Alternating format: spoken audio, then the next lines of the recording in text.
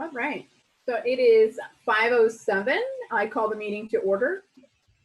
The NVUSD Board of Education is holding a regular virtual board meeting tonight that all can participate in remotely. You can join via Zoom. Specific directions on how to participate in the meeting are located on the Board of Education webpage, on the district's website, nvusd.org/board. The open session part of the meeting agenda begins at 7 o'clock this evening. Before going into closed session, the board is available for public comment on closed session items. Is there any public comment on closed session items? There are no public comments at this time, President Martin. Okay. Seeing that there are none, the Napa Valley Unified School District will now adjourn into closed session.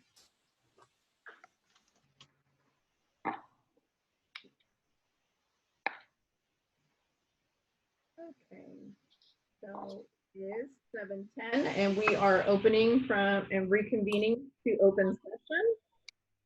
My name is Isela Martin and this is the Napa Valley Unified School District Board of Education. The NVUSD Board of Education is holding a regular virtual board meeting tonight that all can participate in remotely. You can join in via Zoom, and enjoy this too. Specific directions on how to participate in the meeting are located on the Board of Education webpage, on the district's website, nvusd.org/board. Can we please start with an attendance roll call from Ms. Vera Morales? Yes. Trustee Martin? Aye. Trustee Gonzalez Mares? Here. Trustee Jankowicz? Aye. Trustee Water? Aye. Trustee Hurtado? Present. Trustee Shunk? Present. Trustee Gracia? Present. Quorum present. Thank you very much. Thank you to our community for joining us tonight in our second virtual Napa Valley Unified School District Board meeting. It is being held exclusively online. We are in uncharted territory as we deal with the COVID-19 pandemic. I would like to thank all of our employees, our families, and the entire NVUSD community for how you have supported each other and come together during these unprecedented times. I also would like to thank our staff that have worked very hard so that we can have this meeting tonight in accordance with the revised open meeting rules in the state of California for the governor's order. I'm going to start tonight with some basic instructions on how we're going to be using Zoom and involve members of the community. All Board of Trustees and the superintendent are on video throughout the entire board meeting. Staff members are also present, but by audio only. You will hear them, but you will not see them. Members of the community will not be on video and will be muted except during public comment. During public comment, any member of the community that wishes to speak must raise their hand using the raise hand feature in Zoom. You will be unmuted and you will be provided 3 minutes to speak. You will also, we would also like to inform the community that we have translation services available in Spanish and Tagalog. For any speaker needing translation, please let us know as soon as you're unmuted if you need Spanish or Tagalog translation, and our translator will be ready to assist. At this time, we'll have that last paragraph translated in Spanish first. So Marcy, if you can go ahead and translate that. Ok, también nos gustaría avisarle a la comunidad que estamos ofreciendo servicios de interpretación al español y al tagalo. Cualquier persona que requiera el servicio de interpretación al español o al tagalo, haga el favor de avisarnos. Luego de que se le desactive el silenciador o mute, nuestros intérpretes estarán listos para prestarle servicios de interpretación. Thank you, Marcy. And then if we can have Mr. Castro translate that to Tagalog. Magandang gabi po sa inyong lahat. Ako po si Dennis Castro. Ako po yung tagasalin po ng Tagalog. Gusto ko pong magpaalam sa inyo, sa komunidad, na meron po kaming serbisyo sa pagsalin na magagamit po sa Espanyol at sa Tagalog. Kung meron po kong kailangan ng tagapagsalin, sabihin niyo po pag na-unmute kayo, kung kailangan niyo po ng Espanyol o ng Tagalog na tagapagsalin, at saka matutulungan po kayo ng aming tagapagsalin sa Tagalog. Maraming salamat po. Thank you. Thank you. Madam President, I have a point of order. I notice in the attendees, Alondra is present. So should she be a panelist? Trustee Shunk, she's going to stay as an attendee, and during reports, Mr. Ruiz will be unmuting her. Okay. Thank you for noticing. Thank you, Pam. And I will continue. There are two ways to make a public comment within the time allotted for public comment on an eligible agenda item. One is comment by video conference. So raise your hand button to request to speak when public comment is being taken on an eligible agenda item. When it is your turn to speak, your name will be called out. You will then be unmuted during your turn and allowed to make public comment. After the allotted time, you will then be remuted. Instructions on how to raise your hand are available on the district website at nvusd.org/board. And two, comment by phone. You will be prompted to raise your hand by pressing *9 to speak, to request to speak when public comment is being taken on the eligible agenda item. When it is your turn to speak, the last 4 digits of your phone number will be called out. You will then be unmuted. During your turn and allowed to make public comment. After the time allotted, you will then be remuted. Instructions on how to raise your hand by phone are available on the district website at nvusd.org/. In addition, community members were allowed to submit comments via email at publiccomment@nvusd.org up until 8 a.m. this morning. Any comments received via email will also be read into the public record. For every agenda item, I will prompt the meeting participants who have joined via Zoom for public comment. Please follow the instructions just provided when you would like to comment on an item. Before we begin, I would like to thank everyone for their patience as we navigate this new technology. We continue to learn how to conduct business under these circumstances. We have been called to order and conducted our attendance roll call. We will go forward with our agenda and a report from closed session items by Trustee Jankowicz. President Martin, before Trustee Jankwitz report out, just 2 things. Your audio was breaking up a little bit while you were reading instructions, so I just want to let the public know that all of the script and information that President Martin read is available on the district's website. And I would also ask Ms. Prezi, for the record, did we receive any comments via email at publiccomment@nvusd.org up until 8 a.m. this morning? Ms. Prezi, Julie Prezi?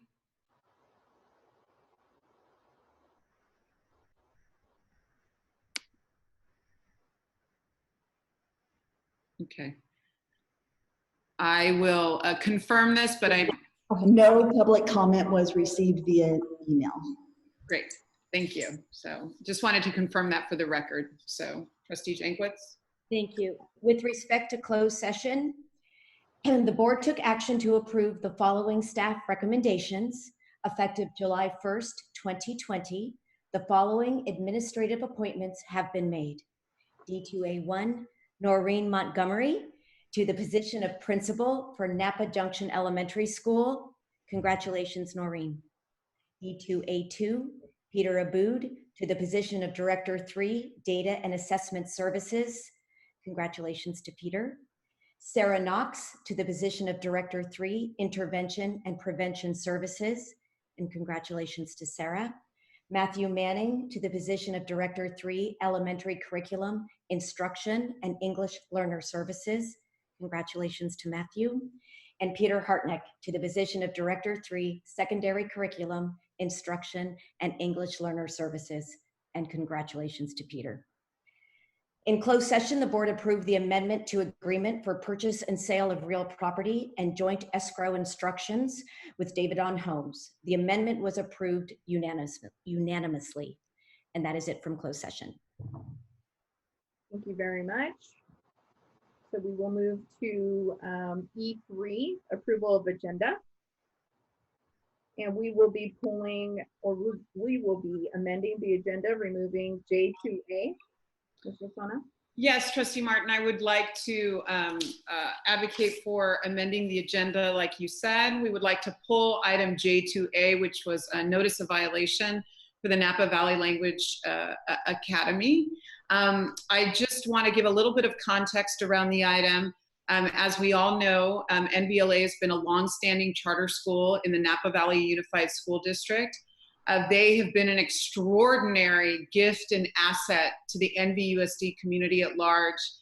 They are a flagship school in the district for Spanish immersion education, which accomplishes the amazing task of educating our children in all of the content areas, but also assuring that they leave the program fully bilingual and fully literate, which is a true, true gift. In addition to making sure that our elementary students, K-6 there, obviously because of the design of the high quality immersion program that they've implemented over the years, also leave with a tremendous amount of multicultural competency and understanding the value of communities coming together across difference. Also just exceptional enrichment programs. We know that there's been students that have come out with great music capacity there.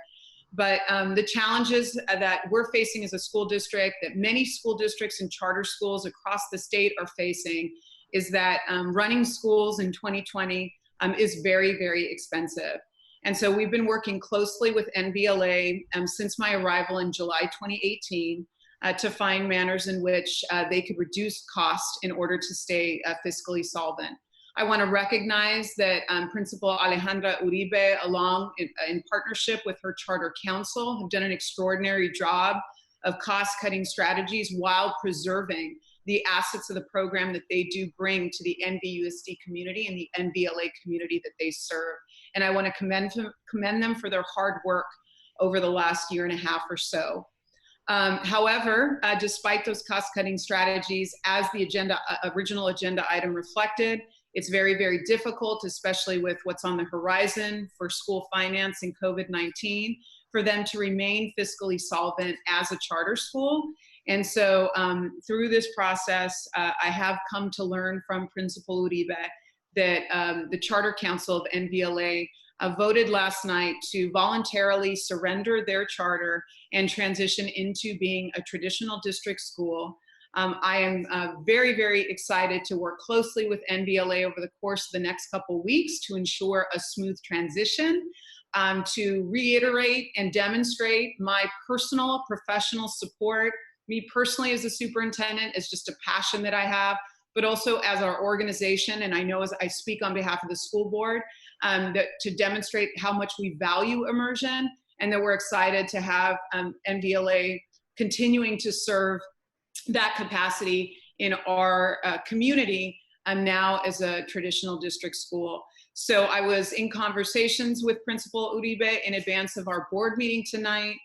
She summarized the Charter Council meeting. I want to thank the participants of the Charter Council meeting and the Charter Council members and the staff there, because I know that it is very, very difficult to come to a decision like this, and I don't want to minimize it at all. So thank you for your hard work. I know what a difficult process this must have been, but I will be available to the NVLA parent community vis-a-vis a virtual town hall, and I will also work with the NVLA staff and have a virtual staff meeting, again, working closely with Principal Uribe to facilitate that transition with the goal of as early as potentially May 14th, bringing forth a resolution that sets the path forward for NVLA as a traditional district school. So I just wanted to take a moment with that amendment because of where we are in the work now, effective today, Thursday, April 23rd, we can pull item J2A. So thank you, President Martin. Thank you. I will move to approve the agenda as amended. Okay, I have a first by Mr. David Gracia, Second. second by Elba Gonzalez Mares. All those in favor? Aye. Aye. Okay. Motion carries. Approval of minutes. I'll move to approve February 27th and March 26th. Second. So first by Mr. Shunk and a second by Mr. Gracia. All those in favor? Aye. Okay. And then I need approval of minutes of March 12th and March 13th. So moved. I have to abstain. Okay, give me 1 second, please. March 12th, my first was from whom? Robin, I'm Okay. abstaining from the 12th and the 13th. No. I just need the first. I'll Oh, move. first. Okay, a first by Mr. Gracia and a second by Ms. Water. All those in favor? Aye. Aye. No, abstention by Ms. I abstain. Watkowicz, and an abstention by Mr. Hurtado. Okay. We are on public comment on non-agenda items. And members of the audience may address the board on any school-related matter that is not on the agenda. The board will not take action on any issue raised during the section of this agenda. Inasmuch as board action is limited to posted agenda items, speakers are requested to limit their comments to a maximum of 3 minutes. So once you see the timer hit the 3-minute, unfortunately, Mr. Manny will be muting the microphone. Do we have any comments, public comments? President Martin, we do have a comment from Jim Bowie. Jim, I will unmute your mic and I will start the timer, sharing my screen for everyone in attendance. Your mic is unmuted, Jim. Great, thank you. Hello, everybody. Thank you so much for leading during these difficult, crazy times. And I just want to say I'm looking forward to working with you, Dr. Mercetti, and the board with this transition here. And I think I've had a lot of time to reflect on what I like most about NVLA. And what I see is NVLA is a bridge. It's a bridge between multiple languages. It's a bridge between multiple cultures, as well as socioeconomics. You know, as far as equality, these are crazy times right now. And I just want to encourage the board to continue to look after those that are the most vulnerable. You know, I think NVLA does a great job at bridging those who have and those who have not. And it brings an amazing after-school enrichment program to the community. And I just want to encourage you guys to focus on that during these difficult times. And once again, look forward to working with you, Dr. Mercetti. Thank you. Me too. Thank you, Mr. Bowie.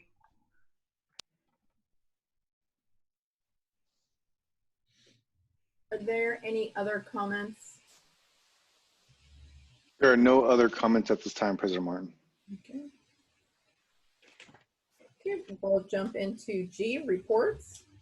Board of Education and Student Board Representative reports. So as Joe mentioned, we do have Alondra. I'd like to say hello to her and see how she's doing. So we can unmute her microphone.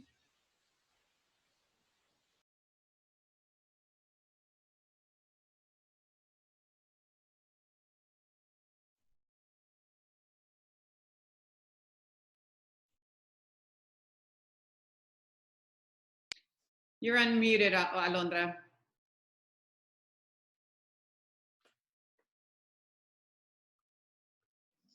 I'm sorry, are we doing comments? Sorry.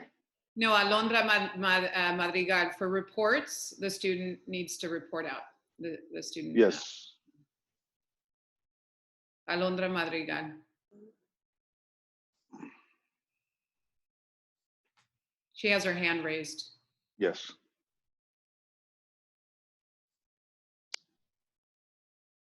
Go ahead, Alondra. You should be able to unmute your mic. Hello. Hi. My name is Alondra, and I'm the NVUSD board student rep, and I'm here with today's report. So we've had a few bumps on the road. If I'm speaking for myself as a senior, this is one of the most devastating things right now. But we're hanging in there, and thank you guys for keeping it all together and trying to make this work.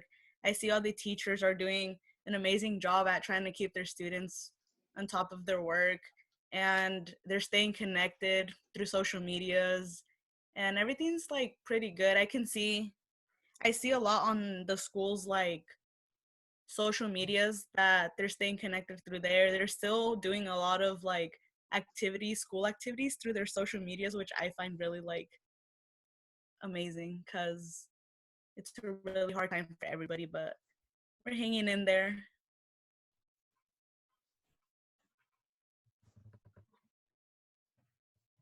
Thank you so much, Alondra, and it's good to hear your voice. Thank you. Next would be Mr. David Gracia. Yeah, I don't have anything to report at this time. Okay. Mr. Joe Shunk, I think I'll pass. Thank you. Mr. Jose Hurtado.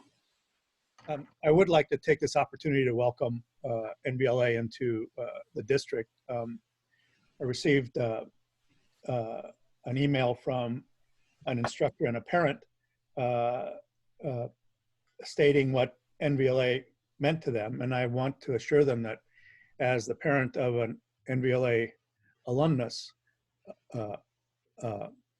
that I understand, I have the same feelings, and we will do what we can to support the program. Thank you. Miss Cindy Water. Well, I did attend an NVEA, board meeting, and where I was just an observer. And I took a spin by Shearer School and saw our indefatigable team handing out lunches. And I wanted to acknowledge what Mr. Bowie said about how our district is committed to looking out for, our children who need some help. And I'm very, very proud of our school district for that. And Joe and Elba and I actually, we had a committee meeting, and I thought you were going to report on it, Joe. That will be at the end of our. Okay, fine, great. I get everything backwards. It's been a strange month. It's fine. Ms. Robin Jankowicz. I do have a couple of things. Joe and I attended the Napa County Office of Ed virtual board meeting on April 7th. And then I just wanted to encourage everybody, if they did not get a chance to participate on the in the coffee with the superintendent, this was the second virtual I've attended, and Dr. Massetti started her conversation with an expression of gratitude to students, parents, faculty, and all of staff. And it set a tone of appreciation to all that are working so diligently to continue to provide education and resources for our students. So if you were unable to attend, please visit the website. I'd also like to take a brief moment to acknowledge the technology department. I needed some assistance with getting some work done on the computer. And I just want, there were families there needing assistance, programming questions, teachers were there asking for guidance in setting up whiteboards, and just the list goes on. And I observed that every situation was handled with such a great deal of professionalism, courtesy, and efficiency. So I just wanted to acknowledge that. I saw Gloria from M&O leading a meeting in front of the district with everyone in a large circle, at least 6 feet apart with masks. And it was nice to see everybody come together and work through our challenges to create the right outcomes. And then really quickly, I was on a legislative call with Bill Dodd, and they went through district updates. There were 8 districts. Each district addressed 5 key issues: distant learning, technology, food services, special education, and budgetary concerns. I'm so sorry. Key discussion points and asks were Prop 98 guarantee stands to take a significant hit. They talked about budgetary pressures, pre and post COVID-19, pension, declining enrollment, healthcare, salary, special ed, et cetera. They talked a great deal about the digital divide, and as many of you know, a task force held its first meeting on April 20th. You can remove the content of that meeting on the CSBA blog. The call also talked a great deal about what funding looks like going forward, that funding must be held harmless as schools continue to have significant cost increases associated with transitioning to distant learning. There was a great deal of dialogue around COLA, a request for any one-time funding in 2021 for that allocation to be on a per ADA basis, And lastly, there was a request for firm and concise guidance and decision-making regarding reopening of schools. I just would like to say that my takeaway from this call was the following: that the hard work that Dr. Mercetti and her team have done prior to this pandemic was paramount to our ability to navigate our current challenges and learning opportunities, and we were ahead of the game. Thank you. Ms. Elba Gonzalez Mares. Yeah, my comments are related to items on the agenda, so I can hold off till then. Thank you. And I just would like to kind of shadow, I'm not going to say everything Robin was on and all the webinars. I was on small business, and I'm sorry, I really did take a really deep dive on small business. I'm a small business owner. I think I wasn't leaving my duties as a trustee, but I do feel that this week I felt a little selfish because the concentration was on myself. It says myself.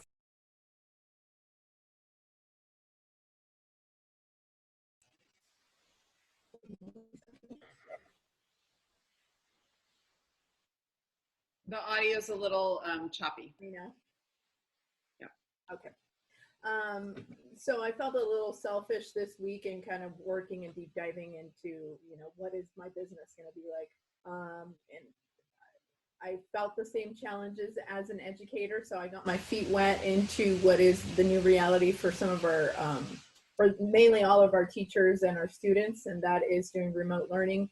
And one of the biggest challenges, my heart goes out to all of our teachers, because just keeping a grasp on a classroom size of even just 5 or 3 was really, really hard.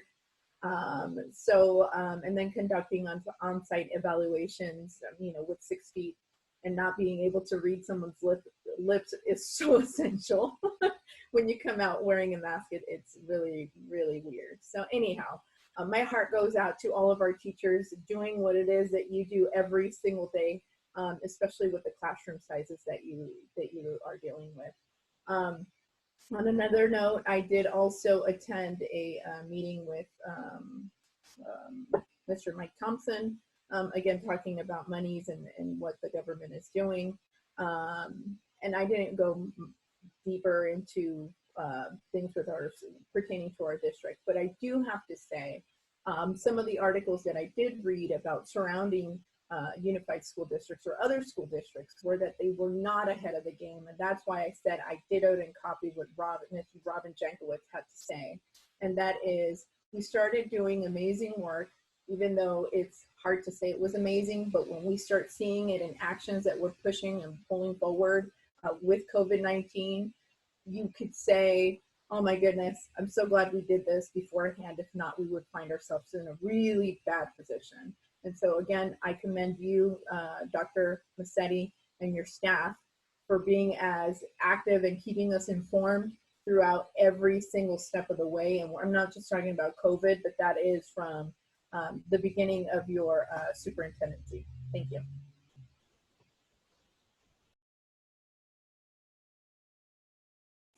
Sorry, and Dr. Massetti.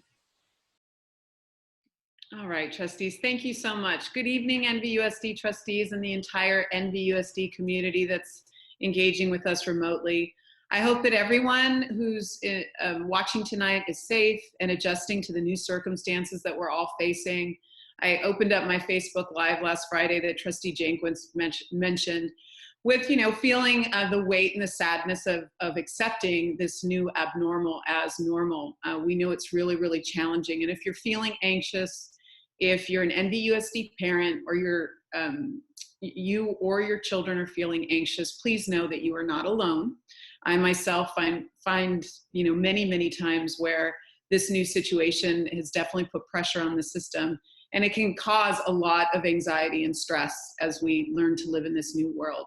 So hang in there. No one's alone. We're all in this together. But while we're facing this new reality of day-to-day life across our school district, it has dramatically changed. We are continuing to be engaged in the important work of educating our students, although in very, very new circumstances. I know as the superintendent of schools here, there is no perfect solution. There are no perfect solutions to transitioning 17,000 students and over 900 educators to remote distance learning, essentially in a period of a couple weeks. It's really kind of unbelievable if you stop and think of it in that way. However, despite the newness of this approach, we are pleased to see that our students are persevering. The majority of them are staying connected to their schoolwork and their peers as much and whenever possible. I've seen many examples of how our youth demonstrate resiliency, and they are demonstrating resiliency in this situation, persisting through Zoom, persisting through that void that they feel because the social connections of school are not available to them in the same ways. When this is all over, just like with any challenge, we will be able to gather what we've learned as a community, and we'll find out what the silver linings are, although we might not quite see them all yet. Despite managing these major changes to the best of our ability as a school district, all for the kids of NVUSD. We're all doing it for the kids of the Napa Valley Unified School District. That's why we're here. We know there are still many unanswered questions. There are issues that me and my team are actively working on, including solving Wi-Fi issues, developing a process for how to collect personal belongings that were left on campus after the abrupt closure, and obviously scenario planning for the year-end traditions like prom and graduation. For my high school seniors and their parents, the class of 2020, I know that you want answers quickly. We know seniors and their families are feeling a heightened level of anxiety about the status of end of the year celebrations and activities. I want to reassure you that we are working hard on doing our due diligence when it comes to the research about what the options are out there. I like to manage people's expectations, and I like to deliver on what we commit that we can do. And so before we take out ideas publicly, we wanted to make sure that we've done our due diligence in vetting what is truly possible for our seniors in the class of 2020, given the circumstances that we're facing, so that we can deliver on whatever that promise is that we make as we develop an alternative plan for them. So we have a district level work group that's mostly made up of our high school administrators and some of the district leaders.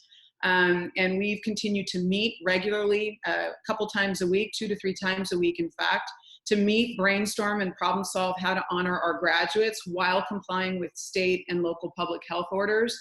This involves engagement with the county public health office, along with our legal teams, to really think about risk and liability as we move some of these big events forward in new potential formats.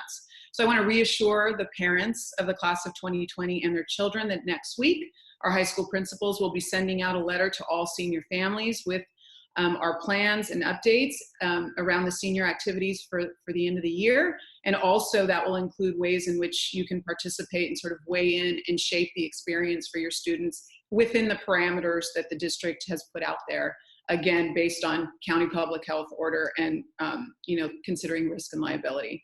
Please know that these are priorities for us, and we will provide information as soon as we have answers or updates. Problem solving for all of these issues in the current environment is challenging. It's a little slower than I would personally like, but know that we are committed to delivering the best experiences for our students and families. But we still have to, manage all of this within very strict public health orders and the shelter at home order. A couple more things.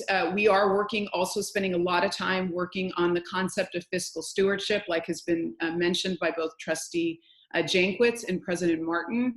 Fiscal stewardship at this time with what we are about to face in California public schools is absolutely critical.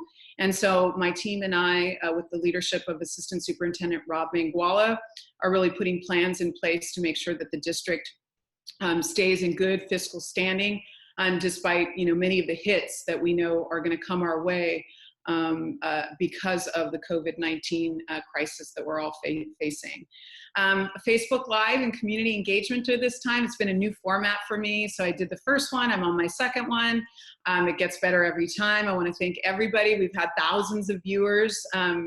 That's been great. We've also just had hundreds of live viewers in the moment. So the thousands of shares have been phenomenal. It shows that people are really eager for information. So I love to engage with the community. So I'm really, really excited that the engagement has been mirrored back. So in addition to what you're hearing from your principals and teachers, I'm committed to continue to do these online engagements, and will continue to update you through Facebook Live as a mechanism, along with a new Family News COVID-19 Stay Connected During Campus School Closures weekly newsletter that's going out to all of our families every Thursday with the most critical updates. My next Facebook Live is on Friday, my next two Facebook Lives, actually 4. On May 1st, we heard your feedback, and so we are differentiating for elementary and secondary because we know that the needs are really different. So we've made that modification. We'll be doing the English Facebook Lives for elementary and secondary on Friday, May 1st, and then we'll repeat those in Espanol, in Spanish, for our Spanish-speaking families on Monday, May 4th. So I'm really excited about seeing you all there. We've moved them to the afternoon. We also listened to that feedback. Of course, what great feedback. You're all busy with distance learning in the morning, and why would we be holding Facebook Lives while all of our families are having to navigate the reality of distance learning? So thanks for the feedback. We've made the adjustment, so we'll see you for Friday, not coffee with the superintendent, but more coffee break with the superintendent because of the afternoon time. So the good news in all this is that we have a really strong internal leadership team. I have the utmost confidence in my 4 assistant superintendents and the work that they're leading across their division. So let's hear from them now. All of my assistant superintendents will go into a little bit more detail around the highlights of the work that they're doing in their division. So I'd like to start with Ms. Dana Page, the Assistant Superintendent of Human Resources. Thank you, Dr. Massetti, President Martin, and Board of Trustees for the opportunity to share some of what HR has been doing to carry on and make the best of a challenging situation. While COVID-19 has presented a myriad of challenges, it has also helped catapult progress in some areas of human resources that we think will serve us well in the long run. Out of necessity, we moved 100% of our recruiting process online, from posting applications through interviews and final selection. Everything is done online now for every position. Our team worked hard to ensure that as we transitioned to an online process, we maintained a positive and professional experience for candidates and interview panelists. In our inaugural launch with the director positions and the Napa Junction principal positions that the board just took action on tonight, we received tons of positive feedback from both participants, from candidates and panelists on the process. And in the end, we have met our goal of finding great people for these positions. We will continue the same way with certificated positions, including principal and assistant principal interviews that we will now be conducting. Even for classified positions, which have long held to a complete paper-based system, we are moving to all online. We will be providing a helpline in English and Spanish for any classified employees who may be challenged by this format to ensure access and opportunity. We do look forward to returning to in-person interviews when possible again, but we are looking forward to retaining all of our new streamlined processes for application, screening, and appointments, taking full advantage of the digital world. In the meantime, we are pleased to be able to move hiring forward in preparation for next school year, and I'm very grateful to the HR staff members who made this happen, including Marin Roca Hunt, Mary Jarecki, Dee Dee Lockett, Nancy Crane, Maria Lara, and Ellie Pena Tamayo. Thank you very much.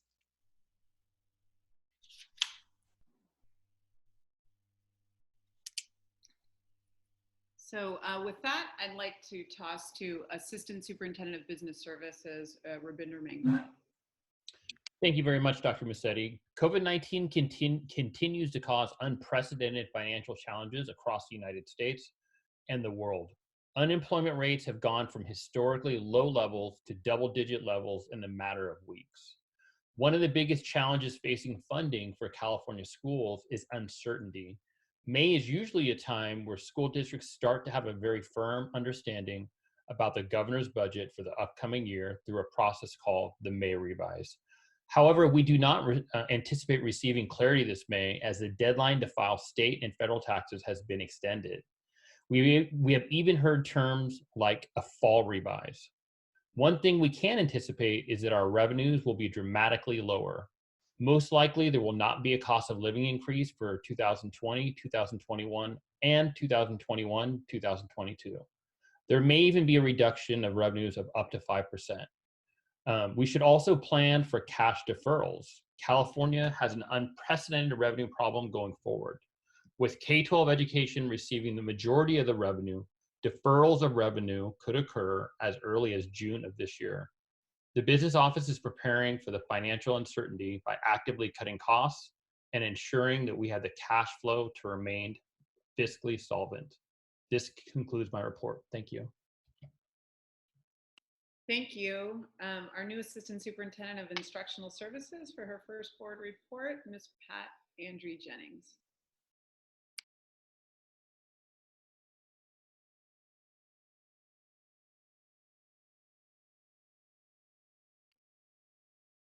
Are you unmuted, Pat?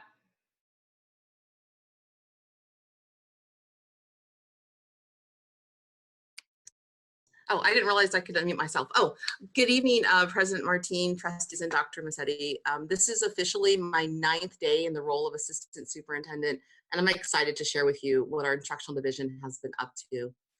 As you are aware, we formally launched distance learning about a week and a half ago, and I am incredibly grateful for the team of educators who have stepped up to train their colleagues before we formally launched last week. It felt like a true coming together of our district community to accomplish this incredible task of moving 17,000 students and over 900 educators into a distance learning model. This task was especially challenging for our students with IEPs. Our SPED team has worked incredibly hard to meet the needs of all of those students. As you can imagine, this being completely uncharted territory, we have engaged in quite a bit of solution finding over the last 4 weeks to ensure that our students had access to online programs and our teachers were prepared. Some of the feedback so far from parents and teachers has been mostly positive. Some examples of what students have been engaged with over this the last week and a half is that kindergartners have been practicing their phonics with their teachers just like they did before, sometimes holding up whiteboards or pieces of paper where they've written things down. 5th grade classes are, some students are co-hosting the Zoom sessions with their teacher so that they can walk their classmates through how to find comments on their assignments in Google Classroom. And our middle schools, one of our middle schools has reported that over 90% of their students were engaged in learning the first week of distance learning. And our high schools have also reported a surprisingly high number of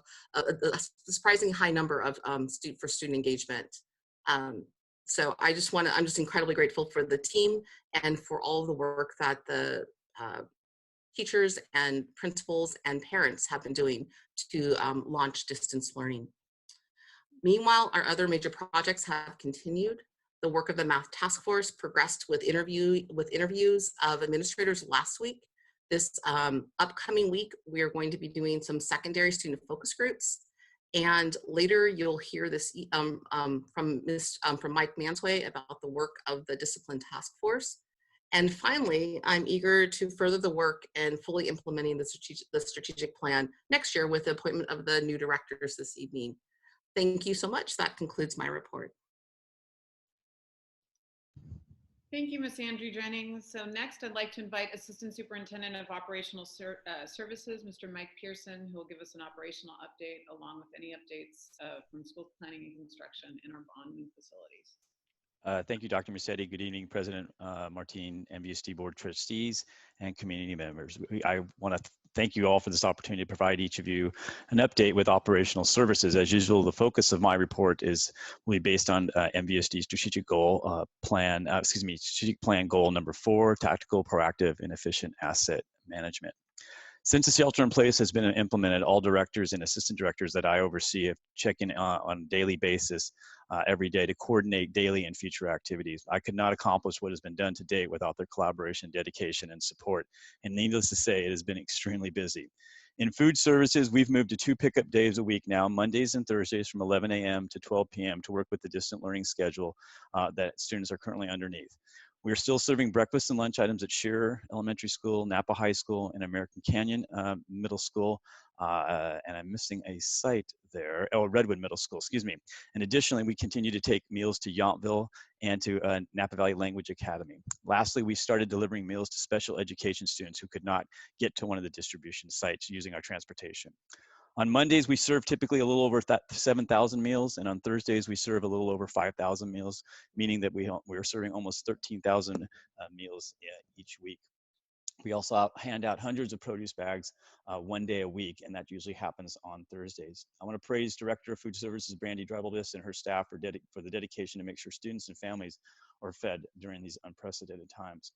Brandy and I would also like to thank several local businesses for their generosity: Bricks and Stone Restaurants for providing dinner meals, Napa Valley Education Foundation, and the Redwood Credit Union for providing $2,500 in food gift cards that were distributed to families, the Teacher Resource Center of the North Bay for giving away school supplies to students, several businesses for donating packaging material, the Yountville Kiwanis, ABC Bakery, Nob Hill, Rayleigh's, NCOE, and Whole Kids Foundation, and also the $25,000 grant we recently received from the No Kid Hungry organization.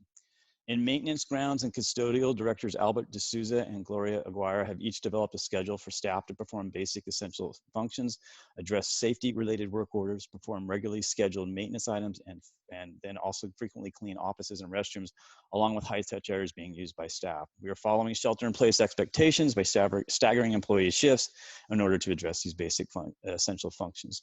Staff has also reset the HVAC units, unplugged most appliances, reprogrammed lighting, turned off pool heaters, all in an effort to conserve energy and save operating costs.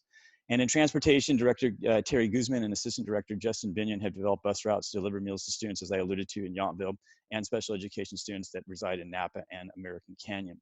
The transportation staff is also being assigned a schedule to drive school buses. We have to keep the batteries charged. They'll be driving to a variety of school sites to perform this idea of keeping the batteries charged and the vehicles underperforming. And we'll also be doing regularly scheduled maintenance that needs to happen.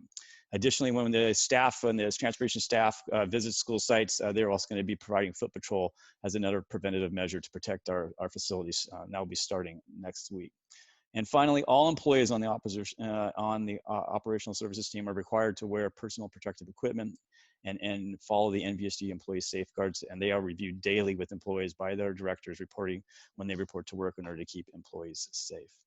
Underneath the Measure H bond program, we have really ramped up things recently. Napa Junction Elementary School, every building is framed, mechanical, plumbing, and the electrical is installed. The insulation is installed, and sheetrock is hung, with the exception of the multi-purpose room and kitchen, which has begun to have this stick and steel framing coming on.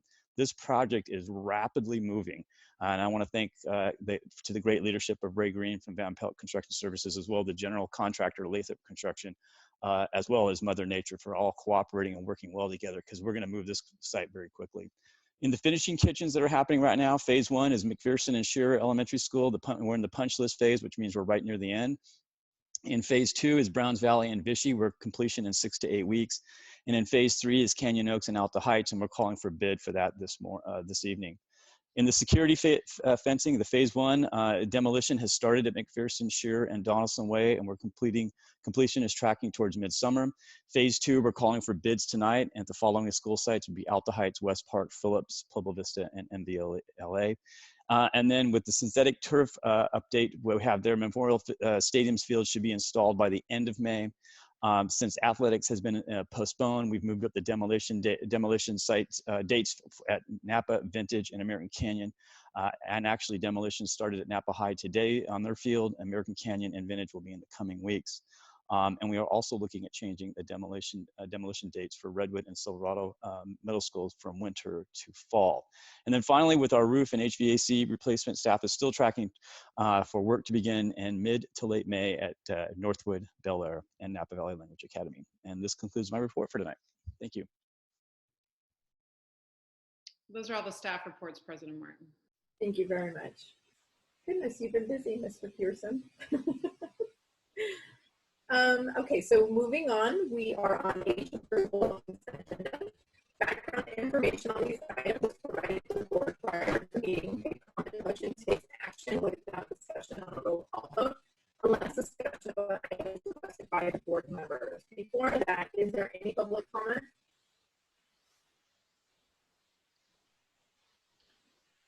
President Martin, we do have a public comment by Justin Hall. Justin Hall, I'll unmute your mic and give you your 3 minutes to speak. Your mic is unmuted. Hello, everybody. My name is Justin Ho. Thank you so much for having me on this Zoom at the school board meeting. I've been to school a long time ago, 1997 to 2000. I want to thank all our superintendents, and thank you for Dawson Way with the love camera on the Dawson Way School today. And we're hoping that get the school be safe. Nobody walk into the school. I stay. I walk around. Remember, I will see nobody at the track today. But thank you so much. I hope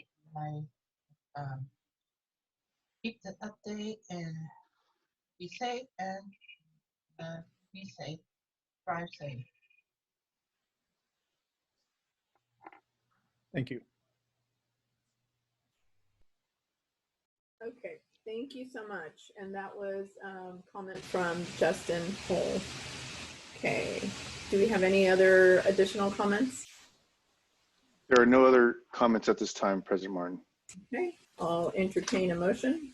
I would like to pull H2C. H2C. Otherwise, I would move to approve. Okay, I have a first by Mr. David Gracia. Second. And a second by Mr. Joe Shunk. All those in favor? Aye. Aye. Oh, no. Shouldn't there be a roll call? Roll call. Trustee Martin? Aye. Trustee Gonzalez Mares? Aye. Trustee Jankowicz?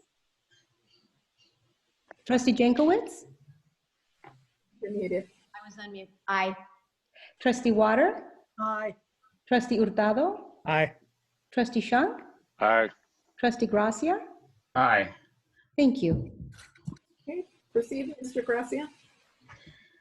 Yeah, H2C is a contract with, it looks like Sonoma State University.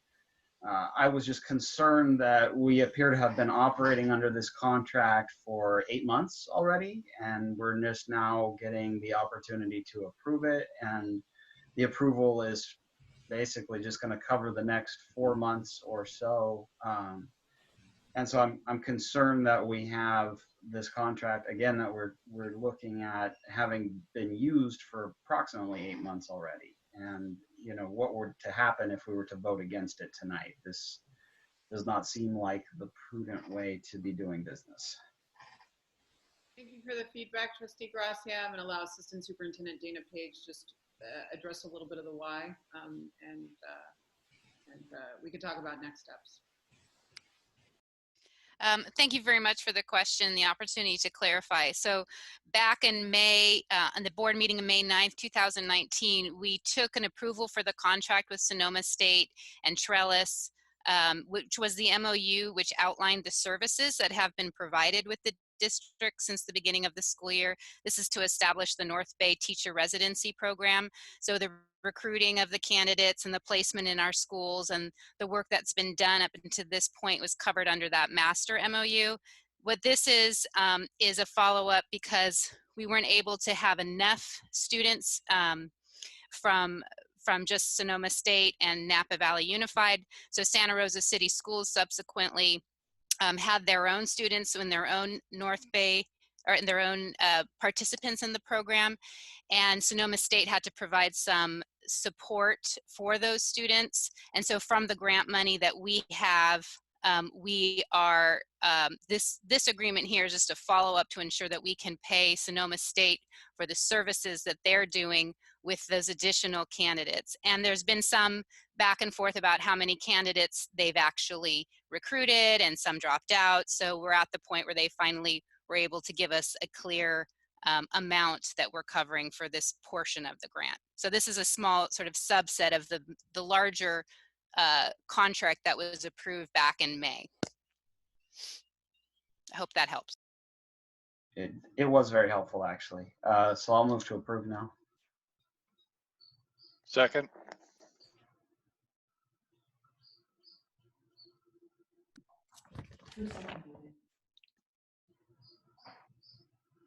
You're muted, President Martin, just so you know.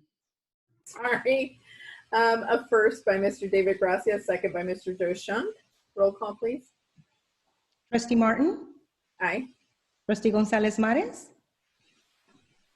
Trustee Jankowicz? Aye. Trustee Water? Aye. Trustee Hurtado? Aye. Trustee Shunk?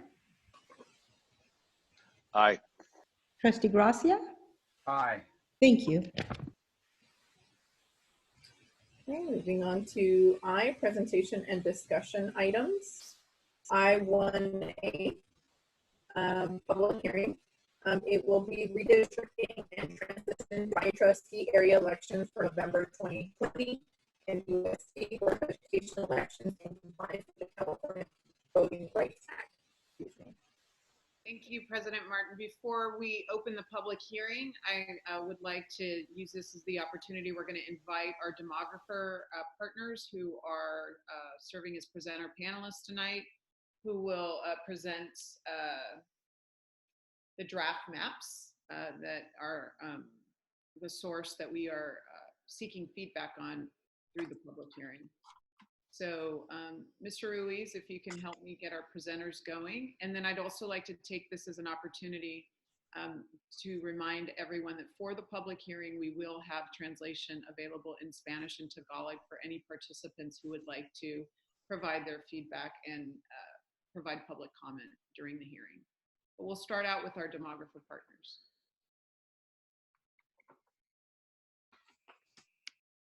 So Tamina, if you can unmute your mic and share your screen for a presentation. It says host disabled participant screen sharing.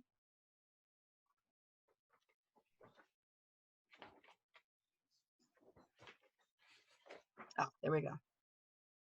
That should do it. Okay. Good evening, everyone. Dr. Musetti and trustees. Is everyone able to see the map that's up? Does that look all right? Okay. Good evening again. My name is Tamina Alan, and on the line also is Karen McDonald, and we are here to tell you a little bit about the draft maps that you've seen.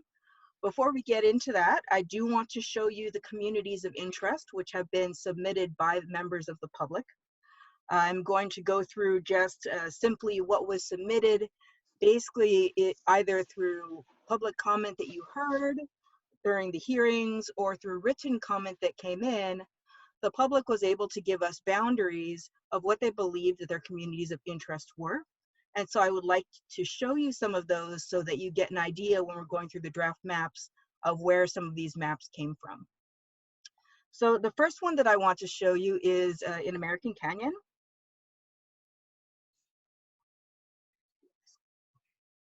Sorry, let me move that over a little bit.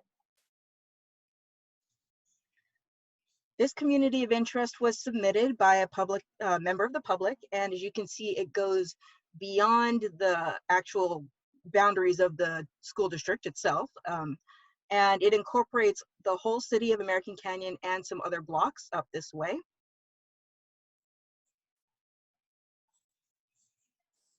This is what has been, it was called the American Canyon Community of Interest.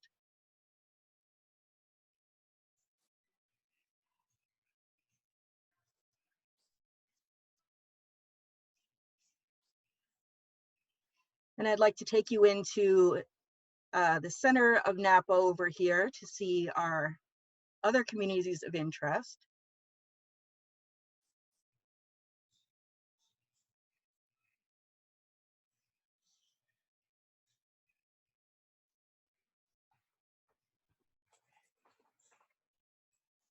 And I'll zoom in to give you some street names in here. This is a community which has been named the Vintage High Families. and it incorporates everything. This is El Centro over here, coming up through El Centro again, all the way to 29, and then pretty much as far north in this area as you can go. This little sliver up here is part of a very large block out here, and because it had 0 population, it was not included. But these are the boundaries of this particular neighborhood.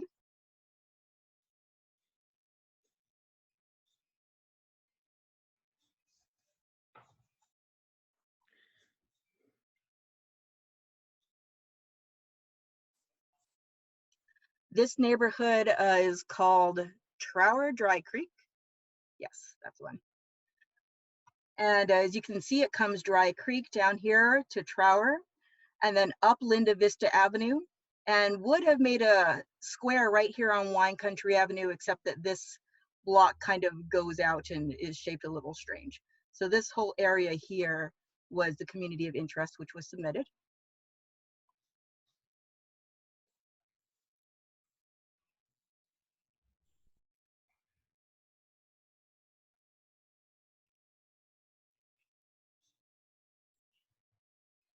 This community of interest was called unincorporated West Pueblo. And this is the area of the unincorporated county, which is right in this area following West Pueblo Avenue, the top being Redwood over here, coming down beneath West Pueblo just to gather these few blocks right underneath, coming over to Solano Avenue 29. It actually follows Solano up here, and then coming west to Linda Vista.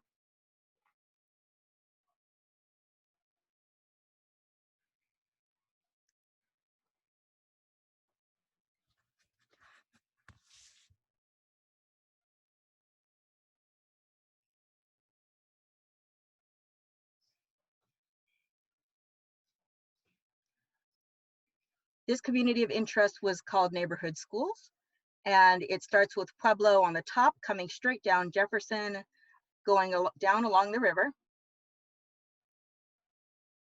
And this actually takes up, oops, sorry. This actually goes down to this area as well. The person who submitted this submitted both of these 2 communities of interest. So let me see if I can take that one off. Oops, wrong one.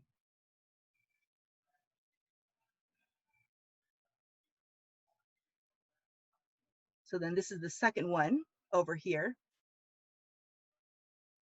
And this comes down Jefferson, but doesn't go all the way up. So this incorporates Jefferson to Imola to the Napa River, but then it ends here at First Street.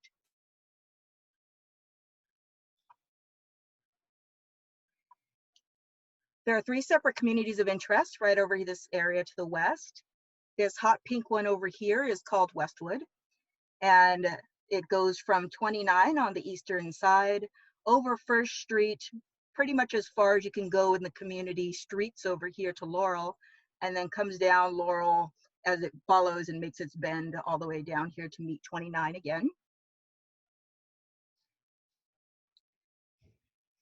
The yellow one is called Tree Streets, and this is right beneath, and it comes down 29 to Old Sonoma, and then takes in all of the neighborhoods and homes right in this area up all the way to Laurel. And then this green area is called States, incorporating the state streets of Idaho through Indiana, coming down here, Utah, and ending at Imola Avenue over here. They did want to go up Kent Street on this side, which we took Underhill because Kent stopped right there to have it meet up with Old Sonoma up north.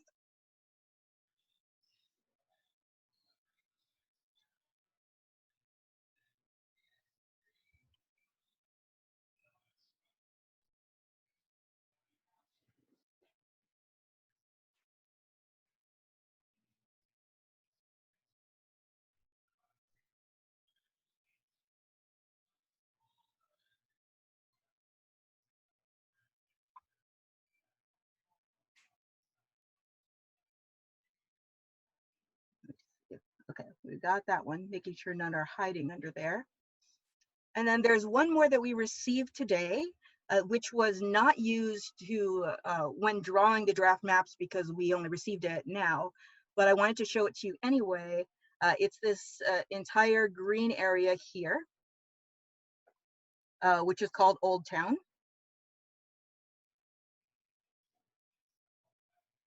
And it pretty much goes from Lincoln down the freeway, down 29 to 121 on the other side, and then ending on Mola at the bottom. So it takes this whole area between the freeways. I'm going to turn that one off for a second. So I show you that to let you know where what folks were saying when they said, well, I want this area to be kept intact, or I want to make sure that my community is in a part, whole within a district. These are the communities of interest which were submitted by our public, and we thank the public very much for all of those things. And so I'm going to show you, and as you can see, all the schools are kind of here. It's a little bit noisy, but nice to see them. And we're going to go through the draft maps very quickly because I know you've seen them. So I'm going to tell you a little bit about draft maps A through D and how they were created, and show you where these communities of interest are in those maps. My map's being shy today, okay. And please, if you have any questions, just stop me at any point. Hello, trustees and Superintendent Musetti. This is Karen McDonald, if I may weigh in here for a second. In addition to the communities of interest, we also received other input that was not specific to a community of interest. And when Tamina created these maps, she tried to incorporate all of that feedback that we received into the various draft maps, and that is why you're seeing 4 draft maps rather than just perhaps 1 or 2. So there is some conflicting input that we received, and Tamina will walk you through it. One of the most prominent pieces of information that we heard had to do with American Canyon, and we've heard a lot of input about American Canyon asking for perhaps a couple of trustees, and then the question is, if one were to do that, how would one do that? Because American Canyon is on its own not large enough to create 2 districts. One could put all of American Canyon into 1 district, and there's only a little bit left over. And then the question is, what else goes into the 2nd district? So, so that's something that Tamina will walk you through right now. Thank you. Okay, so we're starting with draft map A, and this map, basically what we did is we looked at all of the input that came in, written comments, otherwise maps, from the 4 concept maps. And the favorite concept maps were 1, 2, and 3, with 2 being the very favorite. And so those were the ones that I started off from to use these, to build these maps. This is map A. It was built starting with concept 1, and then it was adjusted to take into account the different communities of interest that are in this area. And I can zoom in for a sec to show you.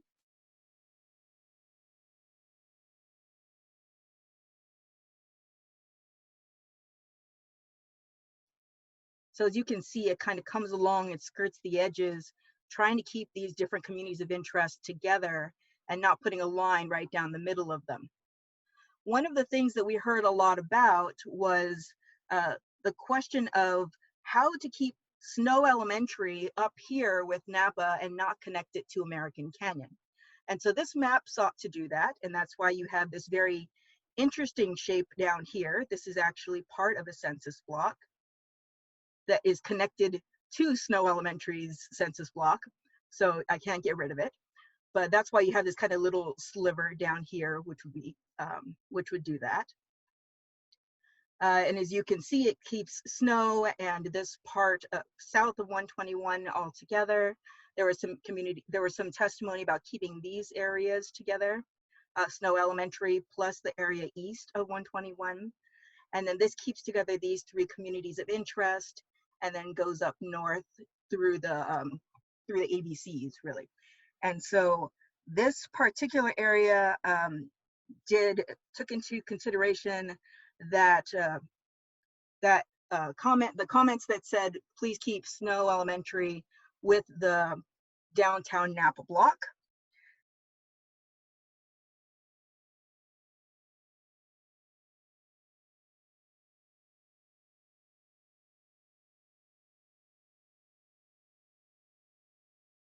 Another thing that this map does, as well as a few of the others, is we got some testimony from some of our community members who said that they wanted to make sure that the Hispanic community was spread among the districts.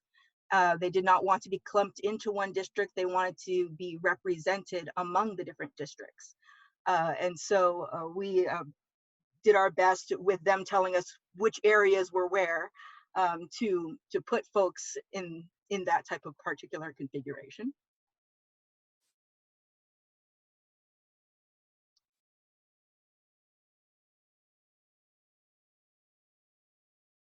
The American Canyon split here is one you've seen before, coming straight down 29, creating two districts for American Canyon, A7 and A6. So this does split this American Canyon community of interest here, although I will note that American Canyon's population is too large to fit the entire American Canyon into one district.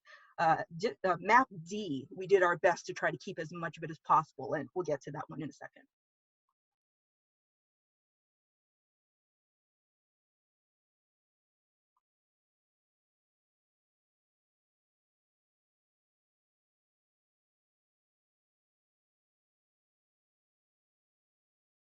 Additionally, before I go into map B, I want to make sure that everyone has seen this PDF, which is on the district's website, that has all of the different Napa Valley schools and which districts, draft districts they would fit into.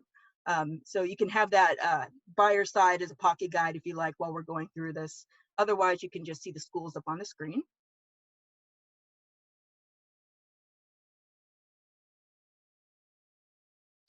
So draft map B started with concept map 2 and a submitted map by a community member, which was map 3317, which was created on the District R platform.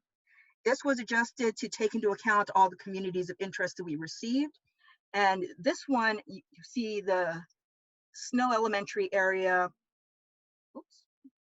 connected down here with American Canyon. The American Canyon split is pretty much the same along here, 29, coming a little bit up on through the east of 29. But then the difference here is that you're going to take Snow Elementary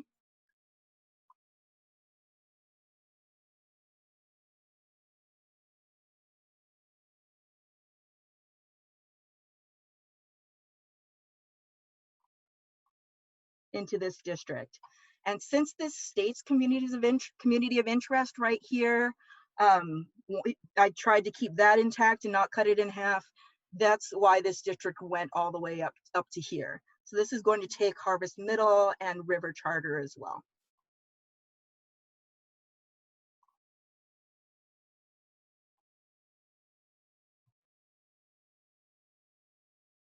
Into the downtown, you'll see these same lines from these communities of interest, but cut up a little differently. This is actually one district over here, these three pink colors. Can't really tell because the two communities of interest are also pink. So it's this area right here. And then B3 comes in, takes the Alta Heights and the east of the river, but then comes in also through the top to take in this area over here. And that was to preserve this community of interest from being split up here.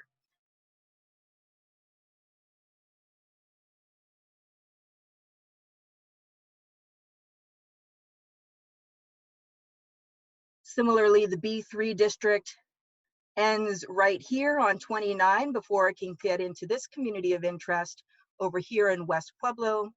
And this also incorporates this neighborhood up here, cutting off right before we get up to this particular neighborhood.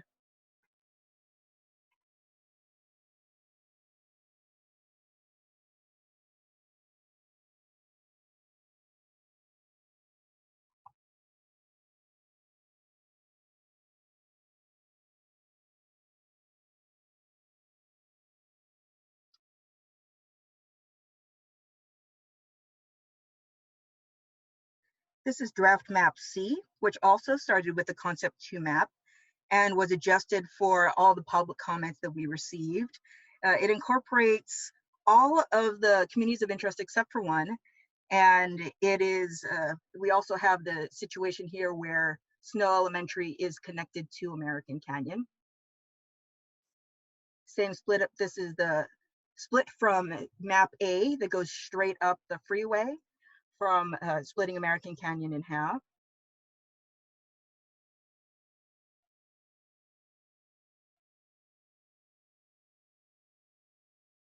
And as we get into downtown, as we get into Napa, rather, we see that, again, the state's community is here with Snow in this part of the district, although this part of this neighborhood is taken in as well. We have this community here, which is split right here.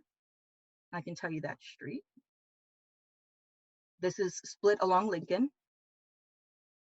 And that is the community which is split in this particular map. It had these two parts together.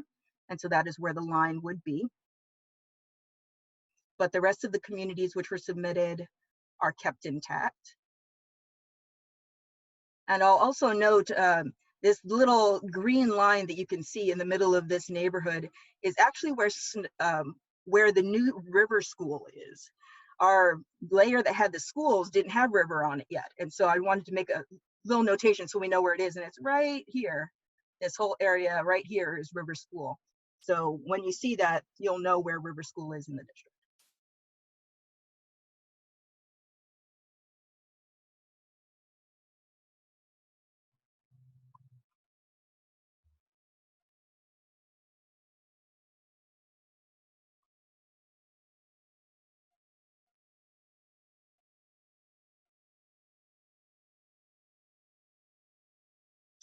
And then moving to our last map, this is D.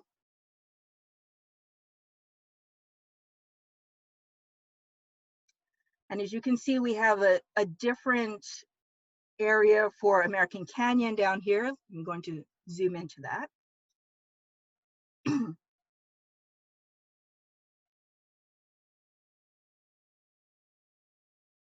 This map took as much of American Canyon in as possible. And actually, these were the lines that were submitted as with one of the draft maps that came in. So they said there was map 3392. And they said, this is exactly what we want the community, the American Canyon district to look like. And so we started with that one. We also used concept map 3 to start this map because it was closest to what was desired there. We adjusted to keep the Westwood area together, although we do split the Vintage High Families area. I'll show you that in a second. We also have the Snow Elementary with American Canyon. So as you can see, we have the American Canyon D6 district here, and then D5 is going to take up the rest of the American Canyon community of interest, as well as everything over to the west and kind of this whole area, west and east, going straight across.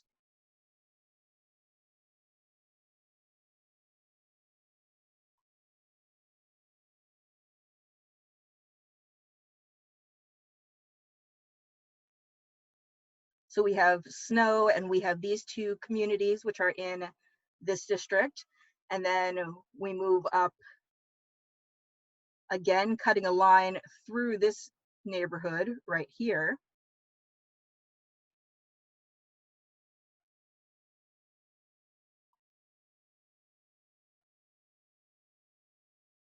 And then this area I'd like to show you because we did get some community input that there was a line in the neighborhood right here on Salvador. And that this area north of Salvador was different from the area south of Salvador.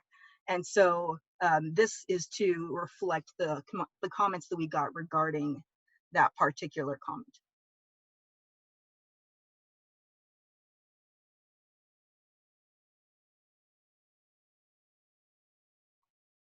We did receive a few public comments on the draft maps themselves, very few. We received two folks who were who liked this D map, one who liked the C map, and then 2 folks who actually submitted their own maps, which I will show you in a second, just for you to see. Unfortunately, because they just came in, I wasn't able to digitize them, but I would like to show them to you just in case you haven't gotten a chance to see them yet.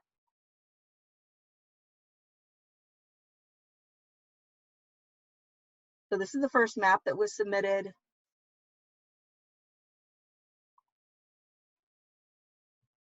Has a similar to the D map American Canyon down here. And then it's kind of difficult to tell what they did over here, but let's see. Looks like they have a kind of a little bit more of a blocky district over here for E2. E3 looks a lot like one of the concept map districts. And then they have E5 snaking around E4 this way towards the west. And E4 taking in a little bit further east of the 221 line. And this was the second map that we received. Map 3136 that was drawn on District R. And it's a little fuzzy, but you can see they moved the line on this side, not to be through the freeway, looks like. Sorry, I can't tell very clearly on this one. I'll have to take a look at that, but hopefully you've been able to look at this on Districtor yourself and see where these lines are. You do have this district here that comes up straight over here through Dry Creek, and a little bit overpopulated. We have 20,000 person district. Here's another 20,000 person district. So this is going to need a little bit of balancing. The max population deviation here is 46.64. But we appreciate the folks who decided to participate and send it in anyway. So with that, I'd like to ask you how you would like to proceed. What we would like to have by the end of this meeting is a map, one of the 4 maps that you'd like to work on, and maybe move around some of the edges. We can do live mapping tonight and move some things around if you like them or not, and then come up with some final instructions for me to create to get closer to a final map for you by the end of the meeting. Anyone have any questions I can answer? Can you guys hear me? Because I had to change to headphones, sorry. We can hear you. Okay, so do we have any questions? Do we ask our questions now, or do we wait till public comment first? How would we like to proceed? I'll ask our board. Do you want to ask your questions now and then we proceed, or would you guys like for me to open public hearing at this moment? I think I'd like to hear from the public. I would as well. Yes.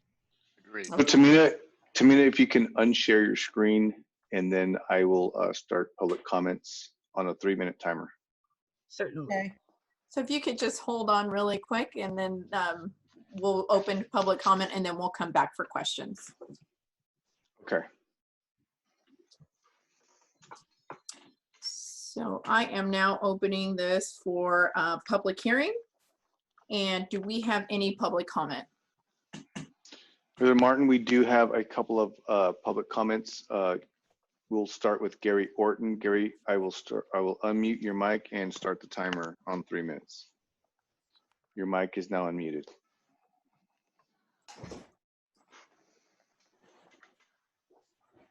You can talk, Gary.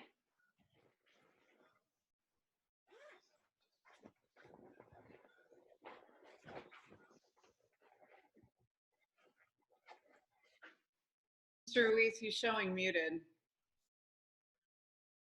Sorry.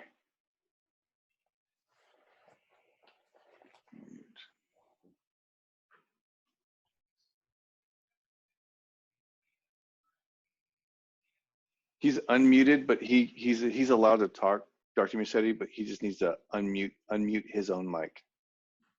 Mr. Orton, can you unmute your mic and make public comment?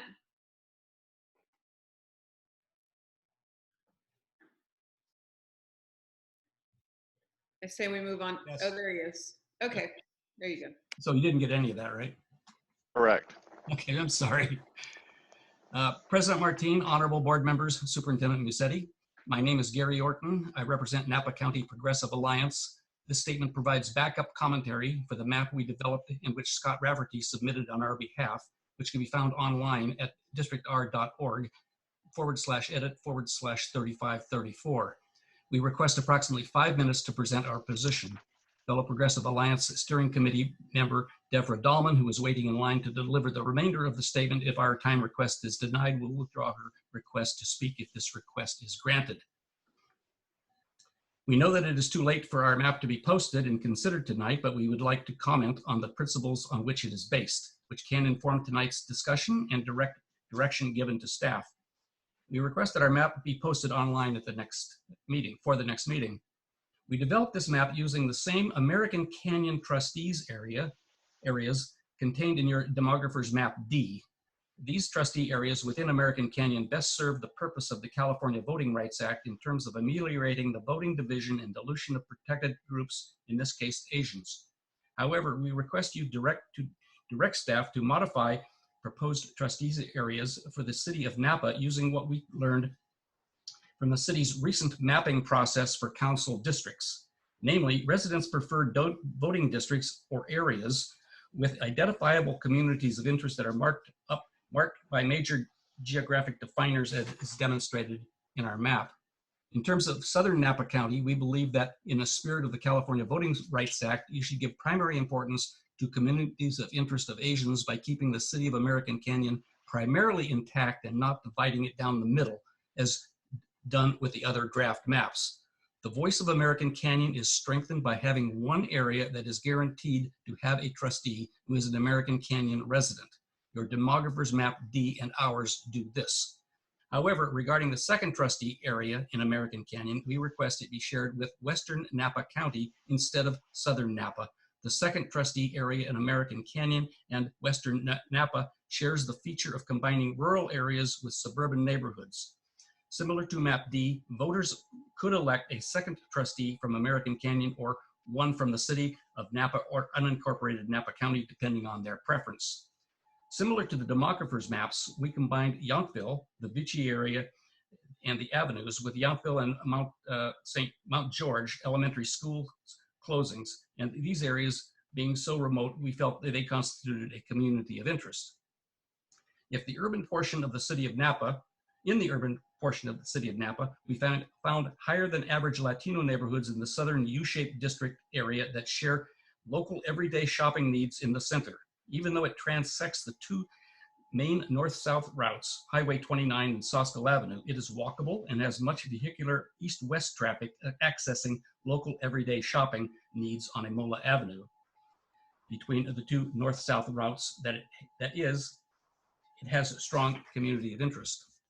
We established a trustee area that includes all of the neighborhoods that make up Old Town in central Napa and crosses the Napa River at the First Street Bridge into Alta Heights, which is also an historic neighborhood. Residents frequent centrally located business establishments at Oxbow Market and downtown. This area shares neighborhood schools, namely Shearer and Alta Heights, feeder elementary schools to Silverado Middle and Napa High.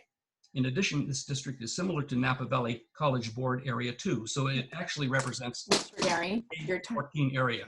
Mr. Gary, your time is up. And we can have your second speaker sign up for the remainder of your. That's Deborah Dahlman. Deborah Dahlman. Thank you very much. President Martin, we have Deborah Dahlman. I will unmute your mic and start the timer. Your mic is unmuted. You hear me now? Yes. Yes. Great. First, I'd like to thank Tamina Alon for her overview of all the maps and for incorporating the most recent maps that were submitted. I think that's it's great. Thank you. And I'll start where Gary left off.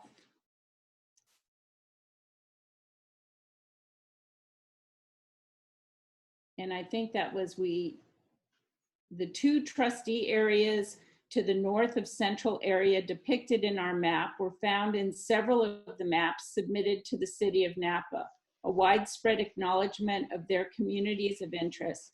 Regarding the trustee area to the immediate north of the central area, we made it a priority to include in it residents living in the West Pueblo, Linda Vista County Island, located southeast of the corner of Redwood Road and Highway 29. That county island has a majority Latino and has a high portion of renters. It has no common interest in the adjacent upscale Browns Valley neighborhood. In summary, we request you direct staff to modify Demographer's Map D as discussed in this statement and adhere to the following principles during your map development. Number one, create trustee areas that lessen voting division and dilution of protected groups. Number two, combine neighborhoods that are similar in character and demographics as much as possible. And number three, respect major geographic definers. Respectfully submitted, Gary Orton, on behalf of the Napa County Progressive Alliance. Thank you. That concludes my comments. Thank you, Deborah. Sorry about that. I'm having problems unmuting my. Okay, any additional comments? We do not have any further comments. Oh, wait, sorry. We have a couple of more comments. President Martin. We will go with Amy Martinson. Amy, I will unmute your mic and start the timer. Your mic is unmute. Thank you. Yeah, I just want to thank you for continuing with the process. I know it's a really challenging time right now in the district, has a lot of demands on it. So I appreciate you continuing forward. It seems more important than ever, given the fact that there were already going to be budget cuts and there'll be even more to come now with what's going on. And it seems important for citizens to feel that they have a trustee that understands their needs and that will be a good advocate for them when those cuts are being made. I helped to develop the Napa County Progressive Alliance map, so of course I do support that map. I support the idea of American Canyon being kept together so as to not divide the city and dilute the American Canyon vote, considering that it's such a unique population separate from the rest of the county. And then doing something different with the rest of Napa, whether that's our map. If it was going to be one of the demographers' map, I prefer C for the Napa portion. So basically I support either the Napa County Progressive Alliance map or a combination of map C for Napa with the map D district in American Canyon. Thank you. All right, thank you, Amy. We'll go now with Scott Rafferty. Scott, I will unmute your mic and start the timer. Your mic is unmuted. Hello, good evening. Thank you very much for having this this hearing and progressing. We hadn't seen all of the input, particularly the DLAC input, which I think should be taken very seriously because the Latino community, especially the Spanish-speaking meetings, have been very critical in other jurisdictions. So I think we should, I'd like to understand that feedback better, as well as the communities of interest that were identified this evening. But basically, the theory behind this map is to, first of all, give American Canyon the best possible district. And we followed on the demographer's map for that. And then recognize that there would be 3 districts that would be within Napa City, and that the other 2 districts should be as rural as possible. and you do have to gain population, and it does mean that Browns Valley, which is the least densely populated part of Napa, would be in a rural district.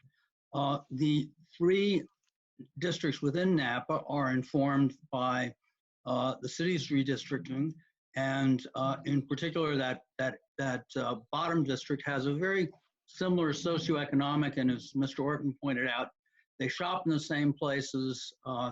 So even though it doesn't look completely compact, it's really an integrated neighborhood, and I think you pick that up actually in some of the discussion of the communities of interest. So I would hope that there's a way forward where we can look at this urban-rural divide, because we are trying to keep communities of interest together. And each of these urban districts has a trustee in it.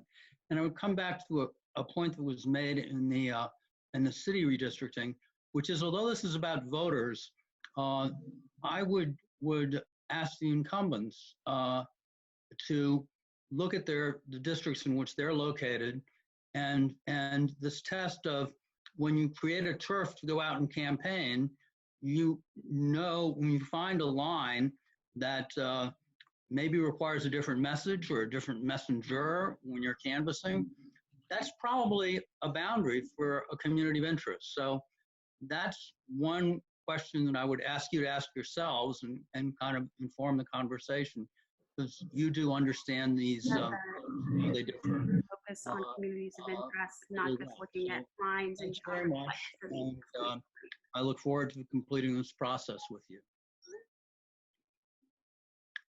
That's it. Thank you. And you've done a great job with the Zoom meeting. Thank you, Scott. Any additional comments? Yes, President Martin, we have Ava Aaron 05. Ava, I will unmute you and start the clock.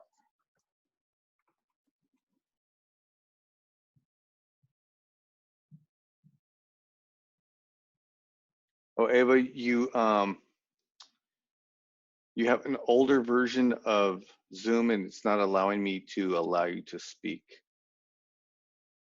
I don't know if you want to update that and come back at a later time. I don't know how we want to proceed with that.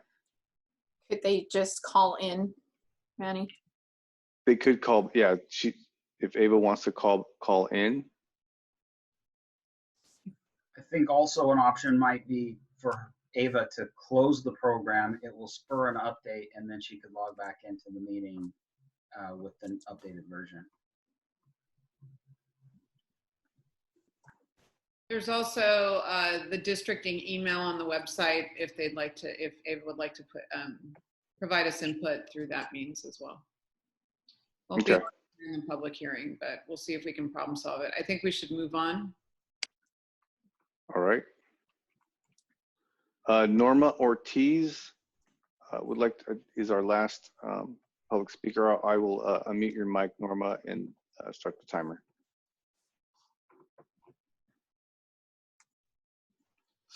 Again, Norma Ortiz is using an older version of Zoom, so I'm not allowed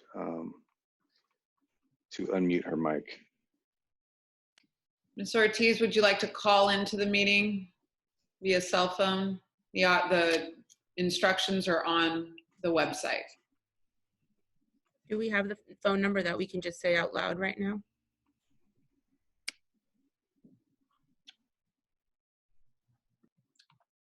I don't have it handy, Ms.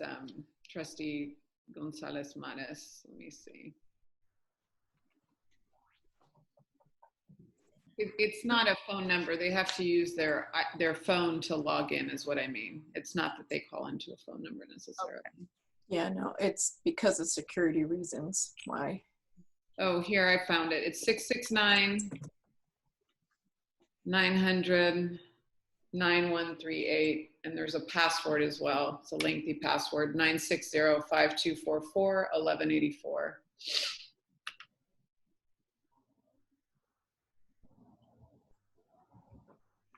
We have Beth Nelson, who has raised her hand to speak. Beth, I will unmute your mic and start the timer. All right, Beth, you are able to unmute your mic. Hi, can you hear me? Yes. It's Beth Nelson, Napa resident. I just wanted to chime in very quickly because I know it's getting late. Just to thank everybody for their work on the mapping. I know it's been a lot of work in a short time, and I really just want to say that I really appreciate you looking at the community's interests and not just focusing on the geographical lines, which we kind of recently saw with the city. So I just wanted to chime in and say thank you for that. That's all. All right. Thank you, Beth. Sure. Thank you. Justin Hull would like to speak. Justin, I'll unmute your mic and I will start the timer. Justin, your mic is unmuted. Thank you. Hey, you guys doing a great job on Zoom. Just safe you guys, and that map is so perfect, and thank you so much, and you're doing an amazing job.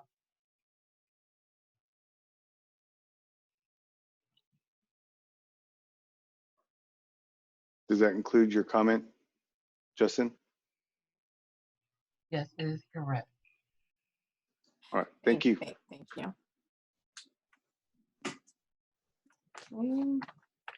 Is there any additional comments? I do have, just for the trustees, for the record, and it did emerge in public comment as well. I do want to just, for the record, let the trustees know, I did meet with a couple of our DLAC representatives, spent a couple hours on the phone with them with our demographer consultants. And apparently they were unable to provide public comment tonight, not available to do so.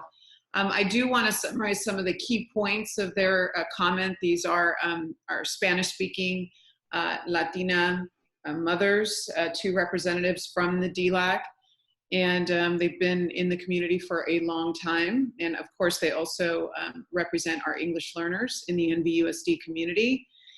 They actually had some very distinct feedback.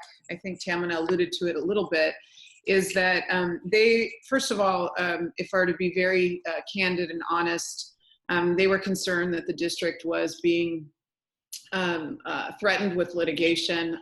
They were very thankful for the school board for all of the hard work that they've been doing to ensure that the district stay fiscally solvent and improve programs for their children, particularly for English learners, and wanted to emphasize that they, as Latino families, felt very supported. And also really appreciated the current composition of the school board, given the fact that the Latino community is well represented in the current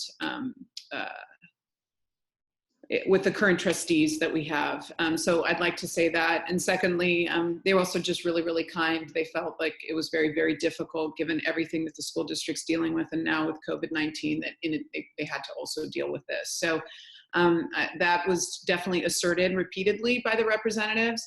But they also just, as they explored the maps and sort of dove deep into the various areas, they actually had sort of an opposite position around this idea of communities of interest that have, are alike, staying together. And rather from at least from their Latino community member perspective, felt that it was more empowering for the Latino community to actually be amongst a more diverse community, that it was important in order for things to get accomplished and for community members to understand themselves more effectively and be able to have allies across difference, that having Latinos across all of the trustee areas was more their interest, as opposed to this idea of like communities sort of sticking together. So I would say that if there was a strong position that the DLAC representative shared with me and the demographers during our session in Spanish, combing through the maps, it was that one. And they would hope that that input would be considered as this item moves forward and the development of the maps moves forward.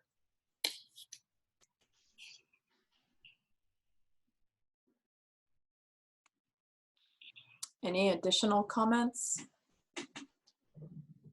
Norma Ortiz has raised her hand, President Martin. I'm going to attempt to allow her to talk once again. Thank I don't you. know, maybe it looks like she fixed that. So Norma, you're able to talk. Unmute your mic and I will start the timer. And welcome, Norma. There's Norma, our DLAC representative, so perfect timing. Muy buenas noches a todos. Muy buenas noches a todos. Les agradezco que tengan este tipo de juntas donde los padres de familia podemos decir lo que es importante para nuestros hijos. Si bien es cierto, es correcto todo lo que ha mencionado nuestra superintendente, les agradezco también a la mesa. Están haciendo una excelente labor, en mi opinión. Siento que tienen bastante conocimiento. He ido a otras juntas también en el pasado, no relativamente nada más a la redistribución, y siento que hay preocupación, toman en cuenta los comentarios y hacen un análisis y una investigación profunda. Además, la mesa actual, si bien es cierto, si estamos hablando de la voz latina, tenemos esa representación. Entonces quería destacar eso. Además, yo como padre de familia y otros padres de familia que somos parte de ILAC, TLAC, queremos ver esa diversidad, esa representación, igualdad. Entonces, es importante que esto se observe en las diferentes áreas. O sea, no vamos a enfocarnos nada más en el aspecto demográfico, sino también es importante, obvio, pero también en que los latinos como mayoría en este distrito somos, si bien es cierto, alrededor de 52 a 53%, que se tome en cuenta que o sea, tenemos el aspecto opuesto, en el sentido de que nosotros queremos estar involucrados en todo el distrito. ¿Por qué hacer esa división? Así nos sentimos, pues. Norma, ¿la puedo interrumpir para que traduzcan y después puede continuar? Sí, gracias. Can we get our Spanish translator, please? Yes, Marcy. Hi, sí, señora, si pudiera haber cortado la frase más corta, pero I'm going to do my best to do the interpretation of her speech. She says, good evening, everyone. Thank you for having these meetings that allow parents to worry about, be concerned about their children. The superintendent is correct. You're all doing a great job, in my opinion. I've been to other meetings, not just this mapping analysis meeting, and I see the results of your analysis and deep research. We know that the Latino voice has a representation. The parents, ELAC and DLAC, we want equality. We have seen, we want to see this in different areas, not just demographics, given that we have a majority of 52 to 53% of the population. We want to be involved in the entire district, not just certain areas. So I think we're in opposite of what was mentioned before. Yeah. Thank you, Marcy. You're Señora, welcome. ¿quiere continuar? Tiene un minuto Sí. más. Sí, gracias. Entonces, si bien es cierto, la mesa trata aspectos y todo lo concerniente a la educación, lo está haciendo ahora. Además, se están tomando en cuenta muchos aspectos en todo esto. He visto los mapas que se han puesto para que el público los vea. Y pues me quedé me sigo quedando y sigue ese interrogante. De hecho, hemos tenido otras conversaciones con los padres de familia en este sentido y opinan igual con los que hemos platicado. Entonces, si bien es cierto, pues nos interesa más que nada la educación de nuestros hijos y como le repito, el equipo de la doctora Museati está haciendo un muy buen trabajo, muy profesional en lo que está haciendo. y pues le interesa escuchar lo que nosotros como comunidad y grupo en el distrito estamos haciendo y nuestra voz, que como le repito, yo soy latina y mi hija pues está yendo a una escuela en Napa, entonces espero que eso se tome en cuenta. Y también tengo dos preguntas, no sé si las puedo hacer ahorita o al final. Norma, deja que hagan la traducción primero, ¿ok? Un momento. Okay. So we're looking at how the board treats education in its many aspects. I've been looking at how the maps have developed. And I've been talking to other parents in the community, and we've had the conversation, and they share the same opinion. We're interested in the education of our children, and we appreciate the team, the Superintendent Musetti's, a very professional team. We want to be heard, and we understand that we're the Latino voice, and we appreciate your interest. And now she wants to ask some questions.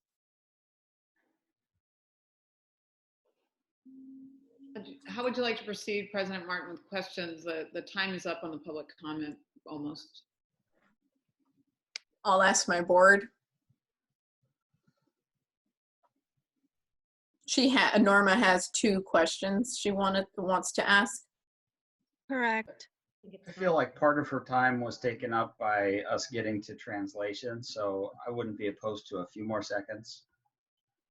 I agree. And then I'm not sure if we're answering questions at this time, but we can certainly hear those questions, right? Okay. All right, señora Norma, si gusta hacer las preguntas, pero no sabemos si podemos contestarlas al momento, nada más si las quiere hacer, por favor. Gracias. Mi pregunta es, ¿hasta el día de hoy o cuándo van a decidir estos aspectos? Porque me interesa pues seguir pues en observancia a lo que se está discutiendo acerca de la redistribución. O sea, prácticamente va a haber otra junta. So I would like to know if it will be until today, or when will you decide these different aspects? I'm interested in the redistribution. Will there be another meeting?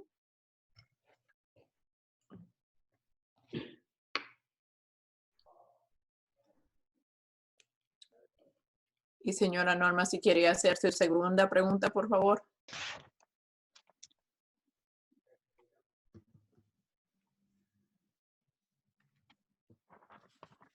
Sí, porque si va a haber otra segunda junta, otros padres, al igual que yo, estamos interesados en seguir aportando lo que he mencionado en representación de otros padres y lo que se mencionó por conducto de nuestra superintendente y ahorita lo que mencioné acerca en los mismos, tocante a los mismos puntos y en lo que he respondido al respecto o aportado ahorita. So if there would be a second meeting, then myself and other parents want to be represented, like we were represented by what the superintendent said today about what we had to say and what I had to say today regarding the same subjects. President Martin, I can forward. I'm in contact with the DLAC representatives in NODMA, so I'm happy to forward that information to NODMA and any other representatives of the DLAC or Latino parents that she directs me towards. Sounds good. Thank you very much. Señora Norma, entonces la doctora Musetti se comunica con usted para poderle dar la información sobre las posibles juntas que vayamos a tener en el futuro. Okay.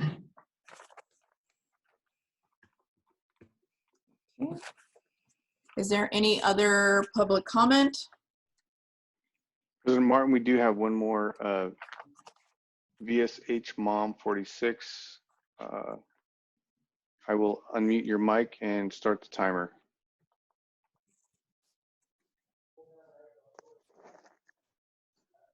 Your mic is unmuted. I will start the timer.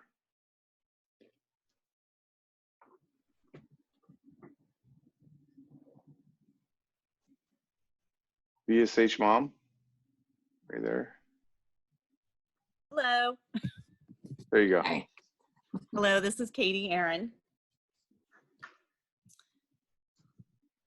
Hello. Go ahead, Katie. Yeah. Your Okay. timer's going to start. Sorry, there were obvious technical difficulties going on with my daughter's computer and Zoom, and I had to re-download. Here I am.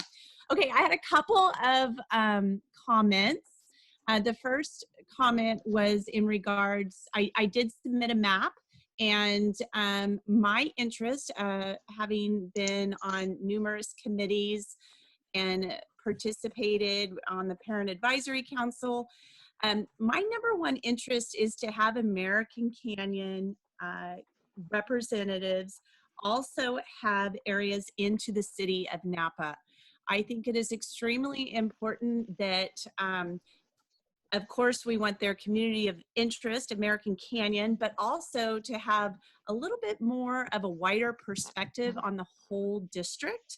And that could be gained through representation of areas that aren't just in American Canyon. So I actually like maps C and D that do go up into Snow, Phillips, Silverado, middle school areas, and have that representation so that a resident of American Canyon, if elected, would also have a representation of residents in the city of Napa. I think that is extremely important. I've seen in the numerous meetings that I've attended as a parent, unlike some of the other speakers before, Mr. Rafferty and Martins and so forth, a parent's meeting and you're communicating with other parents and listening to their concerns. I hear a lot of concerns from American Canyon about only American Canyon interest, and that's concerning to me. It's an us versus them. It's been rampant throughout the comments, and I think that if their representation went into the city of Napa, a wider perspective would be gained. So that's my comment. Thank you. Thank you, Katie. Thank you. Is there any other comments? President Martin, that concludes all of our comments on this item. And did we give out the email address or comments where Ava can leave her message or communicate back to us? That was President Martin. The Ava was Katie. Oh, okay. That's her daughter's name. She was using her phone. Okay, sounds good. Thank you. Okay, so this would conclude our public hearing, and so we would go into questions for the maps that were just presented to us. Trustee, that would like to start?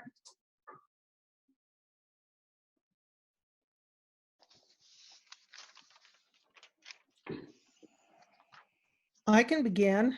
Sounds good. Thank you. Okay. Thank you. Actually, one of my activities was talking to the demographers over the past month, and it was a lot of fun. I guess I'm going to reject.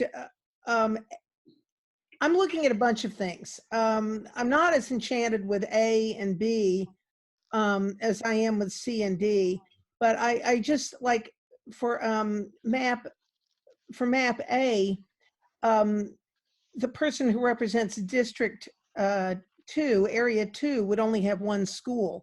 And I think there needs to be as much fairness as we can muster, because if you look at A3, it's 1, 2, 3, 4, 5, 6. I mean, there's just 8 schools there. And of course, part of that is because a lot of schools were clustered up into, Northwest Napa. The community of interests, obviously, different people, the COIs have kind of elastic boundaries. People approach them with different perspectives. And I do like geographic boundaries. I mean, for me, the river is important because there was a day when my neighborhood flooded all the time. So, that's a big thing. I'd like to hear my other colleagues' comments. I was interested in American Canyon there is some merit to the idea of the city of American Canyon being set apart so that to make sure that they got a representative of the Filipino community in the on the school board. But you know, that doesn't always work. In San Francisco, when they instituted district elections, the Mission District, which then was before tech workers, was overwhelmingly Latino. All of a sudden, you had a lot of extremely talented Latino politicians running against each other. And the end result was that Carol Ruth Silver got elected a few times. It didn't change anything. So it's not, there's no guarantee, in other words.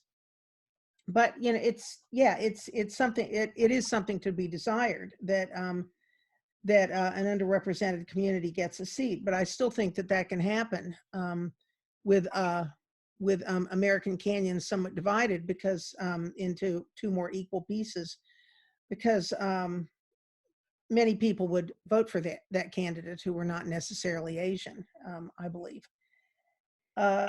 One of the issues I have with map D is that D4, which by the way is my district, only has 2 schools, which I don't think is enough. Middle school move Cindy up to you in D4. What? I'd like to see Silverado Middle School moved up to D4 in that. I love Silverado Middle School. If I'm still around, who knows? But yes, that might make sense. That would make sense, and it could even be moved over in C. The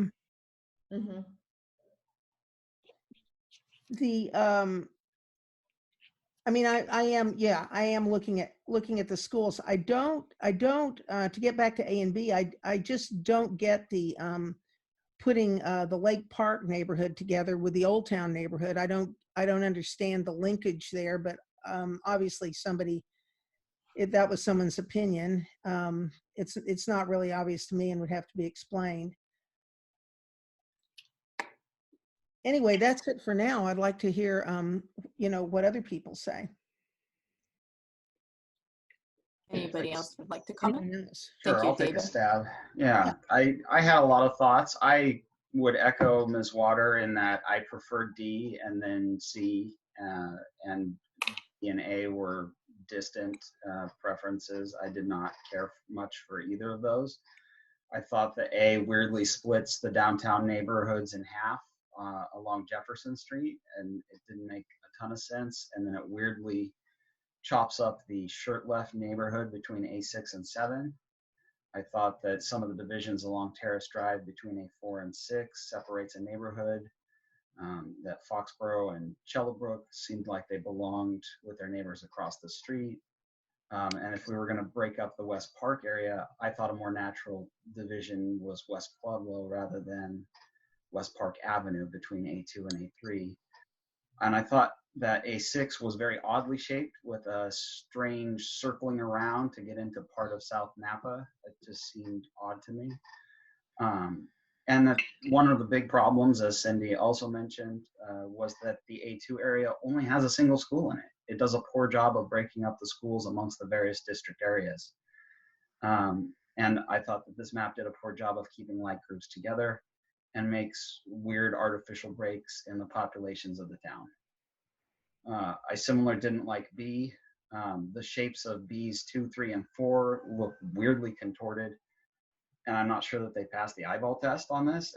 It's a weird sort of amalgamation, and I'm not sure that I buy the community of interest that was sort of submitted. I don't quite see how it connects there in the downtown area.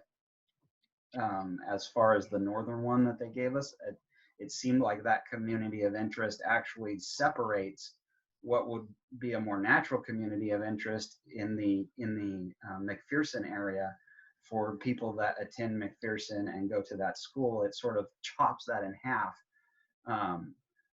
based on the Pueblo line, which I thought was not a particularly good result there.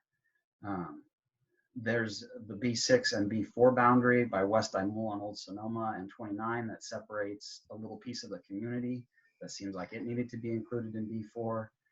It separates the Vichy school from the country club, which feeds that school, which also felt weird. And it also separates the country club from the avenues. I felt like that was sort of a big community of sort of Eastern Napa that I thought was a good piece to keep together that map D does very nicely. I didn't understand why there was that weird little jog in the boundaries of 29 and South Kelly Road between B6 and B5. There's a area over in the Garfield Lane area that is weirdly split up, and it oddly separates the communities off of Big Ranch Road near Trancas. And then B3 weirdly incorporates a tiny portion on the other side of the highway over by Solano Avenue, which didn't make a lot of sense. And then B3 and 5, I felt like did a poor job of carving up the neighborhood over by Silverado Middle School.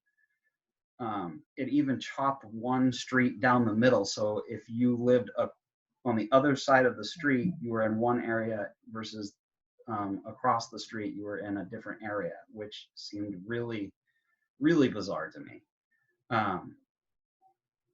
I thought that map D does the best job of balancing the neighborhoods and keeping the areas of interest together.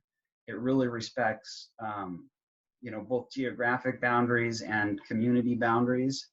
I felt like it did a solid job of balancing D5 between American Canyon and Napa, so that there was, a relatively good amount of population in both areas.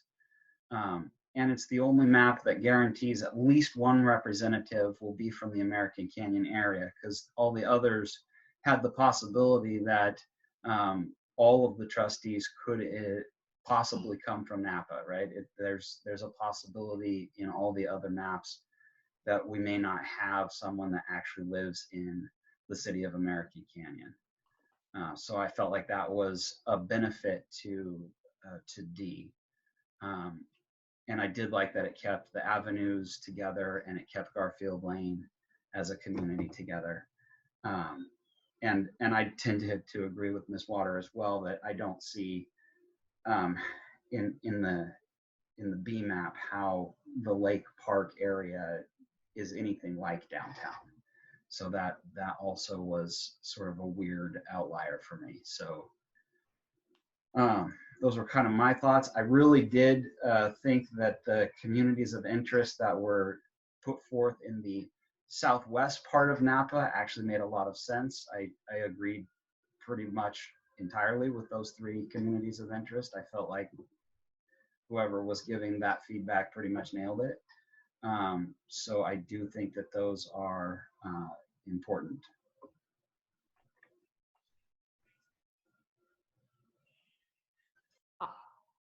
I'd like to say, David, you did such a great job of making very clear distinctions, and I agree with you. I thought D was the most balanced. I thought it allowed an opportunity for American Canyon to have representation, and it also allows the opportunity for American Canyon to have representation in D5 as well, as it has two American Canyon schools.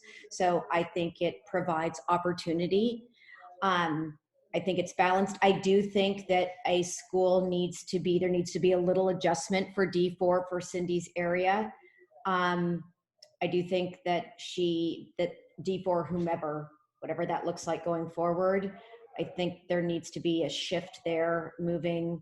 As I look at the one that makes the most sense from D5 would probably be Silverado, but that could be adjusted. And you very well articulated why the other maps had some deficiencies. So I echo the order of D then C for my picks.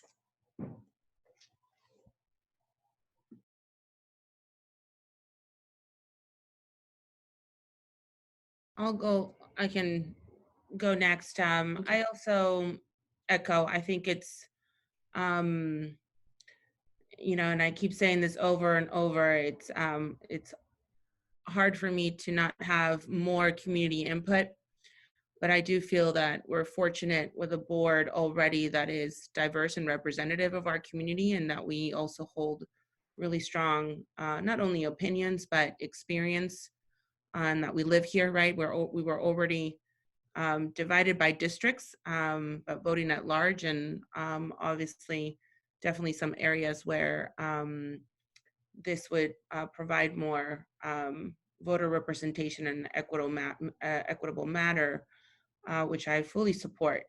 And so, you know, that's more of a comment. And everyone, if you have free time, you can rewind back to the other meetings and hear my thoughts prior to today's meeting. So I also, yeah, without having to take more time, I think my only, again, concern with a comment is I like, you know, to hear more from American Canyon. So I know that we still have one more meeting. Is it one more meeting to go to or two more? I think we have one more public hearing. One more public hearing, yeah. So I guess I would encourage hearing from the American Canyon. You know, I don't live there, and so that's my hardest time with the map to see. And I think my preference it's between C and D, and I think the parts that hold me back the most is the way American Canyon's being distributed. Right, it's either cut in the middle by the highway. Per my conversations with individuals that live in American Canyon, there's always this division of, you know, everyone who lives on this side of the highway and everyone who lives on this side of the highway. So I have a conflict with that, with, you know, this kind of map may be making it even more evident that there's us and them type of dilemma. So perhaps that's why I'm leaning more towards map D. It keeps a little bit of a whole community, and also putting you know, a couple of our schools in American Canyon into the Napa area.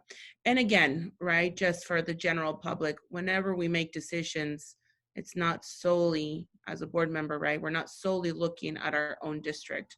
We are always looking at the entire area. But what it is important is to definitely have representation on the board so that voice is at the table.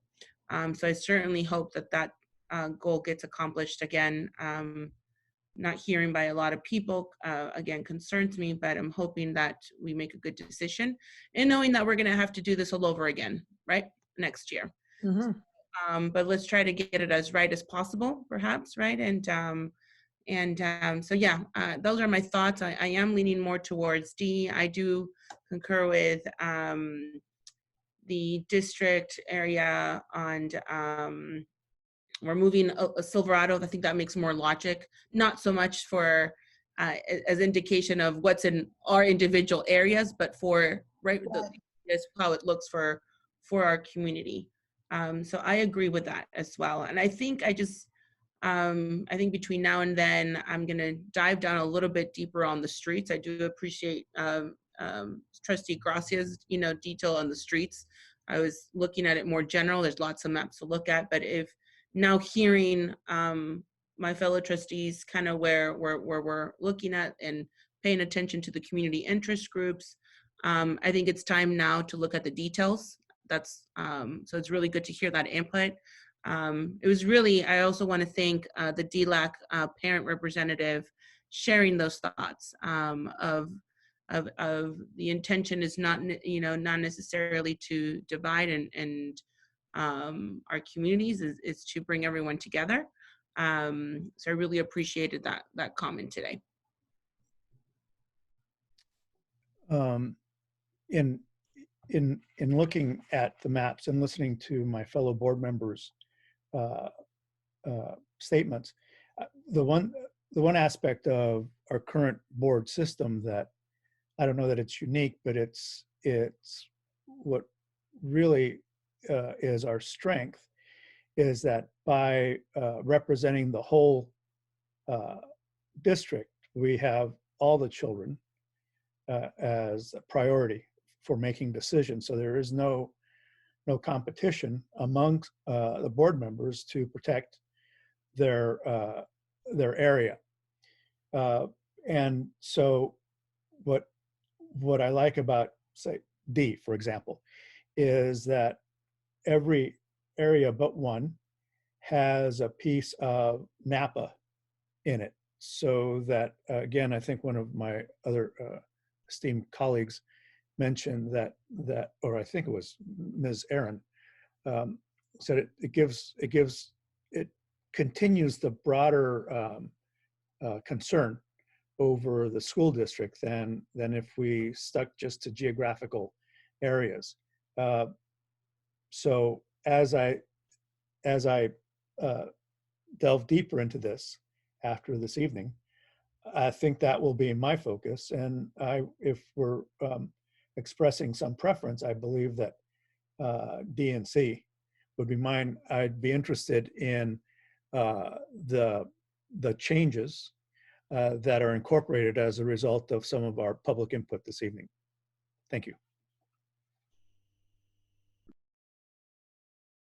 Joe? Where do I begin? Like so many of the trustees before me, I have a wide and scattered collection of thoughts.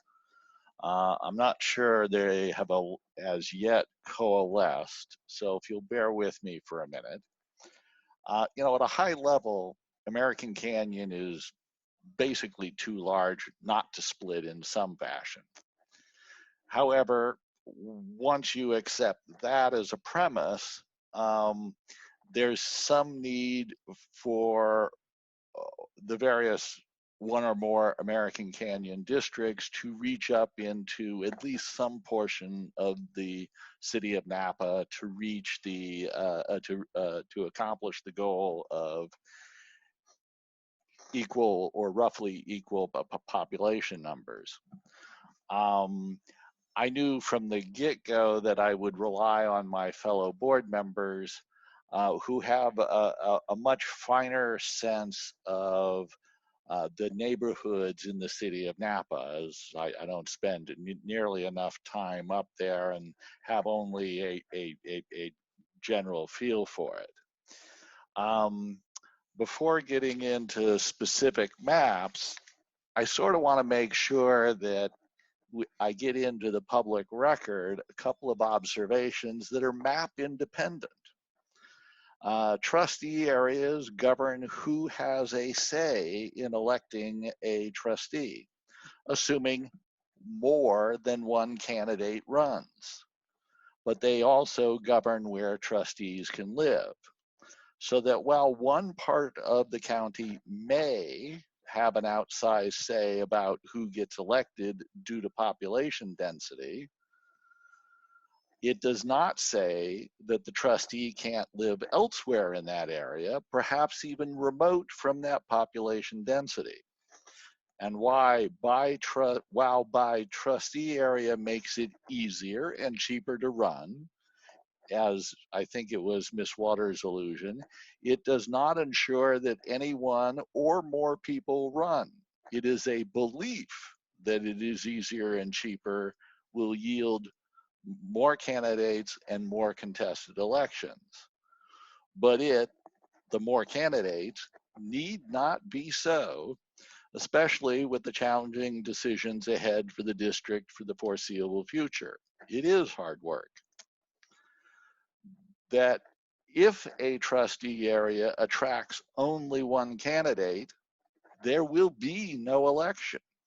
No one in the area will vote, and the trustee could come from anywhere in that trustee area, including far removed from the population centers of the trustee area.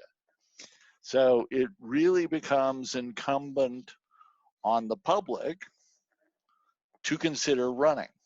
And you know, I have spent the last 2 years trying to encourage people to run. So you know, none of the ABCD doesn't solve that fundamental challenge in front of us. Getting to the maps. My initial gut reaction to map A was, you know, it sort of carved up the city of Napa into roughly force. But I really had a hard time, and I would have a hard time convincing both the people in American Canyon and the people in Browns Valley that they had a common interest. So I initially focused my attention on other maps. I have come around both on public comments and the comments of my fellow trustees to conclude that I may have underappreciated Map D. I still find it hard to describe to the layperson where the boundaries of D6 are and how that makes a sensible carving up of American Canyon. For better or for worse, I don't think you're going to have many people say otherwise, but for better or for worse, American Canyon is defined by Highway 29. There is an east and a west. The community did develop west to east, and so there is a natural tendency to think in those terms. The advantage of B and C dividing American Canyon up by 29 is in both B and C, the northern boundary of those districts, B5, B6, C5, C6, don't extend as far up into the city of Napa and the outskirts as perhaps some of the other maps. So for me, one of the criteria we started with a couple of meetings ago was compactness. I'm a little bothered by the sort of claw reach around of B3 as potentially being problematic. I'm not overly bothered by the notch on C6 that crosses 29 because it's a fairly sparsely populated, as far as I can tell, from Google Maps. I want to acknowledge the comments from the speakers from DLAC regarding the need to think in terms of building coalitions, and that applies not only to the Latino community, but to the city of American Canyon.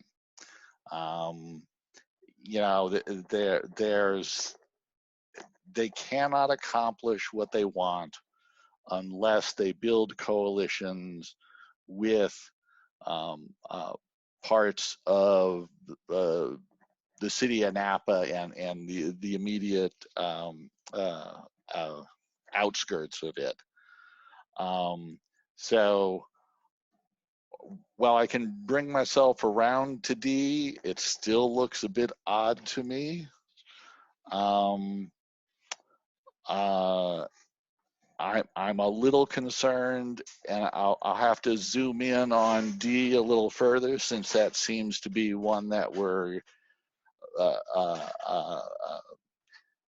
getting some constructive input on. Is D has the potential over the next decade or so to get a lot more people, because I'll have to zoom into where Watson Ranch lies and whether it's in D5 or D6, and whether on the northern end, Napa Pipe ends up also being in D5. But those two projects are going to generate a substantial portion of the housing we're going to see in the next decade, 1 to 2 decades. And while I know these maps aren't for forever, a little bit of stability in the maps for a little while to get people accustomed to them would probably be a good thing.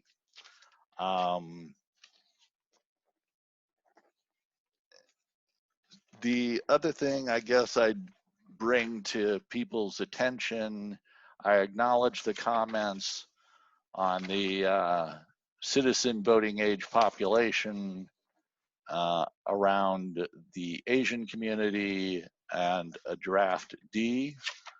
But there are fairly high percentages for the what can loosely be called the American Canyon districts in all the maps, and I would point out that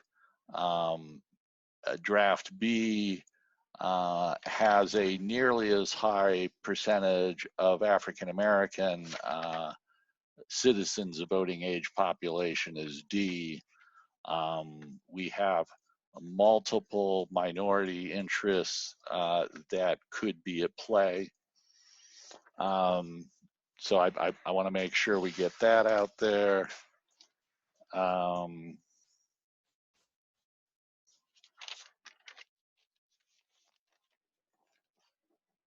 I believe there was one question from the community on what the next steps were.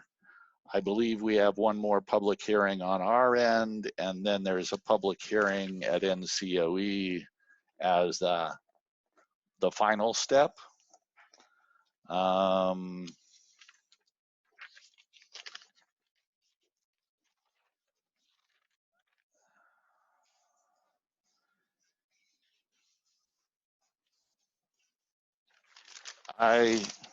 Joe, is that a question for Rosanna and staff? No, I think it's more of a comment. Okay.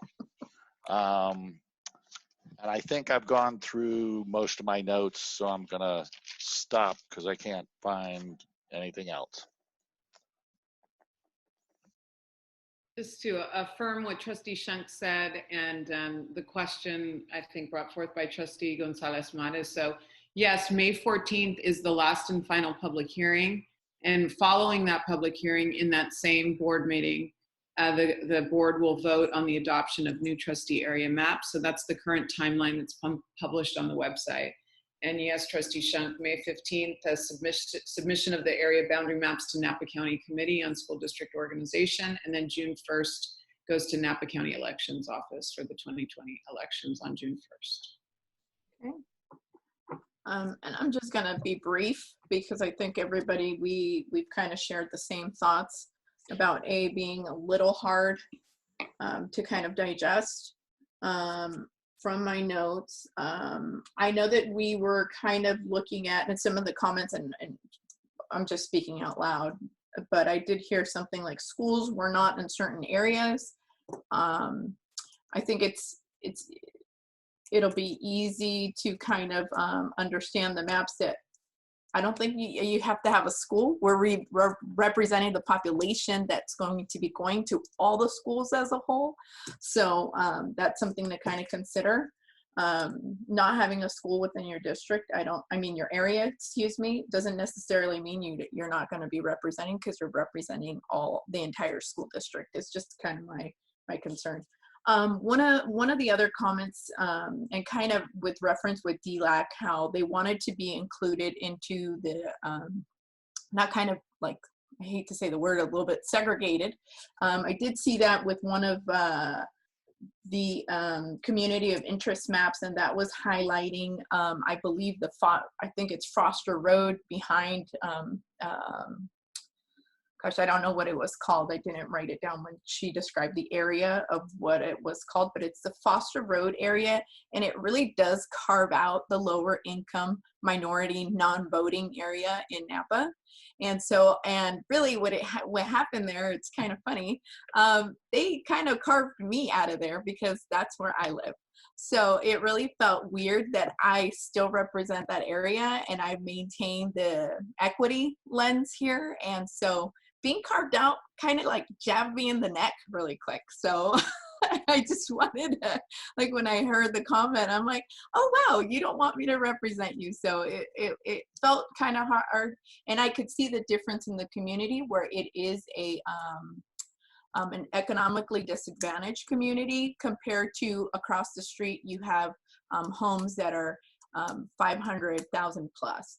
So you could see where the community was carved out from. So I just would consider that maybe including us with that community, we'd feel a little bit more like we're wanted.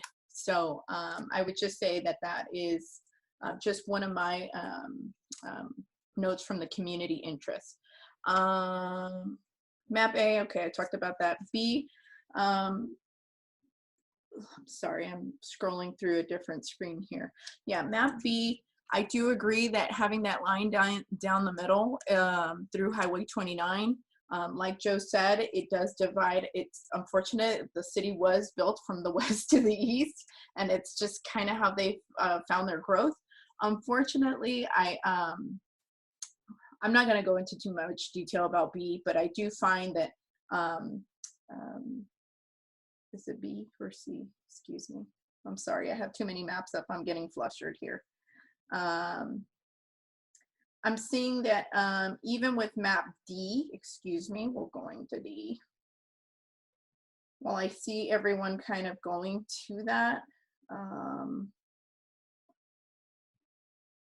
there is just a little problem there with dividing the MVLA area with the harvest. So that entire community from MVLA all the way down, all the way to Snow, I think they should be included together. So if we were kind of pushing for the D map, if we can kind of keep that community together, because you're kind of splitting it with Laurel, which really, it doesn't separate.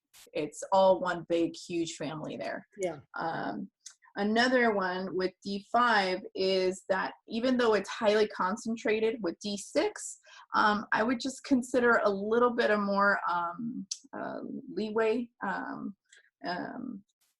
I would really like to see not just one person representing just the high concentration area of American Canyon. I would really love for them to have parts of Napa, because again, it's not the representation of American Canyon. We want someone from American Canyon to represent all of our schools. So it is not just vouching for American Canyon and all their schools and elementary and middle schools. So I feel that if they saw this with the entire lens, then it would make things a lot more easier. So even if we have 2 representatives out there. So those are just my comments, and I can send along, you know, some of those communities over to our demographers if possible, if needed. Okay. Any other comment? Thank you for saying that we don't just represent schools, we do represent the community, because we all visit all the schools. You know, we go to all the schools outside of our areas. Yes, thank you, Cindy. Now, I did hear the demographer say that they needed direction from us. So board, how would you like to proceed, or send direction, or is that enough direction now to help you draft additional maps? If we can unmute the demographer to give us their response. Hi, everybody. So we actually have a lot of work to do and a very, very little time to do it. Your very next meeting, you will be voting on the final draft. So it's up to you, of course, but I would suggest at this point that new maps not necessarily be drawn, but you narrow down to maybe one map that you like. I'm hearing D, I'm hearing C. And then maybe give me some direction of where you would like me to experiment, tinker around the edges, like the Silverado swap, for example, if that's something you're interested in. And I can come up with some iterations of your favorite map. To that point, then, I would put forth that we've heard the most about C and D. So it seems to me like we should probably get some opinion about those 2 and which is the favorite. Maybe we could just like rank them 1 and 2 and see, you know, whatever gets the most points and maybe move forward that way. Or if and up to the board, could we contrast or just kind of compare side by side B and C? Is there any way to could do like a transparency of, you know, what it would look like? I don't know, like overlaying map C and D possibly? Yes, let me, if I can share my screen again, I can overlay them. Thank you. Well, she does that. I just want to comment with, yes, we've been talking about C and D, but I think based on everyone's comments is what I would want to see is an updated version, right? Based on what we just said, because I think there was some very valid points on C and D. And I think that once we have those updated versions, then that would be great for us to then follow up with. Hello, this is Karin. Let me weigh in on this. I think what Tamina is going to try to do is take the comments that we've heard and then try to integrate them into the two, you know, or the one map, probably two maps from what I'm hearing, and then just see where she can accomplish most of the changes. I would suggest that we, at least on map D, take a look at the Silverado swap, because that is a very densely populated area. And I think Tamina is going to need some specific input on where to do that swap if you want that to occur. And then, you know, we can do a little bit more, obviously, once we go home. And also, every one of you who has said that they could send us some comments, we would really appreciate getting those also. In particular about like smaller communities or specific boundaries that we should be adjusting. That's going to be really helpful. So my thought on the extension on D was that just taking that D4 boundary and just pushing it a little bit of a finger length, you know, forward to include Silverado would accomplish, I think, the task. There's not much distance that it would really have to go to hit that school. It's minimal. It's right on the borderline there. Yeah. This is in the So D. this section over here. Oh, I'm sorry, I'm on C. Well, Yeah, it's in the, same difference, but let me pull up D for a second. So we're looking at this 162 person block right here that I can add in. And so my question would be, which 162 people would you like me to take out? Would you like me to take them from this area, kind of a hump from this area? Where would you like me to make this swap? Would you really have to make a swap since in D4 it's at negative 2.42%? Yes, because D5 is already at negative 3.88%. I would Yes. suggest. Now you understand my job. Yes, I see. over off Imola there, maybe. Off Imola, okay.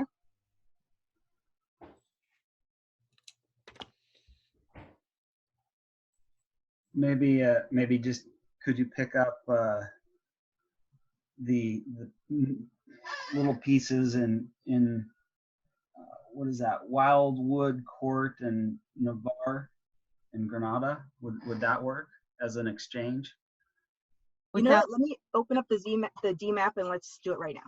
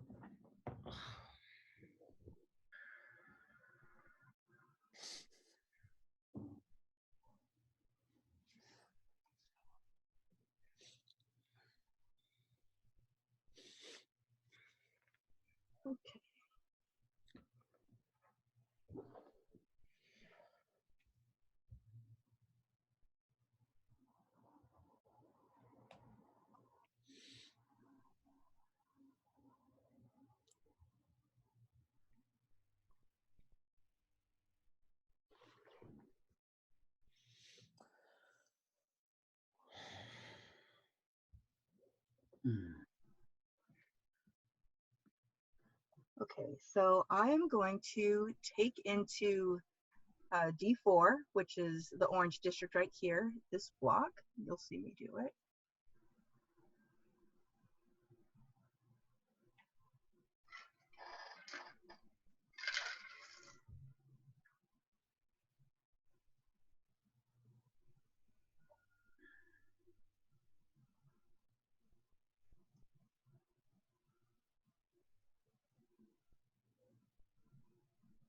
And then I'm going to remove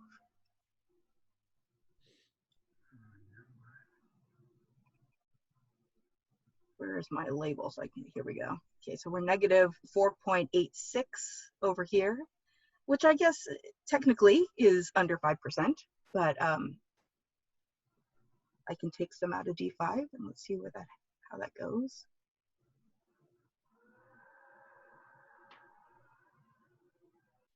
So down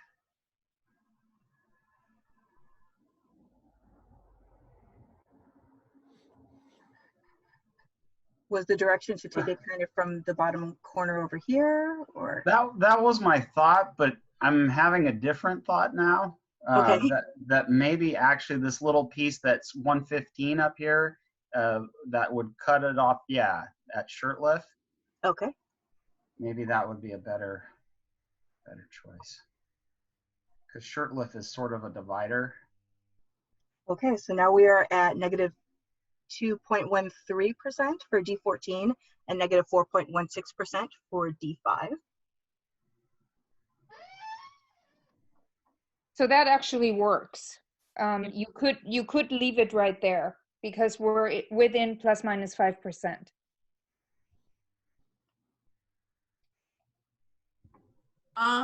Can I ask a question really quick to the demographers, and then is it possible if you take all of our suggestions, and I'm sorry, board, that I have to do this, but it is 9:51 and we have presenters waiting, and I cannot keep them up this late.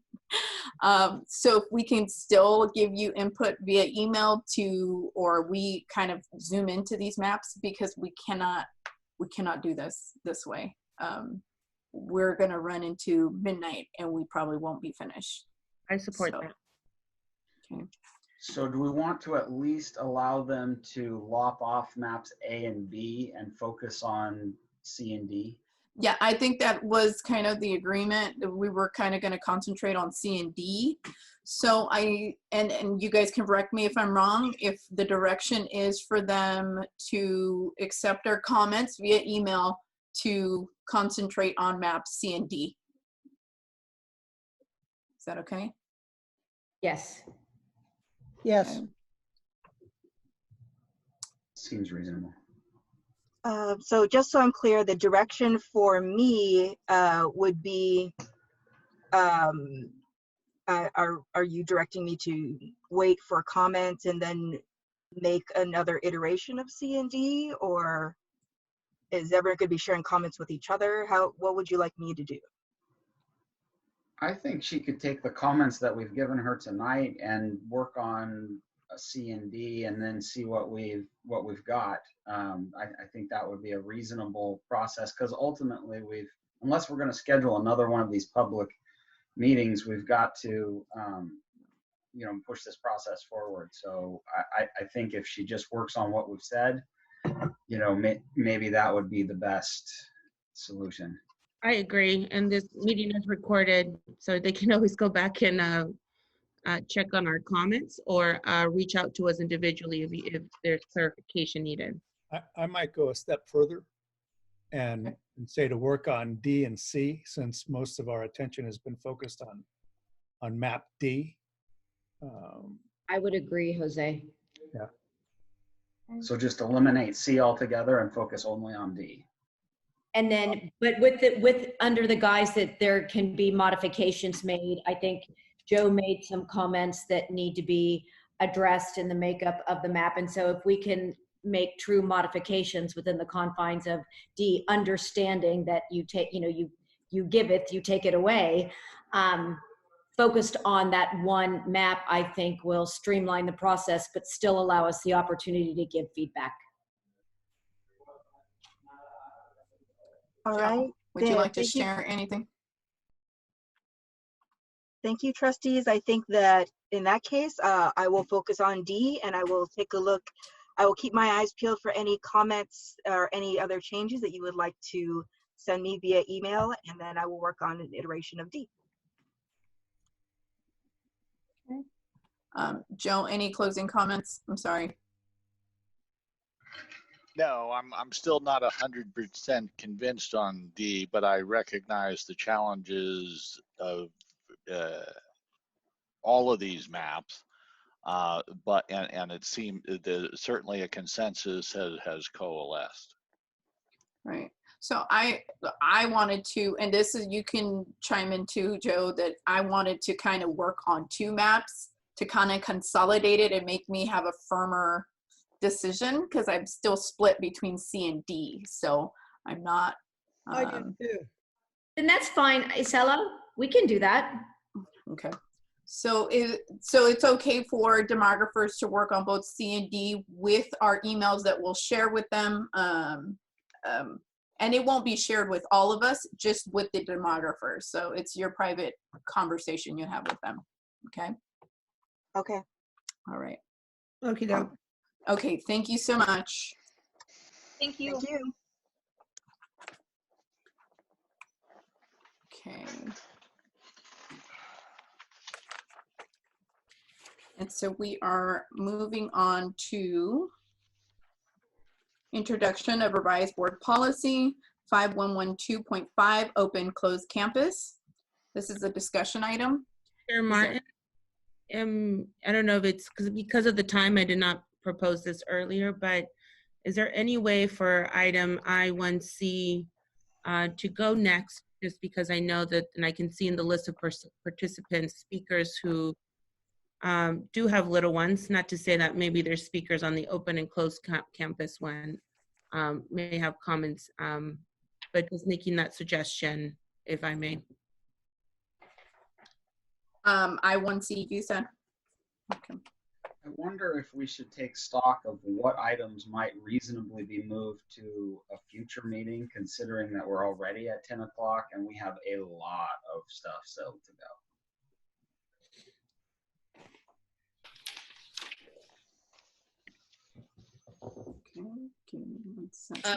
We've scheduled a lot of presenters that are here kind of hanging in with us. So, you know, unless they message me, if everyone's ready to hang on, people have been hanging on for quite a while. Right. So, I can hang on. If we can move through the policies, they're not presentations, they're just policies for not action, just discussion. And then we've got 1, 2, 3, 4 presentations. Okay. Let's So, go. I mean, I don't know. It's your call, but they've been hanging on here for a couple hours. So I would leave it up to the school board if they want to move items, and I'd have to confirm availability and all those kinds of things. Do we want to just pass by the board policies and get right to the presentations? I think we respectfully allow them to go, but I think we try and address everything on the agenda if we can.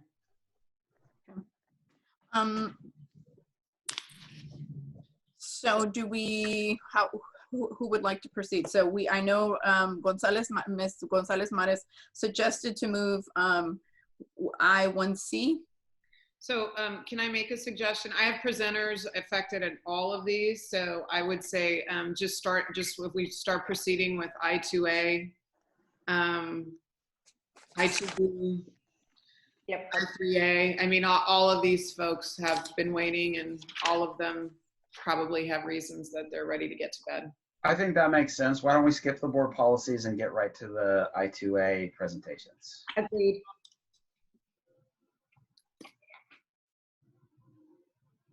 That would scoop back Ms. Gonzalez Mares' suggestions for I1C. It's up to the board. I mean, I figured if we're going to stay late, we're going to stay late. So might as well get them done. There are policies and they're quick in its essence. But it's up to the board. I'm sorry. You were talking about the policy. Okay. I missed that one. I'm sorry. And we can do those. So we can go on to B or C. I just figured if we could start with C and then we'll get back to B and then keep going. I think that's doable. I'll entertain a motion if anyone's interested in changing. I am so moved. But first by Ms. Gonzalez Mares.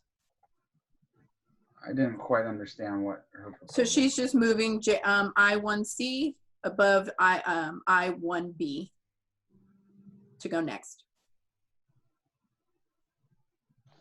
Okay, shouldn't we just stay in order? I mean, if we're doing all the presentations, shouldn't we just respectfully stay in order before we move everybody around? Okay. It's just one item around, that's all. It doesn't matter, whatever you guys would like. You want to second that motion?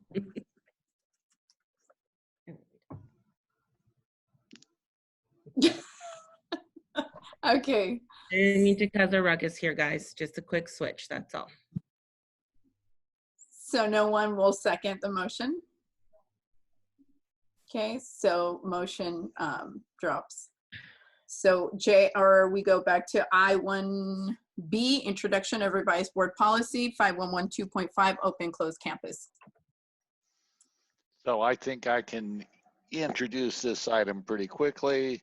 In our mass adoption in June 2019, we overrode a policy we had created in November of 2018. So this is just putting it back on the books.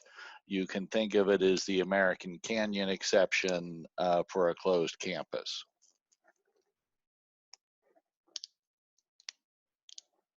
This is a discussion item, so anyone's free to discuss. Yes.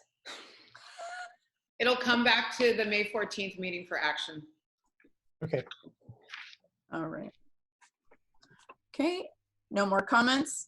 J1C, introduction of revised administration regulation 5145.3, students, non-discrimination, harassment, discussion item. So this came out of the policy committee.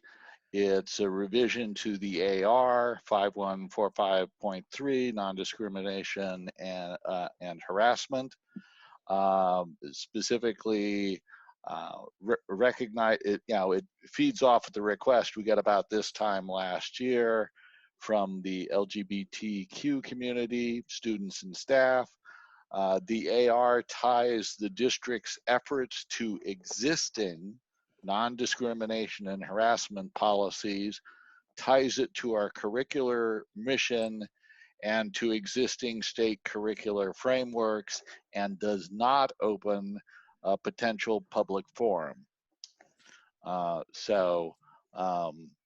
If you're looking at the AR, the red lines, they pretty much all show up at the end of the AR.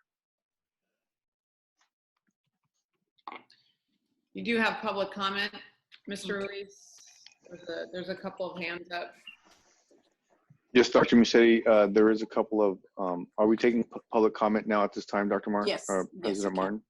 Okay. And okay. Ansett Cowie, I'm unmuting your mic and I will start the clock. Hi, thank you for taking my comments. And thank you, Dr. Musetti and board members for continuing to work on figuring out how to fly the rainbow flag and demonstrate your support for LGBTQ students while you have so many big priorities on your plate right now, obviously. I would like to request that you consider flying the flag on Harvey Milk Day and then through the end of the regular school year, whatever that means this year, I'm not sure, but Harvey Milk Day is May 22nd, and in California, it's recognized as the a day of special significance for public schools. Harvey Milk Day is in memory of Harvey Milk, a gay rights activist assassinated in 1978. He was a prominent gay activist during the 20th century. He ran for office 3 times before becoming the first openly gay person elected into California public office.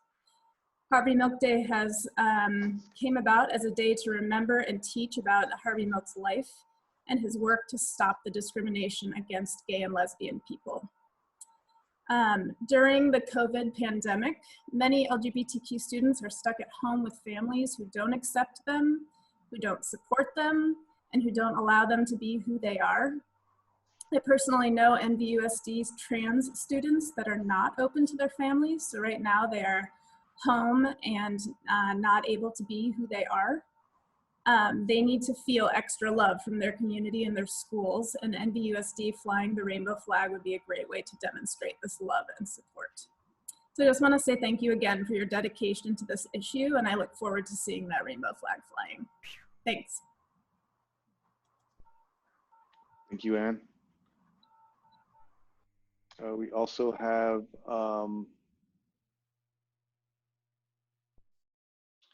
Jenny Olson. Jenny, I will unmute your mic and start the clock. You are unmiked. Hi, can you hear me? Yes. Yes, hi, thank you. Good evening, Dr. Musetti and Board of Trustees. Thank you so much for your time tonight and for being so flexible in making these board meetings public virtually. I'm Jenny Olson, Executive Director of Teens Connect, and I just wanted to speak on behalf of our youth in support of the proposed policy to fly the rainbow flag. Thanks for your commitment to providing a safe and welcoming, continuing to provide a safe and welcoming environment for all students, regardless of sexual orientation or gender identity. Because of the current shelter-at-home situation, I'd like to ask that the district also consider a way to fly the flag virtually, such as displaying a digital flag symbol on the NVUSD website and school websites, as well as on electronic collateral. I'd also like the district to take into consideration which type of rainbow flag will be used to symbolize inclusion, as there are many versions.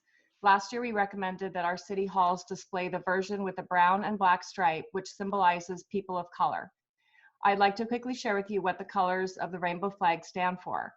Black equals diversity, brown equals inclusivity, red equals life, orange equals healing, yellow equals sunlight, green equals nature, blue equals harmony, and purple equals spirit.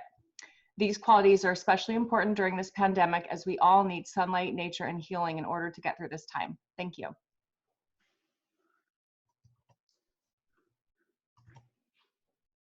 Thank you, Jenny. Any additional comments?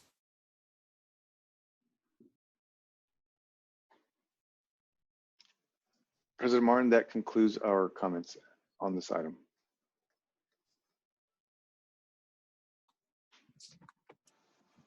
Okay, this is a discussion item. If anyone would like to take the lead. Sure. Trustees? I will be happy to. So I was very concerned when this item first came up, as I did not want to see us get in the business of raising flags at community request by creating an open public forum. I was very concerned about that possibility, and I'm pleased to see that we have a policy before us today that does not create an open forum for the public to fly whatever flag they desire, but rather reserves our flagpole for items that we want to communicate to our community. So I appreciate the hard work of the policy committee in coming up with a solution here.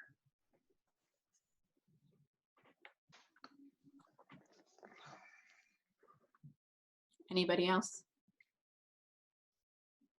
I just want to just quickly, I know it's late, just say thank you to Superintendent Musetti and the team and council, and also our policy committee, which, by the way, everyone's welcome to attend. It's super interesting and educational, especially from Trustee Shank, who knows so much history. Yes, history. Yes.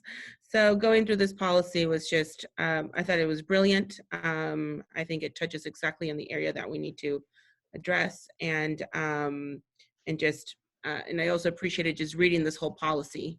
I think we have a wonderful policy, and I look forward to, in a non-COVID area time, to implement the policy and work on those details with our community. So thank you. No, it dovetails with our policy of non-discrimination. As it should. Yeah. Okay. Thank you, everyone, for input and also your hard work. and our community for pushing this. And thank you, Elba, for bringing this up. I want to say a year's time. I know there's, everything takes time, but it's so rewarding when you look back on it. So thank you again, and everyone and all your friends that stayed on to give public comment. Okay, any other comment? If not, I'll move on. Okay, we move to I2A. These are instructional services discussion item. I2A is NVUSD and Napa County Office of Education Program Partnership Presentation.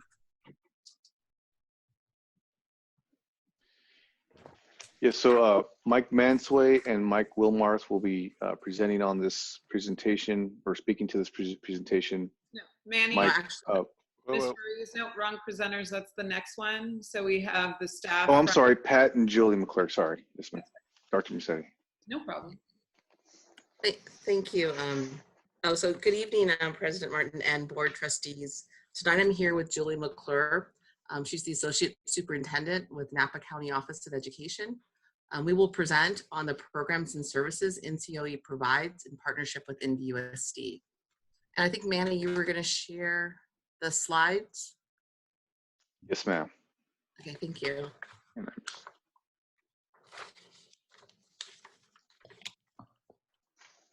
You can go to the second slide. To maintain the partnership between NVUSD and NCOE, there are regular meetings between county staff and the assistant superintendents of instruction, myself, and maintenance and operations. Annually, these programs are reviewed and updated. Tonight, we will present on 3 programs. Next slide, please.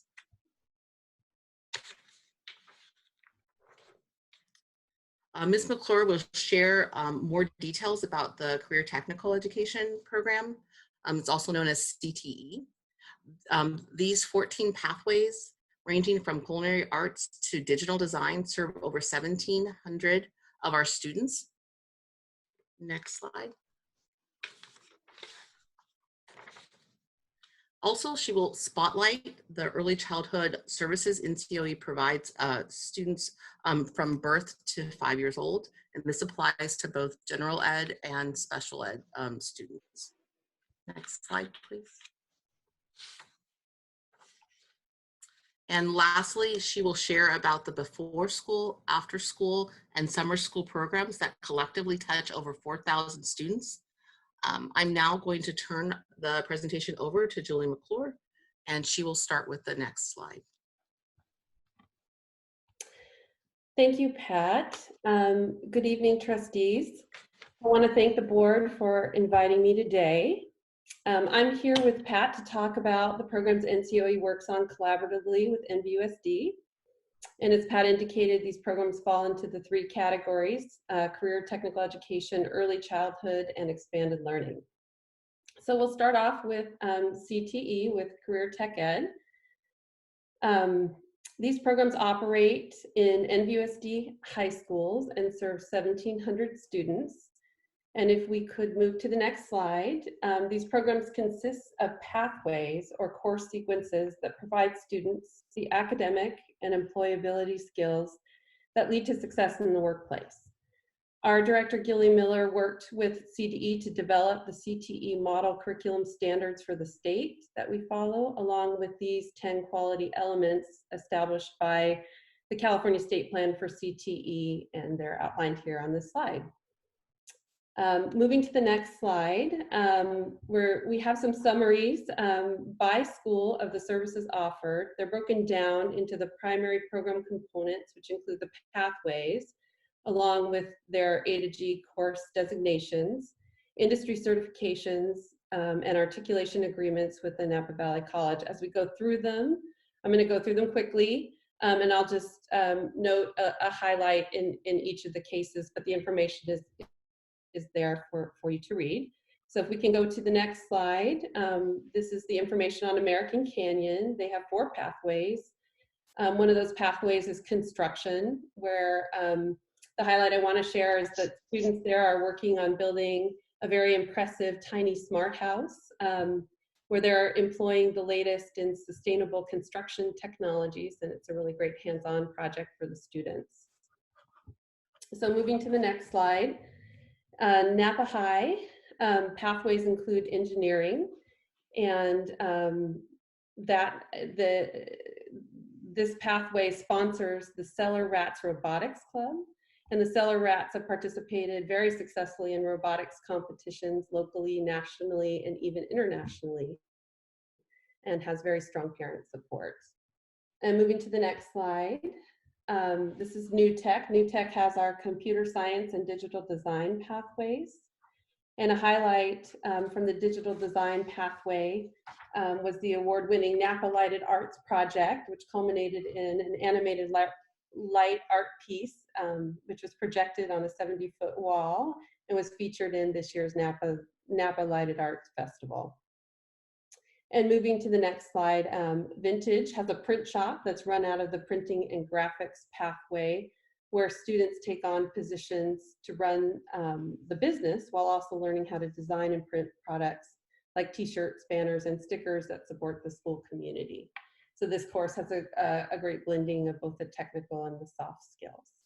So these slides I'll give you all the numbers, and moving into the next slide, this is all about work-based learning, which is a key element of our CTE programs, and we partner with the district, and these activities range from job readiness workshops, guest speakers from industry, mock interviews, and career fairs.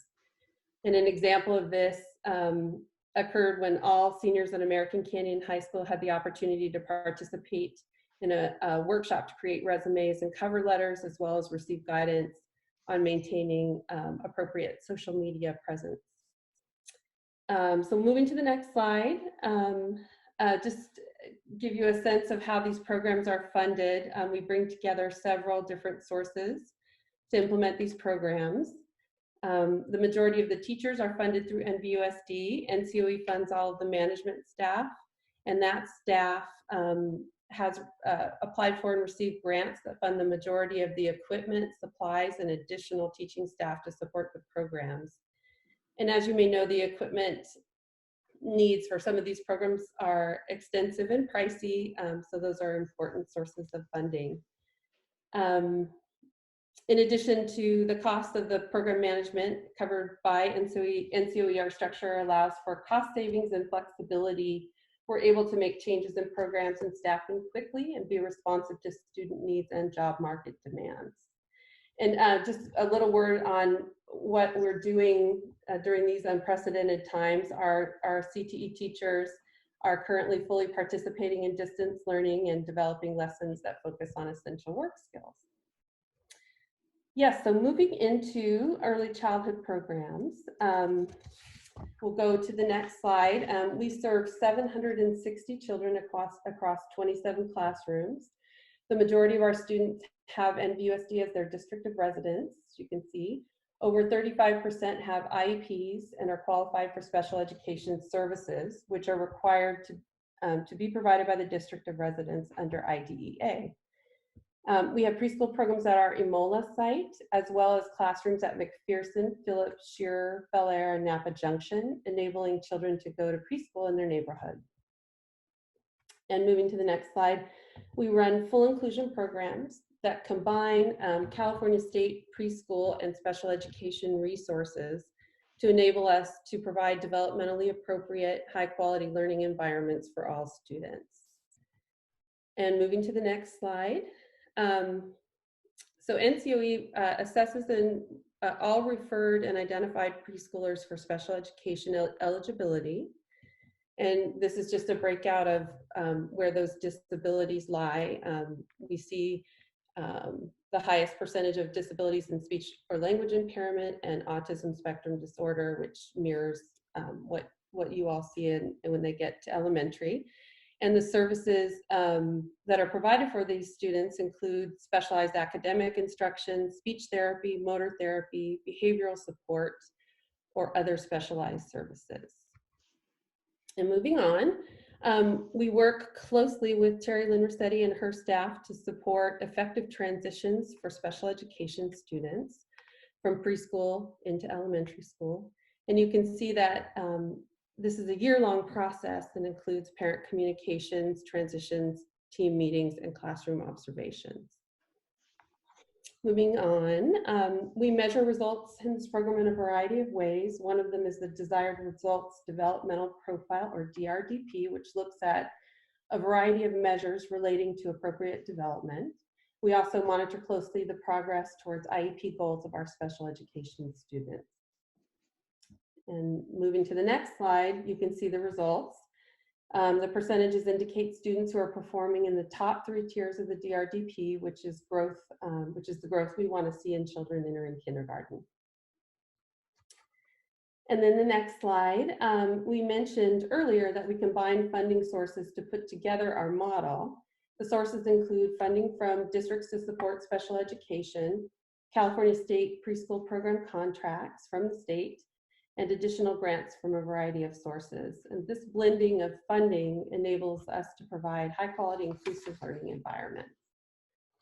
And if we move to the next slide, just a little bit of history. NCOE provided special education for preschool students to all 5 districts, with districts supporting that service. And the benefits of this model is our blended funding allows us to use elements of general education programs, including quality monitoring, access to additional staff, and staff development focused on strong first instruction and early childhood education that would not be typically available. Additionally, our salary structure allows us to provide services in a comparably cost-effective manner. And then in terms of areas we're working on in our partnership, we've been working to improve transition for special needs students, including closely aligning our IEP goals to kindergarten Common Core standards. And some future ideas, we'd like to get together our site supervisors and NVUSD principals at the sites where we share a location so that we can ease matriculation. So again, a little thought on what we're doing now with the closures. Our staff is checking in and providing resources to parents frequently, and our special education services are continuing using teletherapy and providing access to adaptive equipment. This is a challenge, as I know it is for the district as well, but we soldier on. And so moving into expanded learning. So the goal of these programs is to provide a safe and constructive environment, including academic support, enrichment, and physical activities for students during critical out-of-school times. And moving into the next slide, under the NCOE umbrella, we have 2 types of elementary programs. One run by NCOE staff called Cool School, and the other run by the Boys and Girls Club. And you can see the list of schools there. And NCOE staff also run the middle school sites, which are the ACE programs. And all programs are monitored closely for quality by NCOE and our NVUSD, and adhere to the quality standards for after school developed by CDE. The programs we run are at the district's highest needs schools, which is the grant funding that funds the programs are restricted to those schools. So this next slide, under the umbrella of expanded learning, we have before school, after school, and summer. And so these are our before school programs. And that starts 90 minutes before school begins and provides homework support, enrichment, physical activity, and a healthy breakfast. Popular before school activities include guided homework support, teacher guided homework support, and sports clinics, focusing on building skills. And this slide talks about our after school programs. So they engage over 3,000 NVUSD students across 12 schools. After school programs operate from the end of the school day until 6 p.m. every day, providing academic support, enrichment, and physical activity. An example of our physical activity programs is our partnership with the middle schools to provide intramural sports through the GACE program. And then in this slide, you'll see our summer programs focused on specific sites and providing engaging projects, clubs, and sports programs to keep kids active, engaged, and learning throughout the summer. Past projects have included environmental sustainability challenges and career exploration. And moving into the next slide. So this slide gives you an outline of program staffing in the after-school programs. Each school site has a site supervisor to oversee the program, along with hourly classroom leaders at a 1:20 ratio, and additional support in the form of AmeriCorps tutors and NVUSD teachers and coaches who receive a stipend to provide instruction in the program. And then finally, this last slide is a breakdown of program costs and funding that I thought would be useful. The program's cost is approximately $15 a student day to run, which includes staffing and operating costs plus funding for NVUSD's custodial services, and in the coming year, an NVUSD liaison to support program implementation and design. We receive just under $9 a day from grants, and additional $3 a day comes from the NCOE General Fund and other grant contributions. Finally, $3 a day comes from fees we charge parents. So as you know, these fees are substantially less than those charged by other after-school programs. Our cost structure is fairly efficient and flexible, and we utilize hourly staff and community partners to enable us to run at that rate. So finally, the after-school programs, just again, a note about what we're doing during the closure. We're providing activities for families to do at home and conducting physical fitness at-home challenges online while beginning to contemplate what virtual summer might look like. So in conclusion, I just want to thank the NVUSD leadership team and Dr. Musetti for their work on our partnership this year. I'm also very appreciative of the work that Pat has done with me in her first few weeks in her new role. I can't imagine what that's been like starting a new role in the midst of all this, but I appreciate her partnership already. And just leave you with a few thoughts. We see ourselves in service to the district and appreciate our partnership very much. We design programs we feel enable us to provide high quality services in a cost-effective manner. And we look forward to working in close partnership as we explore opportunities and weather the inevitable challenges ahead together. So thank you for your time today, and happy to answer any questions you have.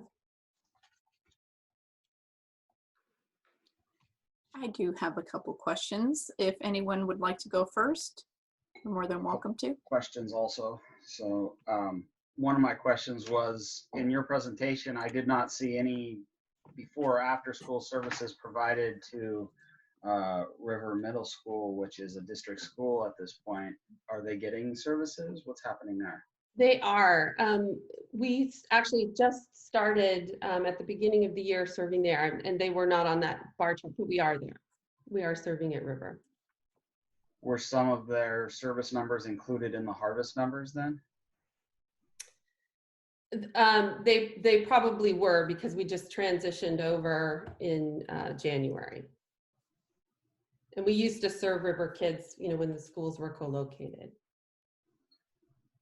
I also can't help but notice that in your CTE offerings that there's a large disparity from site to site in the number of programs offered. So some schools have 7, others 2. It seems this is not very equitable across our district.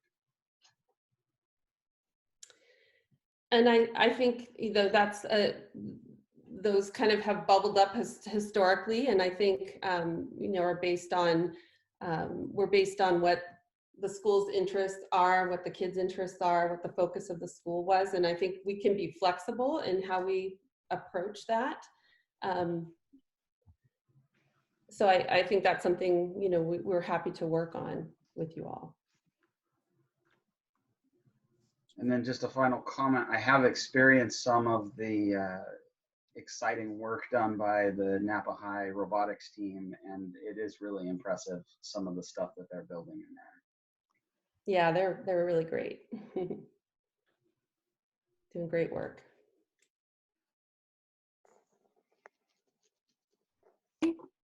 Any other comments? I have a question. Looking at your budgetary structure, numerous programs and a percentage of programs are funded by grants. given the economic uncertainty of today and certainly going forward, are you concerned at all about your financing mechanism? And then I noticed in previous years, there was a NVUSD, NCOE, CTE advisory committee. So I am curious if you still have a committee in place. Do we have any formalized exchange of information? Kind of what is the governance feedback structure mechanism surrounding CTE? Can I interrupt really quick? I'm really sorry before you go into the discussion. It is 10:30 and I do need to check in with the board to extend the meeting. I'll carry a motion. I would move to extend the meeting for another hour with the proviso that we get a few-minute break for the bathroom. I'll entertain a second. Second. First by Mr. David Gracia, second by Mr. Shunk. All those in favor? Aye. Aye. Any abstentions? Okay, motion carries. Okay, I'm sorry for interrupting. So there is an advisory group for CTE, and they do meet regularly. And in fact, I think they had a meeting scheduled for late April. And with all of this, that got canceled, but they're looking to reschedule that meeting virtually. Julie, the composition of that committee?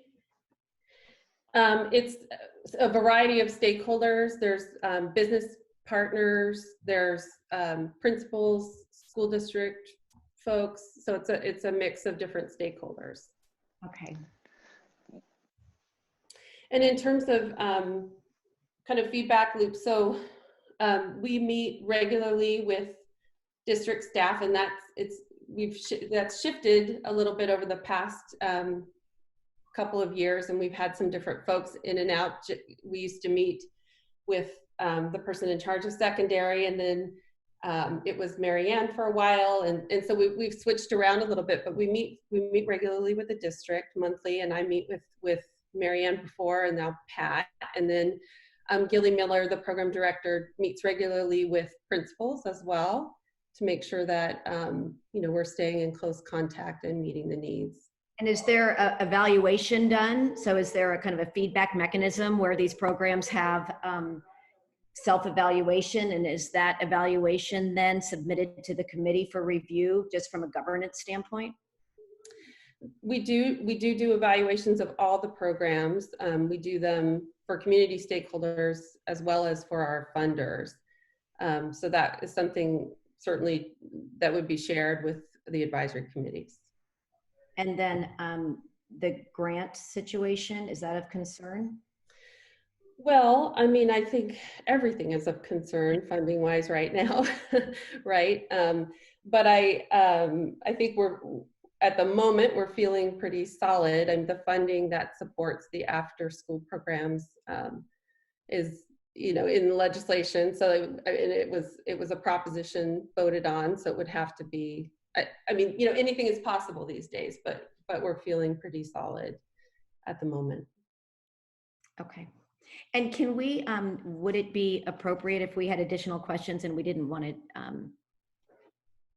I have a few more, would it be possible that I emailed them to you? Absolutely, absolutely. Appropriate course of action? Yes, and if you don't mind sharing your questions with Dr. Massetti, and that way she can share back to the group. Of course. Okay. Any additional comments or questions? We do have public comment, President Martin. Okay. We'll go ahead with public comment. All right, Christina Roberts, you are unmuted, and I will start the timer. It won't be very long. I'm Christina Roberts. Thank you, board and our executive directors and Dr. Massetti. Julie, I'm sorry. Julie, it's Christina Roberts. I used to work with Mara and Roka Hunt in elementary, and I'm now in the new environment of the enrollment office. And my question was one on the slides with the preschool. And I noticed certain numbers next to the classes, and it's you had 2 3 and 4, and I was wondering if those are classrooms at your preschool.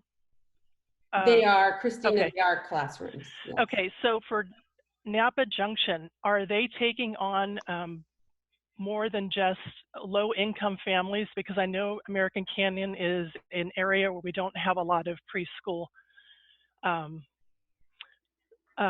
diversity down there, and I have lots of parents who ask me about childcare because being in the elementary side, they ask, well, do you know if we have any childcare in American Canyon? So I was just asking about that.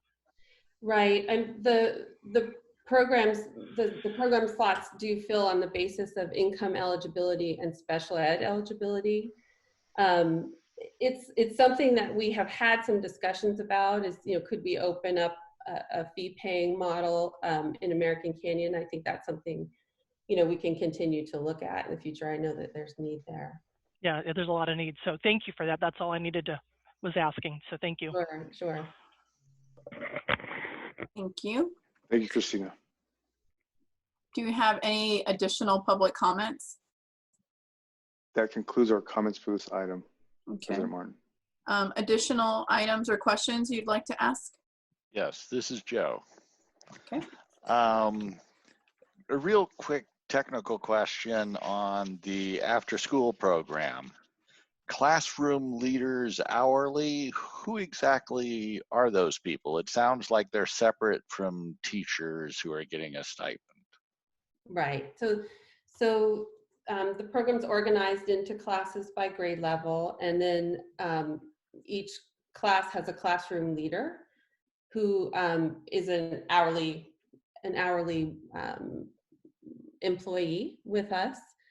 And so these are not teachers, but they're you know, folks who are, some of them are on their way to becoming teachers, and you know, they have a background in education, but they're not teachers, generally speaking. All right, thank you. The next slide covers costs. 60% of it was coming from some grants. I didn't recognize the name of the grants. Are they federal or state grants? So for after school, ACES is a state grant, and 21st Century is the other grant, which is federal in origin, and it passes through the state. Got it. Okay, thank you. Now over to CTE. I am going to suggest that your advisory committee invite your friendly neighborhood board members, because in the end, CTE is an NVUSD responsibility, and it's been years since I got invited to an advisory committee meeting. So I'd like to suggest that you extend the invitation.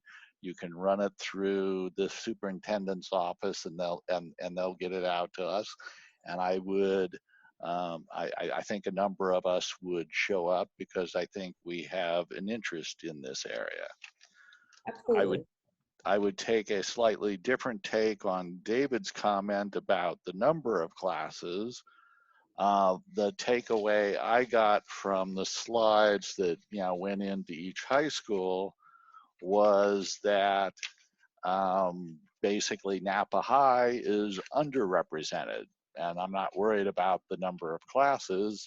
I was looking more at the number of students that were involved in CTE. Mm-hmm. So another night, another discussion, maybe an advisory meeting, we could delve into that. I echo Ms. Jankowicz's comments about wanting at some point to get a better handle on how CTE is governed. Because we're stuck with this really weird dotted line. We the district have the responsibility. Most of the work, or at least the management of it, is outsourced. Back in the day when I joined the board, it was a mix of district CTE classes and NCOE run classes back in the day when the county office tended to have CTE. So at some point, I'd love to hear more about what the mix of what's actually on the ground now. And some of this split responsibility execution stuff gives me pause when the focus in the last 7 years, certainly post Governor Brown handing it to the LEAs, was, and I get the sense in reading CTE literature that both funding and certainly from a dashboard perspective, while we've got things more precisely and better configured and aligned around pathways, what we're being graded on is pathway completion.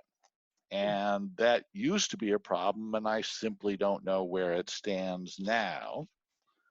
I'll put in a plug for CTE for All.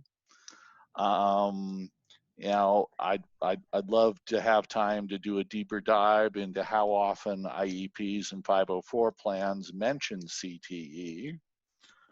And I'd love to better understand the demographics, not just a summary number of who's taking and participating in our CTE classes. So this was a great taste. I hope we see a report that can delve a little deeper, at least annually or as needed. But I think, and now I'll stop there. I think I've hit my high points. Well, just say, Joe, I think this was we were trying to get everything in 15 minutes presentation, but happy to come back and you know, have Gilly come back as well and speak in more, you know, we can go into more depth and really investigate some of those pieces if you like. Any other comments or questions? It's me, President Martin. I just like to add, I will collaborate based on some of the comments from the trustee with our new Assistant Superintendent, Andrew Jennings, and see if there is an opportunity, just not solely in the space of board presentations, but some sort of executive summary around the details, some of the details that have been surfaced by the trustees around the funding mechanisms, pathway completion rates, special education access to CTE, and yes, more details around the demographics of the students who are served. So maybe we can work, Pat, we can work on that, this just being kind of that introduction. So thank you for those suggestions, trustees. So thank you very much. I did have, and this can be included, I'm just putting this out there, so this can be included with what Dr. Massetti has already mentioned. There were some acronyms down there that I didn't understand. I'm a chair for FFA, and so I'm really proud with the program.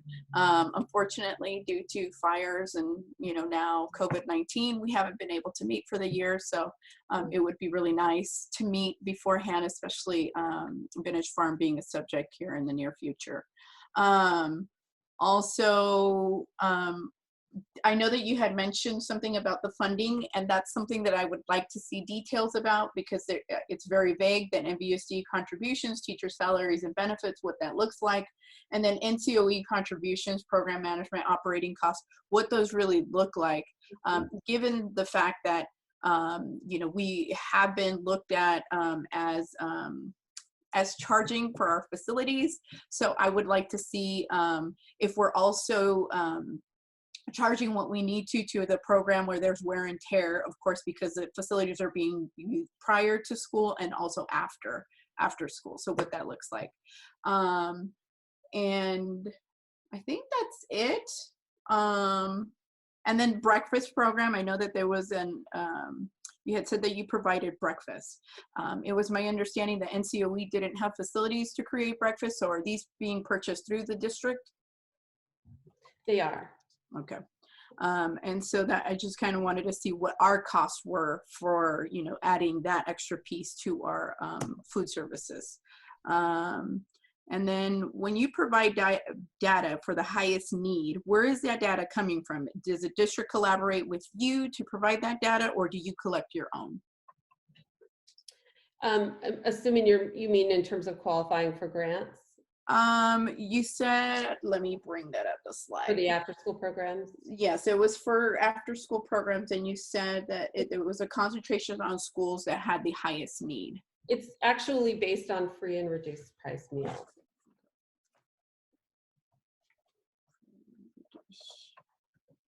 Okay. That is all. Thank you so much. Thank you. I appreciate the presentation and everyone hanging on this late.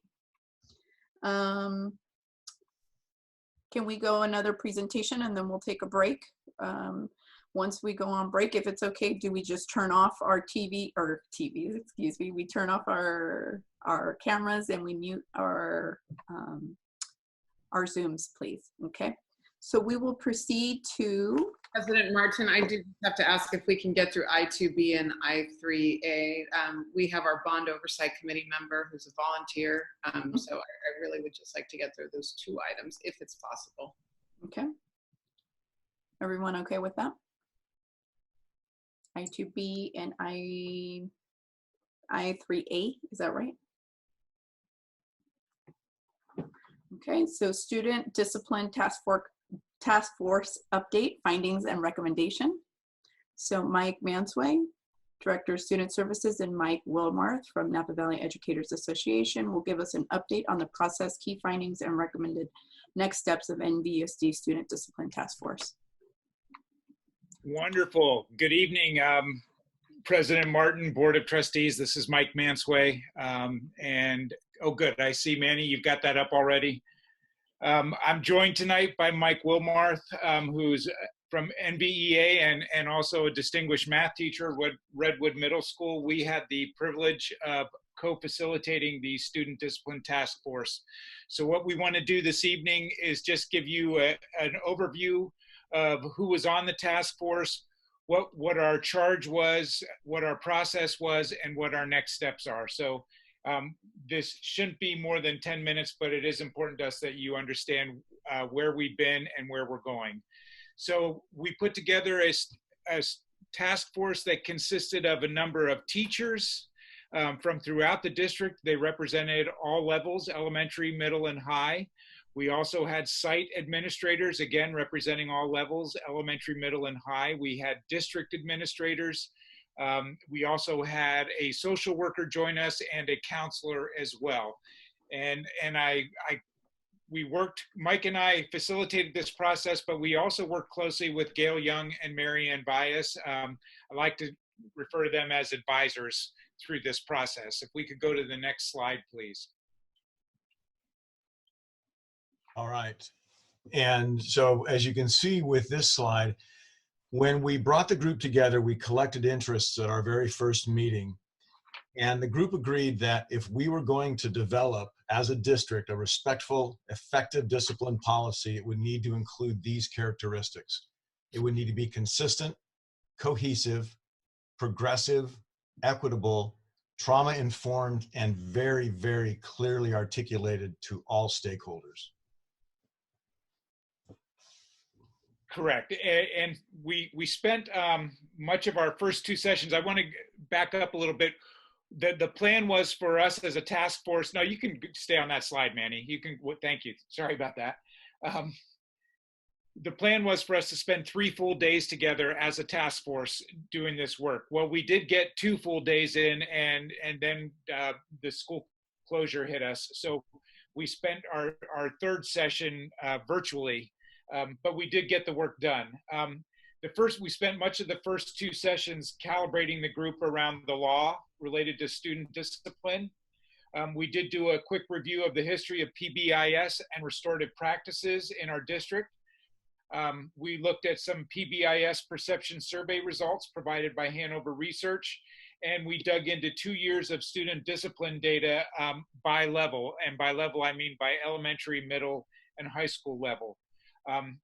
We also spent a lot of time very closely examining and analyzing the discipline systems from 7 other K-12 districts, 6 of which are from California. 1 was actually Syracuse, New York. Next slide, please. So as we went through, one of the first things we did once we had built all the groundwork was to look at where we saw concerns with the existing discipline system. And these were the concerns that we identified. In the existing system, there is a decided lack of cohesion and a lack of consistency across the system. Communication with staff is sporadic and inconsistent. When we talk about other means of corrections or interventions, they're inconsistently applied and recorded based on the site, based on the level. Sometimes there is not a standardized set of discipline policies, even at particular grade levels. So for example, across the middle schools.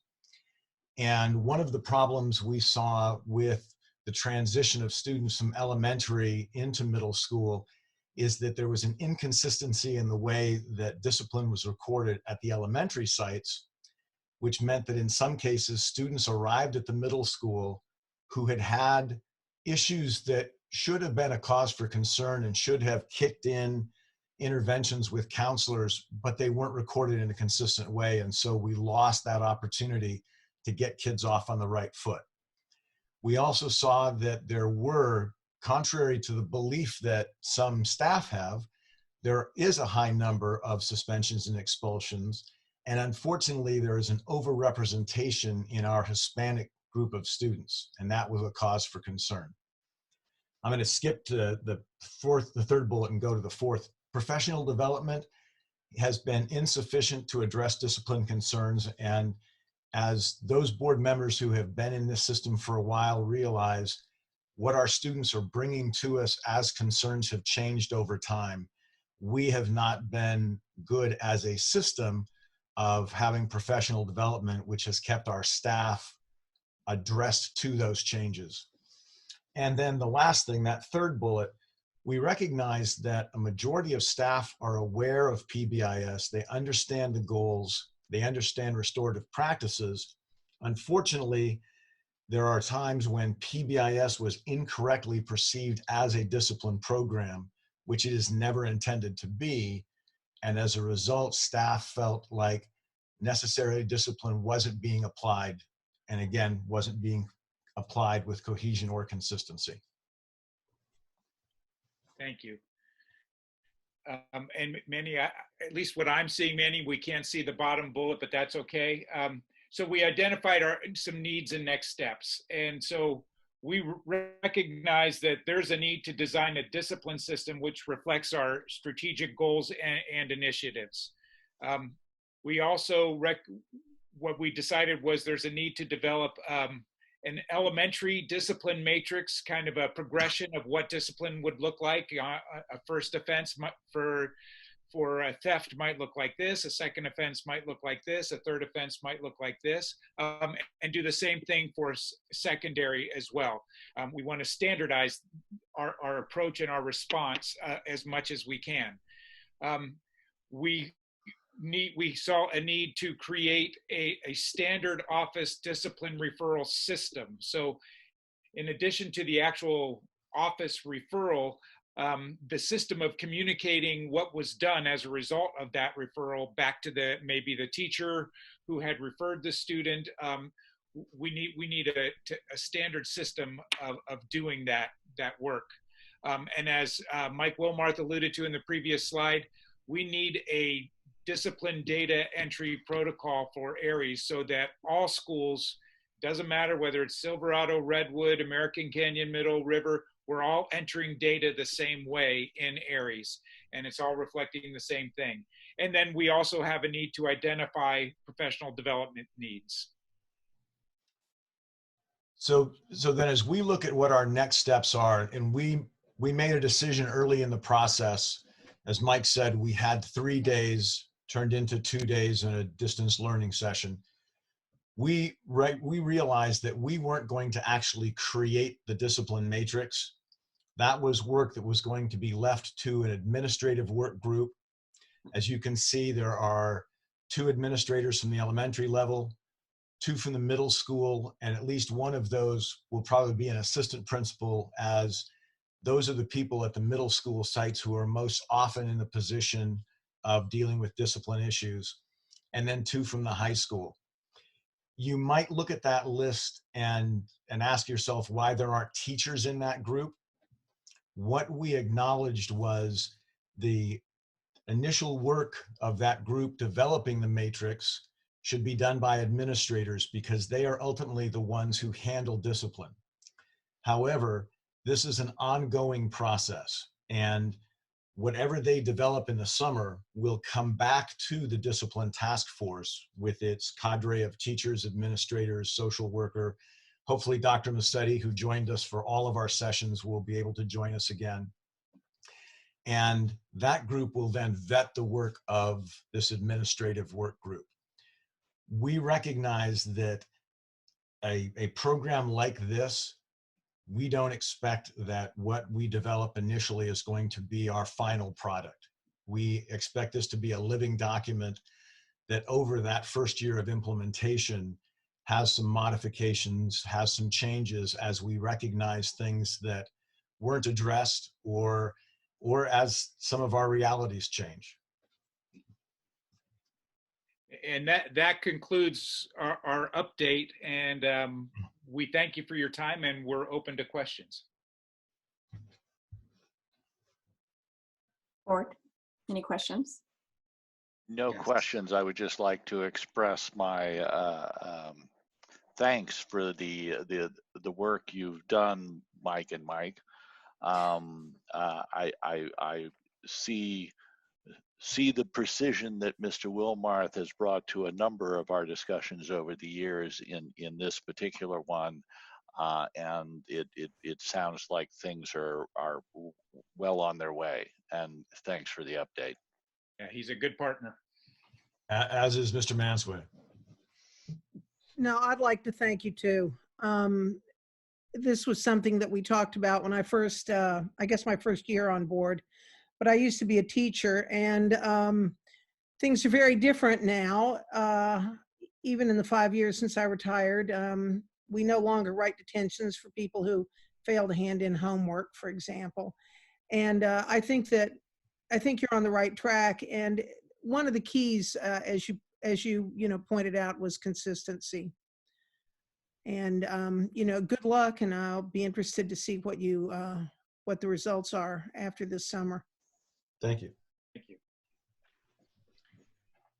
So I would like to say that I'm glad to see that you've realized that PBIS doesn't fill the discipline system lane. It is merely a restorative tool to be used and is not a substitute for discipline. I look forward to seeing the matrices that you guys are pulling together. I think that will help to create consistency with regard to enforcement around the district, and hopefully cure our problems with teachers feeling unsupported and like there is no discipline in the classroom.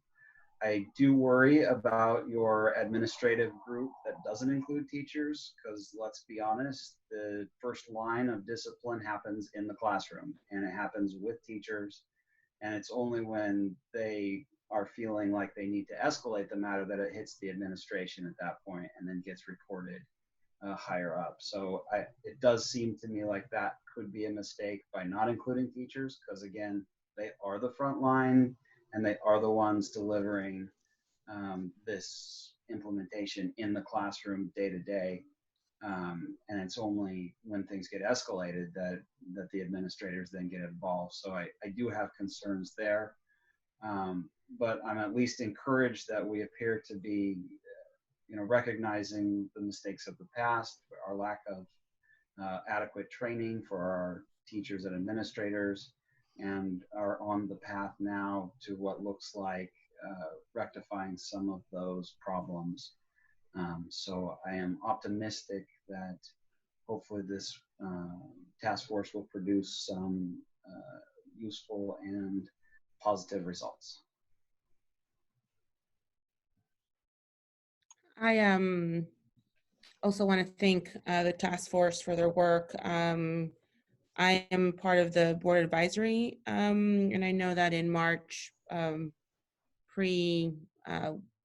the schools and not meeting in person, at that time, Marianne Valles was giving us an update of the discipline task force. I think, although I find the presentation, I know we don't have a lot of time here and it's late, but one of the concerns that I expressed early on was the PBIS survey tool that went out.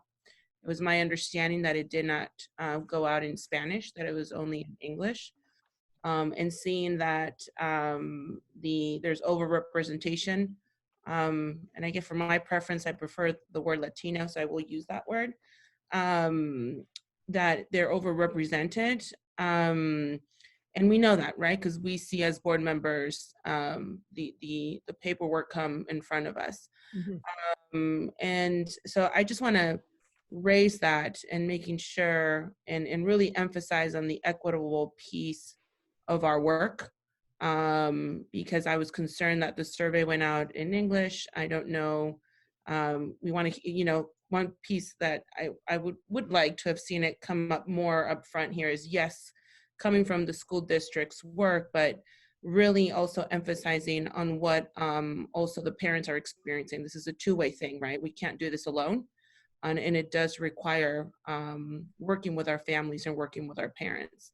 So that kind of input is going to tell us a lot versus looking at the system that we, based on the findings, of course, we can see there's, and, it's not coming to surprise to see some inconsistencies.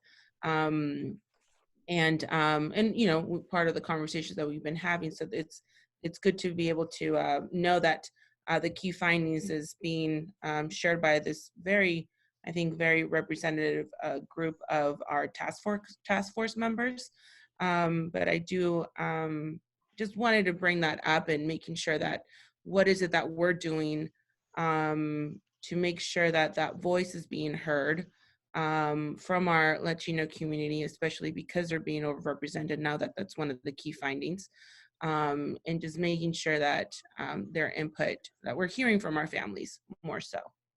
If I may speak to that for just a moment, if you look back at the third slide where we look at the interests, the last but possibly most important of those interests is the idea of clear articulation. And that is not simply a clear articulation to staff around the discipline policy. It's also very much a clear articulation to parents. We recognized in the process the importance of parents as partners. We know from our experience that if we're all on the same page and if parents see the discipline policy as being something that is consistently applied, that is equitable for students regardless of color, then they become our partners much more readily. And in the long run, yes, teachers benefit, but more importantly, students benefit. So part of the work of that task force this summer will be to make sure that whatever is developed is clearly communicated to all of our parents, Latino and Anglo, Spanish speaking and English speaking, so that we can have parents as very clear partners in this process. So from that survey, if they didn't provide input initially, where can they provide input? So much of what we used that survey for was to look at how staff, we looked at parent input, we looked at student input. One of the things we wanted to be very clear about was how staff currently saw discipline, because we recognized that staff is going to be the group that, as Board Member Gracia said, staff is going to be the group that puts the discipline policy in place. As we move through, one of the things I can say in the work that NVA has had with Dr. Massetti is she is not shy about going out and getting opinions from people. And I would expect that in those programs that she puts together to garner interest from the community, this discipline policy that's developed will be one of those things she asks for a lot of input around. I don't mean to speak for Dr. Massetti, but again, I would wager that that's going to happen a lot. I would like to make one last request also, that the results of the staff survey that went out on the PBIS be shared with the board at some point in the future so that we could see how staff felt about the PBIS implementation. I'll provide that. And I just want to clarify too, it is true that the survey did not go out in Spanish, but there were no parents surveyed. It was all staff and students. So there were no parents. But in retrospect, we should have had it go out in Spanish to our students who needed it in their first language. Right. We have lots of English language learners. Mm-hmm. Additional comments? So my only comment to both Mike and Mike, great presentation. Thank you so much. I don't know if you could see me gleaming and smiling the whole time. I think this is a shared interest on behalf of the board.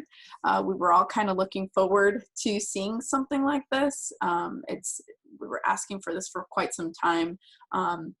And it's nice to see that there was some blameworthiness in there and accountability on behalf of the school district, kind of saying, yes, this is where we're vulnerable and this is what we have to fix. It's not something that we didn't notice. And I think that's why this topic came about, that we needed help. It was an area of interest. So I do really appreciate the time and the commitment of the task force. On behalf of, and I think this is just a general comment, that if we're ever going to produce any kind of tool, and this goes back to the same day that we interviewed Dr. Massetti for the position, and there was something really important I took back from her interview, was that she said, why not? And why not means if one tool is going to go out there to the community, why isn't it being produced in Spanish? And that's just the bottom line, since we already know the numbers. It's not nothing that we're going to find and discover. It's just there already. We know that we're that the Latino population is a majority, so why aren't we producing this, knowing that we have to produce it? So it's just kind of a mindset that hopefully everybody can get into, that it's not like, oops, sorry, we've only produced it in English. I think we should put our best foot forward that it is what it is, and we need to start producing it no matter what. So that's just my opinion.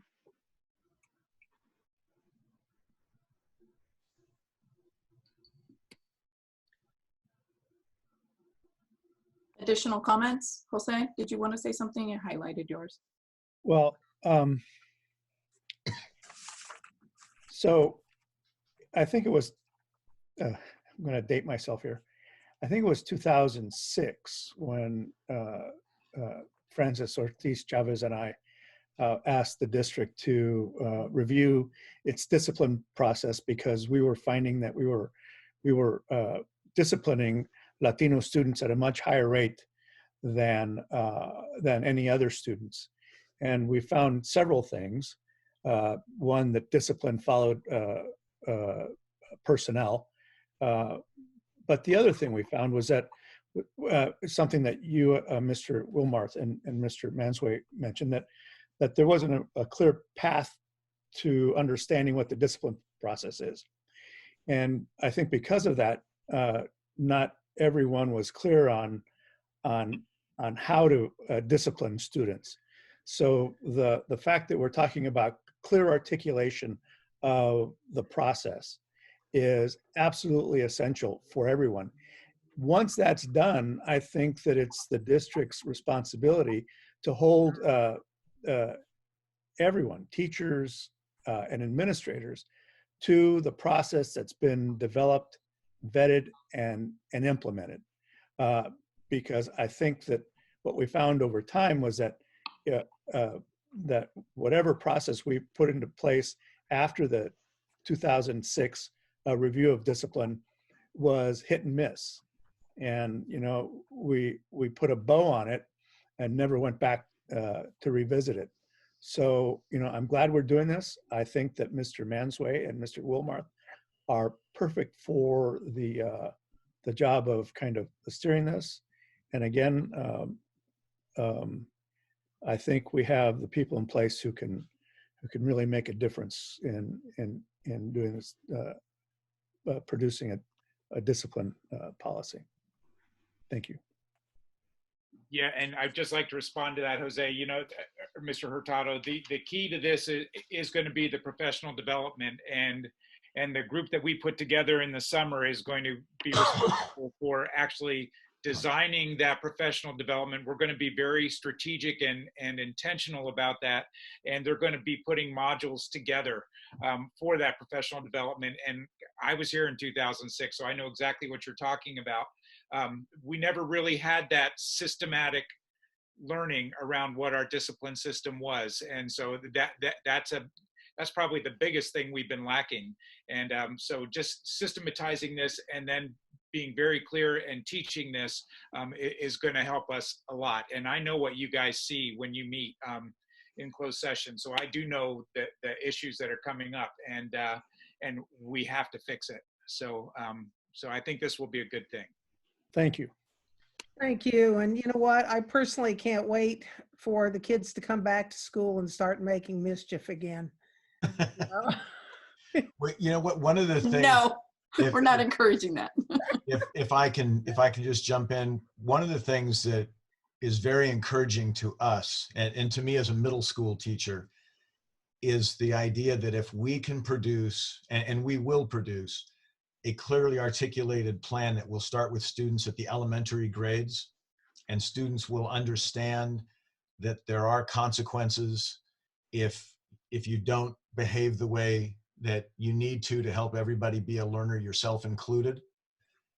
And that's applied in a consistent way, and it's applied in an equitable way. As students move through the system, we're going to have fewer and fewer problems, because kids thrive on that idea of knowing where the fair boundaries are, knowing where the respectful boundaries are.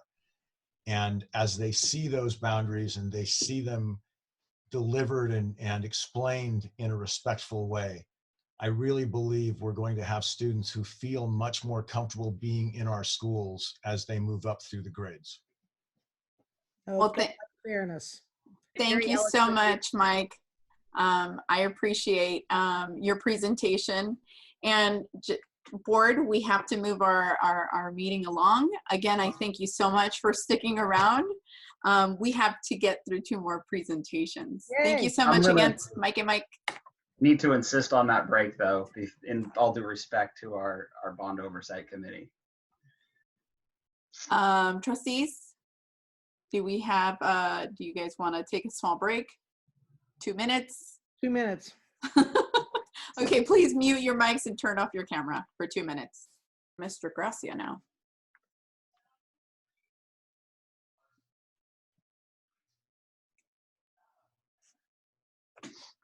Okay. Okay, so we are going to continue on with, we finished I2B. Now we are on I3, I3A, SBC 10.2-20 Bond Oversight Committee, CBOC Measure H Annual Report.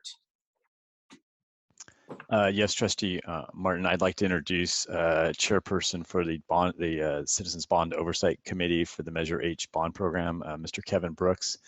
And for the record, I know Trustee Water has always mentioned how she's not going to get rich doing this job. Well, I'll tell you right now, Mr. Brooks is not getting rich at all either, because he doesn't get paid for this. So, Mr. Brooks, thank you for hanging in there, and take it away. Good evening, Dr. Mazzetti, President Martin, NVUSD board trustees and staff. Thank you for having us tonight. I'm, however, a little disappointed that I can't wish you all good morning yet. We're here to present the annual report for the fiscal year of 2018 through 2019. And I'd like to jump on the theme that started earlier this evening, that we are doing this for the kids. 3 caveats. The report you have in front of you is essentially the body of the report. There are a variety of appendices that will be included in the final version following this meeting.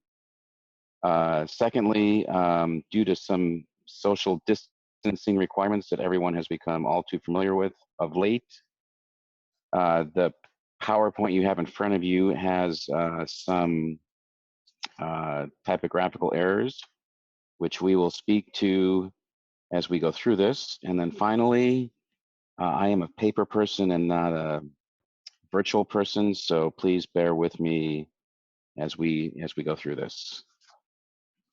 All right, Ms. Kelly. First acknowledgement. This is our third report for the Measure H bond for the third fiscal year cycle.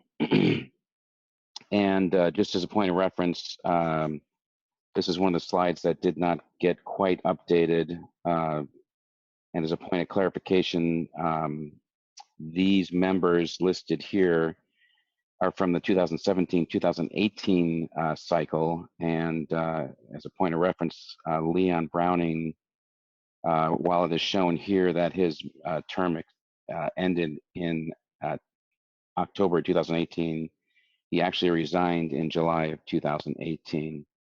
And we are currently 6 members, which we'll get to in the next slide or following slides. So our annual report is consistent with the district's goals of communication and community engagement and advocacy, which is the first item on our bylaws that you all created for us, as well as the goal that Assistant Superintendent Pearson represented previously, economic and efficient asset management. Next, Kelly. So a little background about Measure H, which I'm sure you're all familiar with. It was passed in June of 2016, includes $269 million in bonds, all of which have been sold currently. And the categories include, I guess, what would be called emergency repairs. So seismic upgrades, as well as repair of earthquake damages, as well as one of DSE's favorite taglines, which is FLSO items, fire life safety issues, as well as infrastructure upgrades and technology upgrades. And we have had of late 2 implementation plan updates, one in 2019 in April, and then most recently, which you all approved here in February of this year.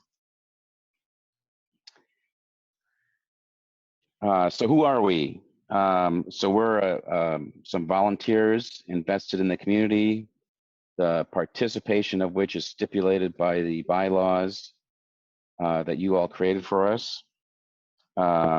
We have on our committee of now 6, 2 general contractors, 2 PEs, 1 inspector, equivalent to inspector of record. Amongst us, we have roughly 125 years of experience in the construction industry. And we also have a member previously involved in the financial services industry. And up to this cycle, prior to this cycle, we had 2 PhDs. And I think, one of the keys, our numbers have continued to diminish. We are welcoming Jill Barwick to the team with this new cycle, member of the Napa Taxpayers Association. One of the keys to maintaining the participation in the Bond Oversight Committee is empowering our members and valuing their participation and engagement, and their acknowledging their interest and passion for making a difference. Next, Kelly, please. Again, these are the 3 high points of the bylaws. Inform the public, review expenditures, which we do at every meeting. And then why we are here tonight is to review the annual report for the 2018-2019 cycle. Next, Kelly, please. Oops. Okay, so Measure H is the fourth bond measure, and it's really a unique bond amongst the four. So Y, M, and G were issued roughly 4 years apart. Measure H was issued 10 years after Measure G and represents roughly 50% of the of the bond commitments to date, at least in this graph. 269 million against the 570 million. What's unique about Measure H is that it includes, I guess, the highest level of complexity in that it includes major capital projects such as snow, river, and projects like that, as well as a plethora of smaller projects. So it requires the ability to manage not only large projects, but a series of small projects. Next, please, Kelly. All right, so this is the implementation plan for 2019. And staff and district has adopted this method of categorization of projects, which is consistent with the categories, generally consistent with the categories in the Measure H bond language. So seismic and emergency projects, which were roughly in the 2019 plan, 36% of the allocation, as well as growth and modernization projects, which were roughly 47%. Next, Kelly, please. So the February plan that was approved has those same categories. The percentages are roughly the same for those first two tier categories. Excuse me.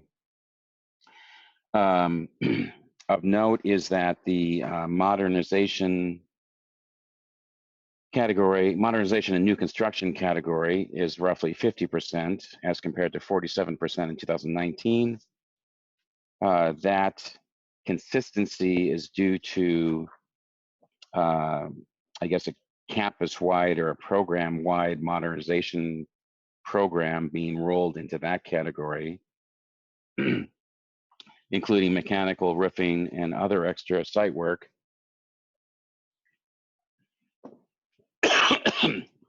Excuse me. Which has offset the reallocation of funds from American Canyon Middle School. Next, please, Kelly. So throughout our 3 cycles of annual reports, we have had the luxury, I guess, for lack of a better word, of talking about cost escalation. And this is a graph that takes the cost escalation across the 4 bond measures beginning in 2000. And just as it is intended, and we showed this last year, but it's intended to show the challenges of cost escalation relative to the durations of the projects related to the individual bond measures. Next, yep, next please, Kelly.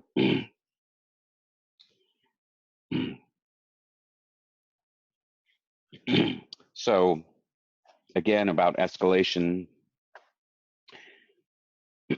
Over the life of Measure H, the annual escalation has been about 9% per year, which is pretty steep. And up till March was pretty consistent. We'll see what happens in the post-COVID environment. But what this means, next, Kelly, please, is that our $269 million that was sold in 2016 based on a 2014 master plan, to get that same value in today's dollars, we need over $375 million now. So hence the need to have the implementation plan updates every year that we just went through. So moving on to the meat of our statutory requirements for our annual report. The annual report is based on a third-party auditor, and the third-party auditor's efforts associated with Measure H bond funds is a subset of its audit services that it provides for the district overall.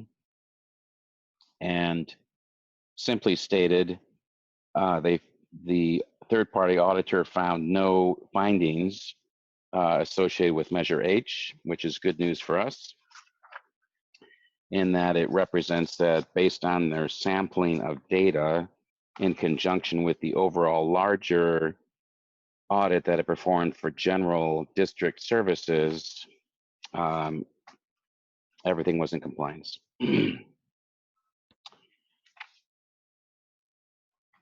So one of the things that I appreciate about our bond oversight committee is the passion and the interest that our members make or take in our community and their oversight responsibilities associated with Measure H. And this manifests itself in specific comments that we have issued every year associated with our annual report. So specific comments number 1 and 2 for this cycle, for the 2018-19 fiscal year reporting, are associated with previous reports' specific comments. And generally, there's 2 consistent themes with those. One is associated with the need to do these implementation plan updates, because as part of the implementation plan updates, many different things are reevaluated, which we'll speak more to. The second theme, or second and third themes, is generally related to governance as well as communication. And one of the things that we are continuing to work on, which was a specific comment to the last cycle's annual report, is a quarterly communique that is almost ready to go to press, that translates into English for Joe Public, high points of what the bond is all about, recognizing that not everyone is interested in reading our 100-page annual report when you include all the appendices. Can I interrupt you really quick? I'm very sorry, but we are up on our first hour that we've extended our meeting. Can I get a motion to approve an additional hour? So moved. So Second. I have a first by Ms. Water and a second by Mr. Joe Shunk. All those in favor? Aye. Aye. Aye. Abstentions? Nays? Motion carries. Thank you. No worries. All right, so beginning with specific comment number 3, these are the specific comments specific to the 2018-19 fiscal year cycle. And again, you know, I want to acknowledge the volunteers of the Bond Oversight Committee for their investment and passion in doing their job and making these comments. So specific to this year, right, much discussion and much gnashing of teeth relative to updates to the implementation plan. And just as a point of reference, the Bond Oversight Committee, that falls, the decisions associated with the implementation plan, what is in it, what is not in it, is outside the purview of the Bond Oversight Committee. And we have no jurisdiction or decision-making authority over that. That said, we did find that, you know, due to an apparent lack of standardized processes and decision-making, in this case, specific to a lack of consideration of operational costs or OpEx when making decisions on CapEx expenditures, capital expenditures, that investments were made, for example, in the fees to design and permit American Canyon Middle School number 2, as well as other investments in the schools that were small schools that were subsequently closed from Measure H funds that ultimately, as a result, did not bring any value to the district. So said differently, roughly 6 million, or 5.72% of the $269 million of Measure H funds were expended for those purposes, which ultimately do not bring any value to the district, given the current implementation plan that is being pursued. Next, Kelly. Thank you. Another finding, or another comment rather, sorry, and we have since worked this out, is ensuring that the Bond Oversight Committee is aware of and educated on the demographic metrics that the district uses to do its planning and reevaluation of implementation plans. Next, Kelly. Okay, so beginning, I believe, with the 2018-19 cycle, the preparation of the financial reporting that the committee has seen has changed. And I guess simply stated, it's categorized differently, which allows higher level analysis and the ability to tie relationally things together based on campus projects and things of that nature. And we want to acknowledge the staff's efforts in making that happen.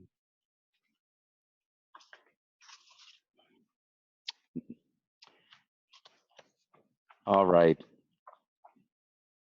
So it was about a year ago, I believe, that we had Don Evans' memorial service, and we're definitely in a different world. So one of our other findings is that there is, many of the functions that were previously done under previous bond measures, the other three previous bond measures that were done in-house by the district have now been outsourced to third parties. And it is the Bond Oversight Committee recommendation that the district consider not only the economic value of doing that with third-party vendors versus in-house, but also take under consideration the perhaps non-quantifiable value of the corporate knowledge that doing that in-house would develop in the contemplation of further bond measures or maintenance and operations, PM&R type, developing a PM&R type infrastructure for the district. And finally, one of our underlying themes involving our discussions over the past year, or the discussions relative to the year covered by this report, is that Joe Public may not always understand the limitations that school districts, including NVUSD, face when trying to fund CapEx projects or capital projects. It's a misrepresentation to think that NVUSD can just go build a new school from its existing annual budget, even if there weren't any other constraints on the annual budget.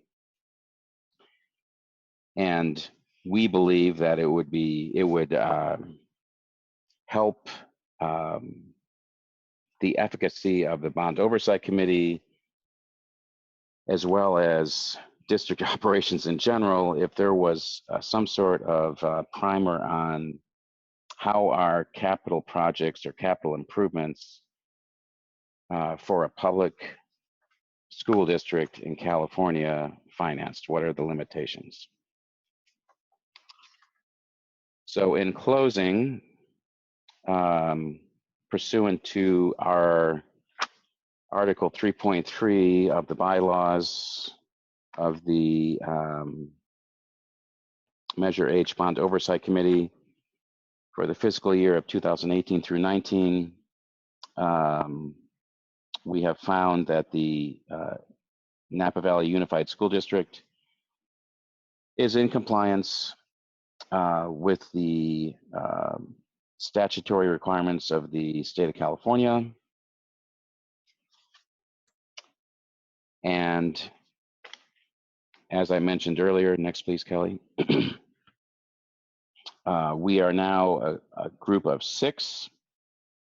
So we are open to having others involved to get involved in Measure H, and we are open to more attendance in the Measure H meetings. We have had lively public participation, I would say in particular over the past 12 months, which we welcome because it's all about educating the public about how bonds work and things like that.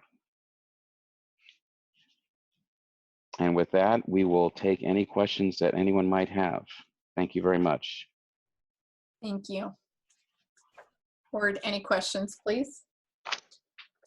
I would just like to offer a bit of pushback on comment number 3, which indicated that we had wasted money by upgrading some of the schools that we ended up closing, particularly as it regards to Mount George. I think that the money that we spent there was quite well spent, considering that what we purchased was the ability for our children to attend school without having to walk through a river of shit. So I think that was actually quite effective use of funds, even if it was only for a year or a little more than a year period of time. It's rather important that the children actually be able to get to their class without walking through fecal matter. So I just wanted to offer the pushback that I think that was actually money quite well spent. I will agree with the substance of what you said, David, because sanitation is important. There was also a comment about the ACMS decision. The cost-benefit hierarchy that you referenced was not the only driver behind the ACMS decision. When you consider declining enrollment, increase in STIRS and PERS, the other financial consideration, a different administration that originally made the decisions, I think that was not an objective assessment of what actually transpired. And demographic studies were utilized, made transparent, and updated during this administration's analysis process. It was the appropriate decision predicated on the financial circumstances that we were dealing with at that current time. So if I could comment to both of those, our purview is only to speak to, are the Measure H funds expended economically, and is the district getting best value? So the intent of comment number 3 relative to ACMS is, or our intent rather, was at the time funds were expended to go forward with capital expenditures using Measure H monies without consideration of the added operational costs that would be required to maintain the operation of an added school. And that resulted in expenditures of Measure H monies that ultimately did not bring any tangible benefit. It's not to say that the decision to not proceed with American Canyon Middle School number 2 was not a prudent decision given the economic climate. That's beyond the purview of the Bond Oversight Committee. But that may be true, but does greatly influence, from my perspective, how it should be viewed to the public. I understand your responsibility. My other comment was on number 6. Hold on, let me grab my notes. Hold on. As much as I respectfully appreciate what Mr. Evans did, he was not actually a district employee, he was a consultant. And while he was very strategic in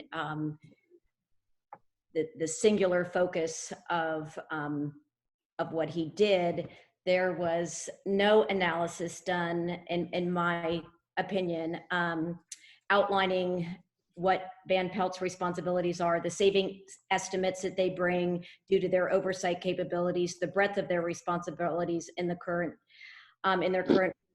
contract expertise, and bandwidth assessment also. So it'd be interesting to do a analysis on sorry, I'm so tired. Number 6, where you where the implication is that we did a better, that it was more properly managed, economically managed, with a in-house team. Don was not an in-house team, and I would argue, if we put together the assessment, that Van Pelt is able to save us money in the long run with the breadth of what they can do. Just my observation. Right. So if I could speak to that, we're not here to say that Van Pelps is not bringing value to the bond program, and we're not here to say that Don Evans was the Save All program. We are. So I'm just speaking to the comparison used. Right. We are here to say, perhaps a poor introduction on my part, we are here to say that based on our obligations to look at, to ensure that the district is getting best value, and I would personally encourage everyone to do that analysis. But we would, we're here to say that the, you know, to ask the district to ensure that it's getting best value for the monies that are being invested. No, I think that's ultimately you will need to do another bond measure for ongoing CapEx and ensuring that there is corporate knowledge within the district to execute or at least be participatory in that measure with or without third-party consultants is paramount to the success of that future bond measure. I agree. I just wanted to be clear that the Van Pelt fee is in line with other firms, and that that an assessment of value added is certainly in order. I understand, but I won't repeat my comments. But I believe that they're in line, and that they have been able to, as I said, be value added. So this is Joe. I guess I have a slightly different perspective. As in the days right after H passed, a couple of us had a hallway conversation with the then superintendent. We expressed concerns about the need for institutional knowledge, which I think is what you're really, Mr. Brooks, getting at. Is there's both there is some value, perhaps qualitative, to having district hands on the tiller. I think getting to if we could go back, or if you could describe a little bit more about the studies you referenced in, I think it was number 6. Because I think my observation, having seen both measure G and H up close, is that in the time between G and H, our good friends in the legislature and DSA added several more required studies to what we had to do in G. I'm thinking primarily of the PEA study, but there were also some additional studies around Native American bits that might be found in the ground, and there just seemed to be more and more planning commission like studies we ended up having to do. I think I'd rather have the district focus on the big picture and get the big stuff right, and consider outsourcing some of the very technical chemical analyses that we ended up doing. But I might be misunderstanding the studies you were referring to. I'm taking away from this that, and it may, we may have to wait to late summer to really get much traction on it, but I think you're asking for us to help recruit some additional members to the bond oversight committee. So I take that as a takeaway. I think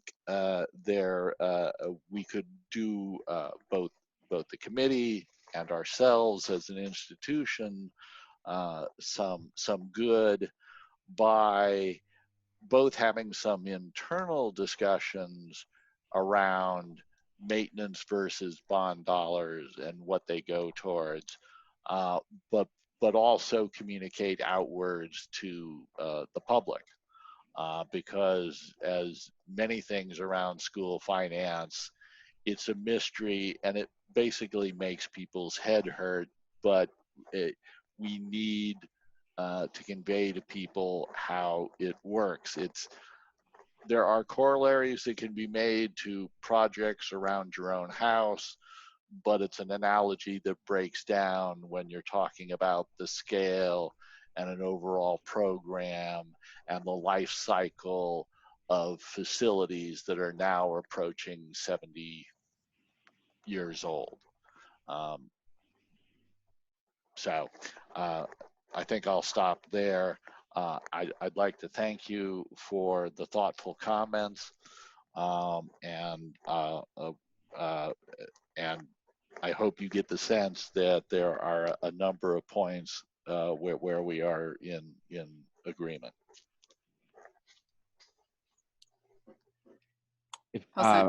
Just, to respond to a couple of things. Again, I think Measure H is a fundamentally different type of bond measure than Y, M, and G. I think the building code never gets simpler, it only gets more complicated. And entitlement, whether it's through a city jurisdiction or DSA, also gets similarly more complicated. So you're absolutely correct in your observation that to entitle and build a school in 2020 is a much more complicated process than in 2000, many more steps. And the district should not be doing its own soils reports or own EIRs or own hazmat undertakings. That should, in any case, always be outsourced to, at least in our view, to third parties, because that's not the district's expertise. And yes, we would, the bylaws ask for between 10 and 15 bond oversight committee members. And Assistant Superintendent Pearson has been diligent in pursuing folks and beating the drum to get more participants, and we will continue to do that. And again, to our previous comments, to maintain the current level of 6 and to expand that upward, it's important to let those that are participating that we're going to ask to participate know and understand that their voices are going to be heard. And finally, the last, the intent of our last comment is we've had lots of, or many meetings with high public attendance, which is a good thing. But the Bond Oversight Committee is not, it has no jurisdiction, nor does it want any, relative to what projects go forward or what projects don't go forward. And those discussions consumed 95% of the public comments. And we believe that if, presuming people read it, right, if there was more education of the public about the complexities of financing of school construction, that perhaps meetings would be more beneficial and public policy would be easier. Well, that is a very diplomatic comment. I appreciate that. And it's true. And I'd like to thank you for specific comment 5, saying that you appreciate the recent steps that the district has taken to make financial information more accessible and transparent. And I think that's been a big change we've made. And I'm glad you noticed it. Thank you.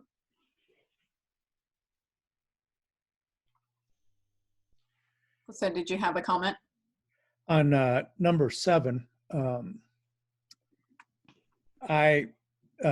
actually, I'm glad it's there. We have a tendency of informing the public as bond elections are approaching during the campaign, and then a little bit after, and then we just go about expending the funds without keeping the public again informed about what can be done with bond funds and what can be done through the general fund. So thank you for that comment. I will encourage us in the future to maintain that information campaign around funding. Thank you. Right, Mr. Brooks, thank you so much for your presentation. And I just wanted to add just a little bit as far as the obligations go. Thank you so much. I know your duties as the oversight is to report out and see where we could have found cost savings. So I see what you're trying to say with regard to with regard to American Canyon Middle School, and should we have had the right or best information presented to us, I think our decisions would have been different, is what I'm feeling. Ms. Robin Jankowicz was trying to reflect. I know it's your duty to report where we could have made that change. And also, if there aren't any following comments, I'd just like to give you a formal apology. I'm so sorry. We're just going to remind the board to please watch your words or choose your words wisely, because I do not know who is on this live webinar, whether or not we have underage students. Okay. If there are any other questions, I'd like to move forward.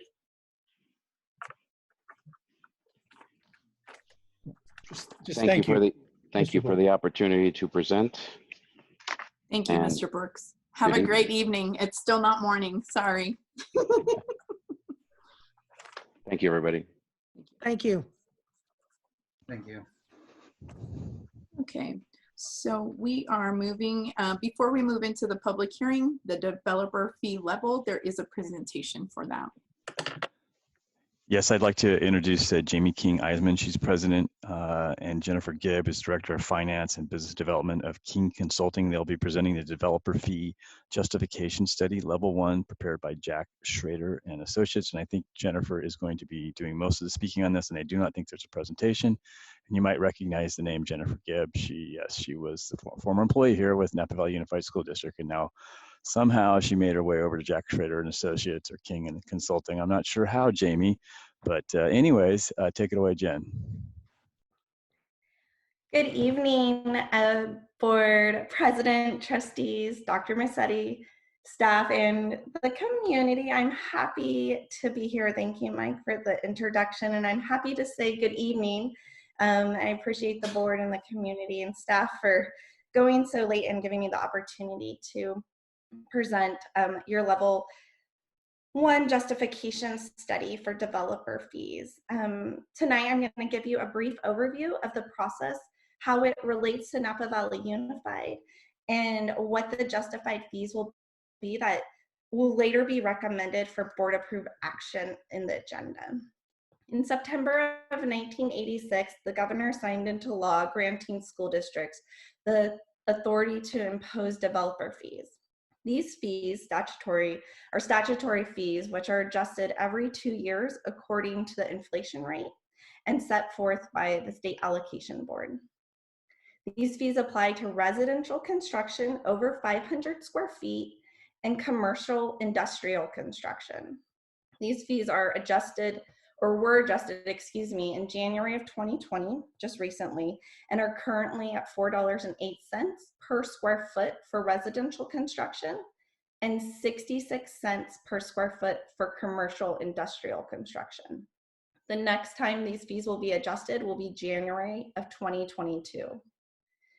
In order to levy these fees, Napa Valley Unified, as well as all school districts around the state, must make a finding that these fees are justified by conducting a study. The fees must bear a reasonable relationship to the needs of either new facilities or modernization of your current facilities to accommodate the growth of the students. The current study that is up for review and approval this evening demonstrates a relationship between the residential growth and the need for extending the useful life of your current facilities or modernization at NVUSD. Modernization needs are determined by the analysis of the number of students generated by projected development and the per pupil cost to modernize the facilities. The NVUSD estimated modernization need is analyzed based on the students generated by new residential units and the per pupil modernization costs of district facilities to house those students. This total cost is then divided by the square footage of those new units to arrive at a cost per square foot. So what does that mean? What it means is that the cost per square foot for Napa Valley Unified was calculated at $4.42. And that then allows the district, or says that the district is justified in collecting the maximum level 1 statutory fee of $4.08 for residential development. In addition to the residential development bringing students to the district, commercial development also brings new residents to the district for the district to house those students, Based on this calculation, the district is justified to collect the 66 cents per square foot, with the exception of mini storage, which is collected at a rate of 9 cents per square foot. Overall, this study justifies that the district is to collect the statutory developer fee, which, like I said earlier, was increased in January to $4.08 per square foot. We've highlighted in the report that you have in the executive summary all the pertinent points. And if there's any questions, that concludes my presentation.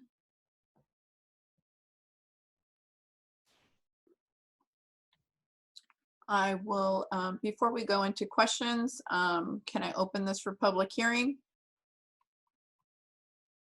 And then we can ask Ms. Gibb for questions. There are no public comments on this item, President Martin. Okay, that would close our public hearing. Questions for Ms. Gibb?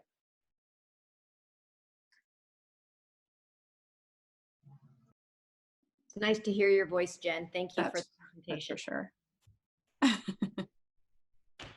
Thank you. I'm so happy to still be able to work with the district. Like Mike said, I just found a way to come back and work. So I'm happy to be here. Sounds good.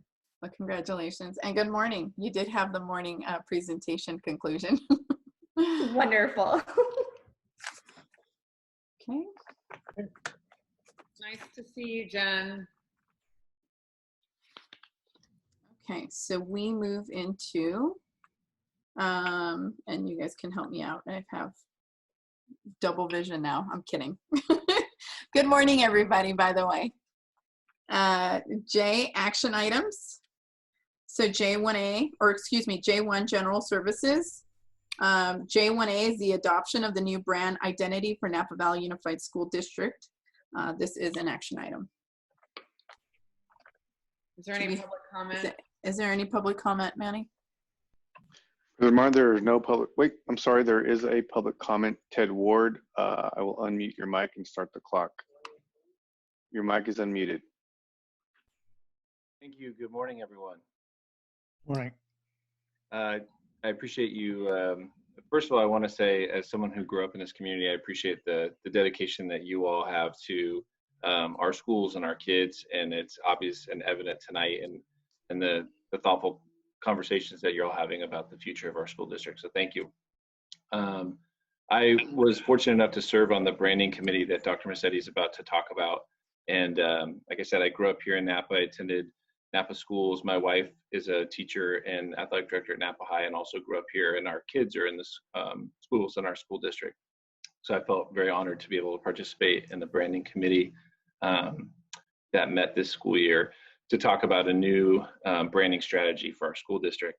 One of the things that kind of really struck me about the work we did on the branding committee was the many, I would even say hundreds of words, phrases, variety of things that the branding committee members thought of that represented the heart of NVUSD and what it means to be a student and be educated in this community. And so those words were kind of, and I know Dr. Massetti is going to go into this in a moment, but those words really are represented in the logo that you're about to see and our community will see. And what I wanted to just stress to those tonight is that the marketing campaign that will accompany the logo and that will kind of move our district forward. The combination of the logo and that marketing campaign will really create the magic, I think, for branding NVUSD as a bold school district that has big ideas and really supports students in the community like it has for a really long time. And so I'm excited to be a part of that process, and I'm excited to see how this logo and the marketing campaign that will go with it will help us grow our enrollment in the future, improve staff retention and staff recruitment, and really be something that is a proud symbol of our community from American Canyon to Yountville. So thank you for your time. Thank you, Mr. Ward. Thank you, Ted. So it said you should start your day off with positivity. Thank you so much for doing that this morning. Thank you, Ted. Thanks for hanging in there too. Yes, thank you so much. Now, Dr. Massetti, do you have any comments or like to bring anything forward? I do, just really briefly. You have a presentation. It's really late. This is, you know, kind of a consequence of the fact that many of our items that we were going to talk about all got punted to this meeting because the last meeting we tried to keep light given the recent breakout of COVID-19. So I appreciate everybody powering through and soldiering through given the special circumstances. So thank you. And yes, in the wee hours of the morning, here we are. You know, I think that actually all of the work that's on the agenda today, from the improvements that we're making in terms of our bond program implementation, the discussion that we had about the discipline task force, you know, the policy work that we're passing, the contributions that the trustees are making at doing deeper work in committee spaces, is really all the reasons that we're adopting a new brand today. So tonight is, and why I'm asking the school board to adopt a new brand. Manny, you want to put the slides up? Yes, there are slides for this. So, but I'll keep talking while Manny does that. So in our strategic plan, if you could go to the second slide, Manny, in our strategic plan that you all adopted in December of 2018, we talked about strategic plan goals. This branding work is really nested in strategic plan goal. 3 around communication, engagement, advocacy. And it's also in goal 4 because one of the major pushes for why, despite the very packed agenda, I decided to bring this item forward and not wait much longer is because what some of the most important work that we need to do in NVUSD is a very, very tactical and strategic enrollment campaign and marketing campaign to address many of the issues that lie ahead. We know enrollment is important for a variety of reasons, but we know that we cannot fight the enrollment battle if we do not have a strong brand identity that we can use to tell the compelling stories. You know, kind of what Ted alluded to in his public comment, who was an extraordinary member of the committee. We want to be able to tell compelling stories about the amazing work that's happening in NVUSD. And it's important to have a strong visual that signals to our community that we are doing business differently, that we're doing business better, and that we're serving kids in a better way, and that we are committed to improvements. And so these beautiful new stories that have been here, but that we want to continue to sort of create a narrative around, deserve a crisp new visual alongside them. So go ahead, Manny. You know, with a really strong vision and mission, our 2019-2022 strategic plan, like I said, it's in place. So it's the right time to signal a new era for the district. And you really can't do that by sort of dragging along an old logo or an old brand identity, or one that maybe wasn't really adopted deeply into the culture of the school district as it executes on its business and on its mission of providing equity and excellence for all students. So our goal with the branding committee was we wanted to create a fresh, more impactful brand identity that will tell our story in a more compelling way. Go ahead, Manny. NVUSD is more than a logo, so I don't want it to just feel as trustees that you're just adopting a new logo and supplanting and just slapping on a new logo onto letterhead and or signage. This is much bigger than that. We are adopting a branding identity starting tonight. It's a fresh identity that speaks to who we are and what we do. It's a logo that represents education and our strong rooted community, where folks like, you know, Ted grew up in and stay committed to and raise their children and bring their children back into our schools. That makes us very, very special and unique. And we want to leverage that as part of our compelling story. A way to evoke better storytelling and marketing to showcase the amazing educational opportunities that we have in NVUSD, and visuals that signal NVUSD has a new direction. We have new leadership that's across the board. We have a completely new senior management team, a new strategic plan, and then obviously with all this needs to come new branding. So the next slide, you know, I'm not going to go into the details, but there was a process. This work has started back in August, and you can see the timeline there. We had 3 of our trustees participate in this robust process. That was Trustee Gonzalez Mares, Trustee Jankwitz, Trustee Gracia, and we started the work of building a brand, and that's not an easy process. We did have facilitation from a designer and from our public relations firm, Q Communications, and they led us through a really robust, rigorous process that, you know, helped us identify what are the strengths, the weaknesses of in our district, and how can we kind of use a visual to, you know, start to, again, to build that sort of new identity. We also engaged NVUSD employees and parents through a branding survey and through several in-person meetings, and got some initial reactions to the logo and the branding identity that I bring forth to the school board tonight. What were the major takeaways from all of our strategy sessions? NVUSD is about opportunity for all. NVUSD is about community. NVUSD is about lifelong learning, and NVUSD is about purpose.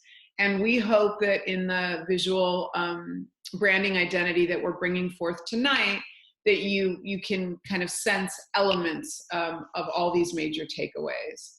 So specific to the logo discussion, if you can proceed, Manny.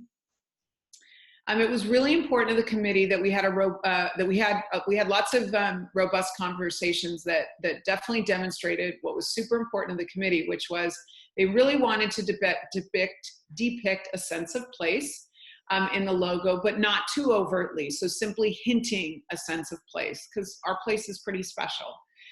This idea of growth was very strong. This idea of cultivation was very prominent, and that these were kind of important aspects and elements of what we do for the students, for the kids that we serve. There was also this major takeaway that NVUSD is a very tight-knit community. We all know that, where tradition and roots are very, very important, and we honor those. And we treat them with a great deal of care. And we're in the business of education, so we know of course, international industry of wine is what the Valley is obviously known for on an international level. But we are the school district in wine country and in the Valley, but we are in the business of education and learning. And so we need to connect to that, the concepts about education and learning, because we serve kids in the Valley, and that's our driving mission. So just some other kind of stylistical ideas that popped up through the robust branding process. There was a preference around a round logo. Again, I've said education and sense of place, not specifically grapes or wine. And then no clip art. We want something that looks professional. If we're going to be talking about a very strategic marketing campaign, we need to be able to take this logo to, putting it on, uniforms, to potentially blowing it up and having it on buses and on billboards. It's got to have an incredible, distinct and compelling digital presence. And so clip art's just not going to do it for the quality that we're looking for. Go ahead, Manny. So tonight I present to you in black and white the new NVUSD branding identity. Here's the logo. We've presented it to you in this presentation. You can see it on shirts. You can get a sense of what it would look like on business cards, in any mailers that we do. I'm competing with the alarm here in the building. That's the beeping in the back. I just wanted to tell, so just a little bit, let me break down just a little bit some of the concepts, and then I'll toss to the trustees that served on the committee who want to elaborate. You see the circle, which we said was a prominent concept. We believe that the foundation of education, I think Trustee Water will appreciate this, is literacy.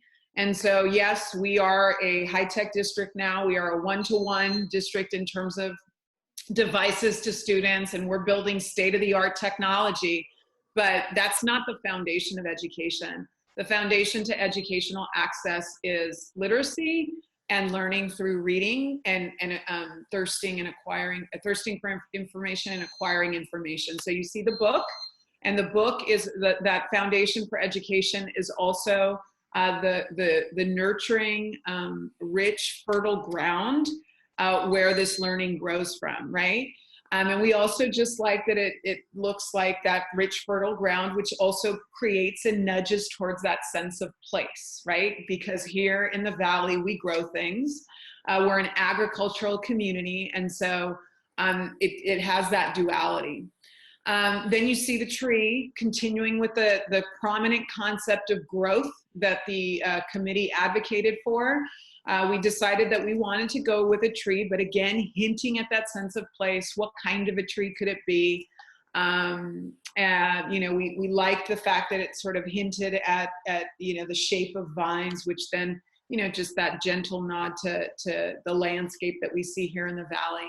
But most importantly, what excites me about this is that the tree is breaking through the circle.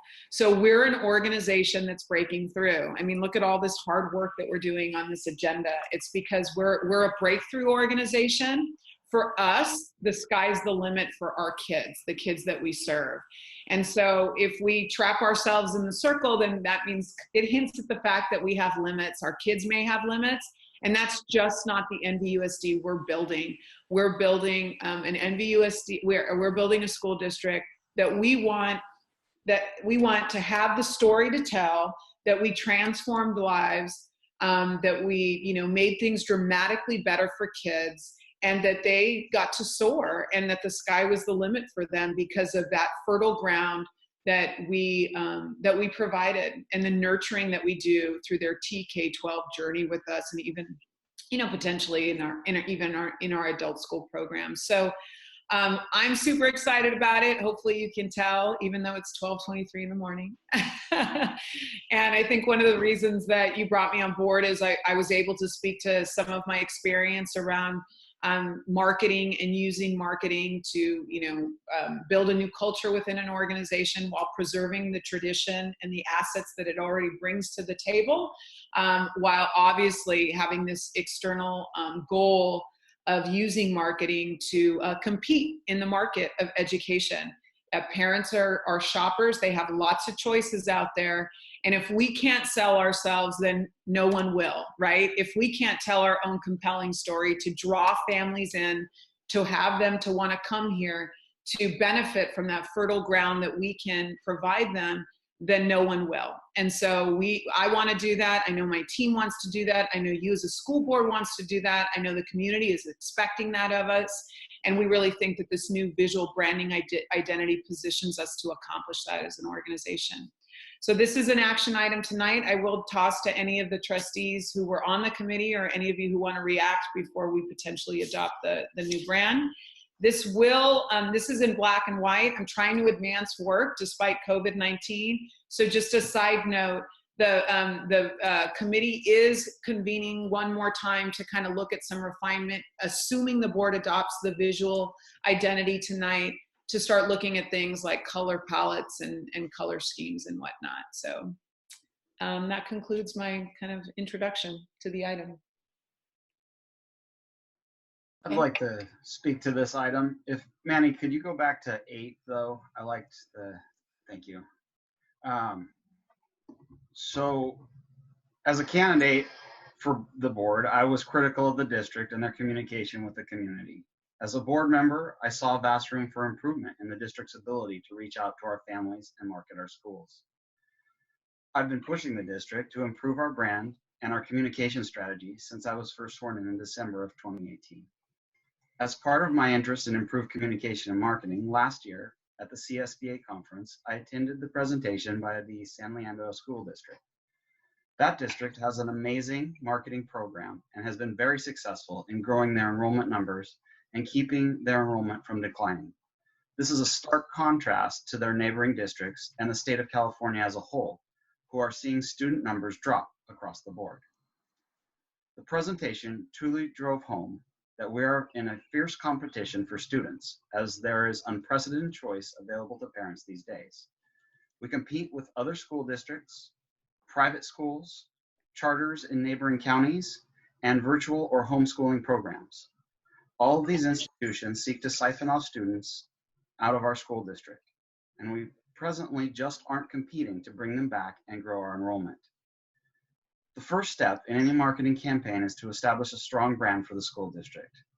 I've been quite happy to be a part of the branding committee that has worked diligently to come up with a new brand for our district so that a strong marketing campaign can begin.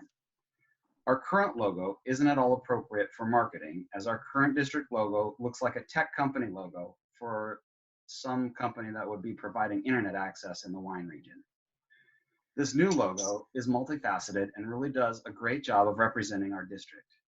As you can see, the tree is breaking through the circle, which is what we hope our students will do with the knowledge that we give them.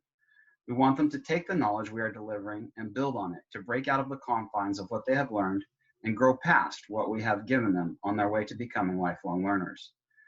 We have a field which represents agriculture and the strong roots that exist in Napa County.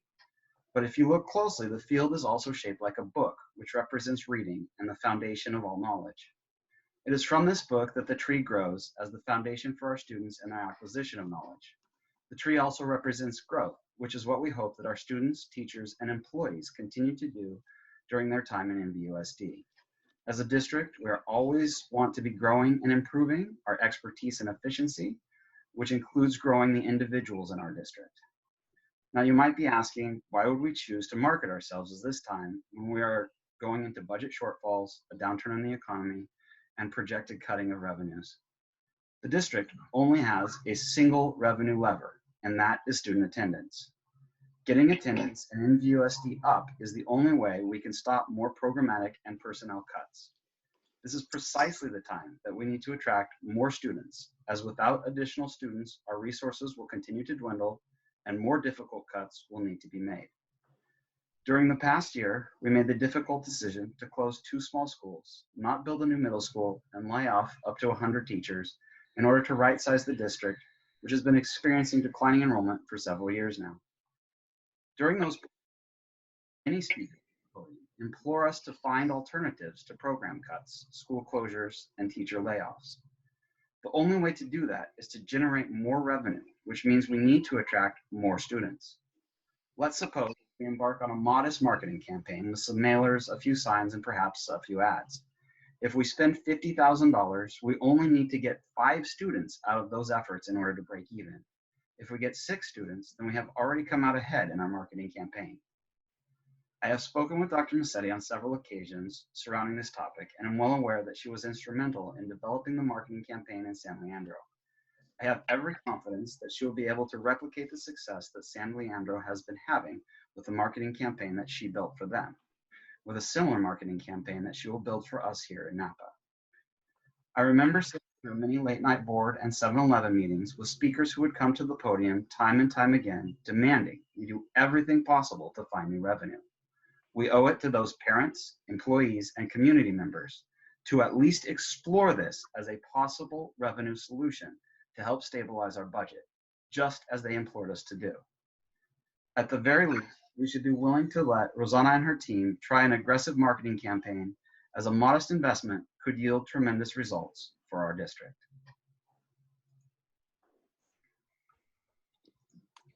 Thank you. Thank you, Trustee Grafton. Alba? Yes, I'm part of the branding committee, and I just want to thank and appreciate Rosanna and the team and the consultants for all their work. I do think that input was well taken. It was comprehensive and really great discussion. Real Napa discussion was happening in the room, and I appreciated that very much. You know, this goes back to, I think, you know, the board's wishes for when we were hiring for our new superintendent. This ask of building upon our strengths and messaging about our school board goes, you know, it's been on for a while. And so in our search as a board of looking for what to do next, was clearly wanting to make sure that we were looking into the future, breaking through barriers that we knew existed, and bringing, you know, a leader on board that could guide us through that. And so it makes total sense, as Trustee Gracia alluded, that he attended a San Leandro presentation on SBS conference. Well, guess where our superintendent came from, right? So we were definitely, as a board, then at that time heading in the right direction. And I feel as part of this, right, you know, I've known the story of why this logo, and now that I see it again, makes me smile, makes me excited for various reasons, because it's been a team effort from all of us to work together collaboratively as board members to, through our work and our dedication, to be where we are here today. So I think collectively we have done that, and we have also allowed our team, in this case, Dr. Massetti and the team, to do what they are set out to do. And our role is to give the direction and the guidance for that, but really letting them do their job. And so I'm very proud of what is being presented here today, and just feel lucky to have been part of that decision-making process and put my 2 cents in the thought process of this. And all I have to say to Trustee Hurtado is that I'm going to need a new bottle eventually. It sounds like because change is coming.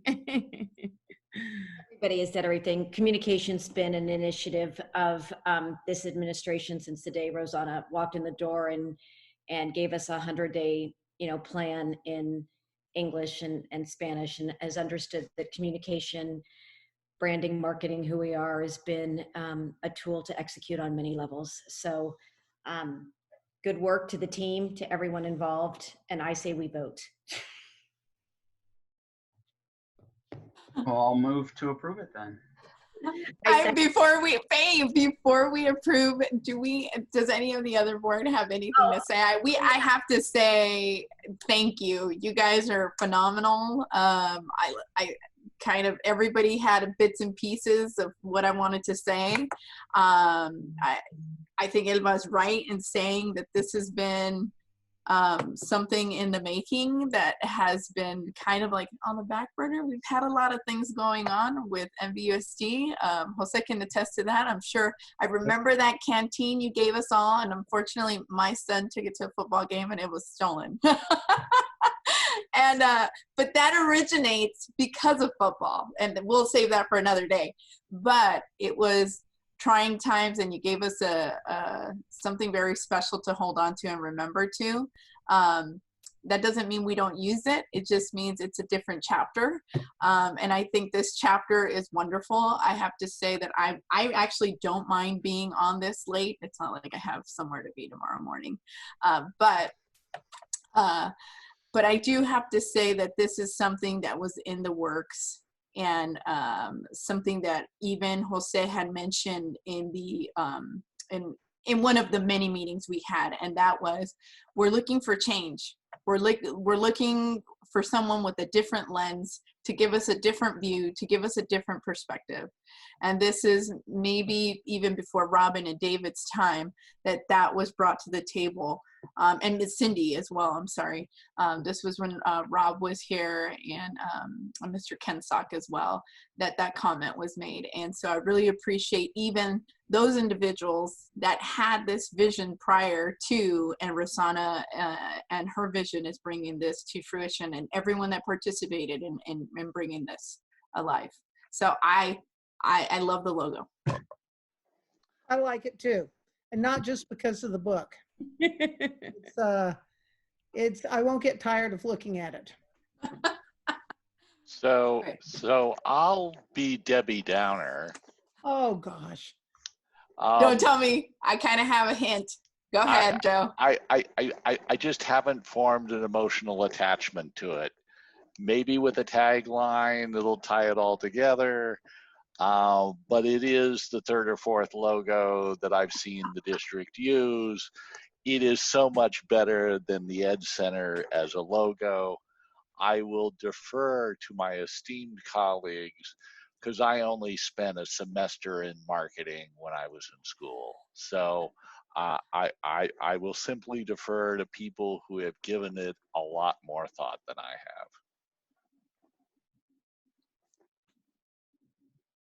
have. Okay, so Jose. Are you looking for a second? So I have a first by Robin, is that right? No, I made the first. Mr. Gracia. Me out of it.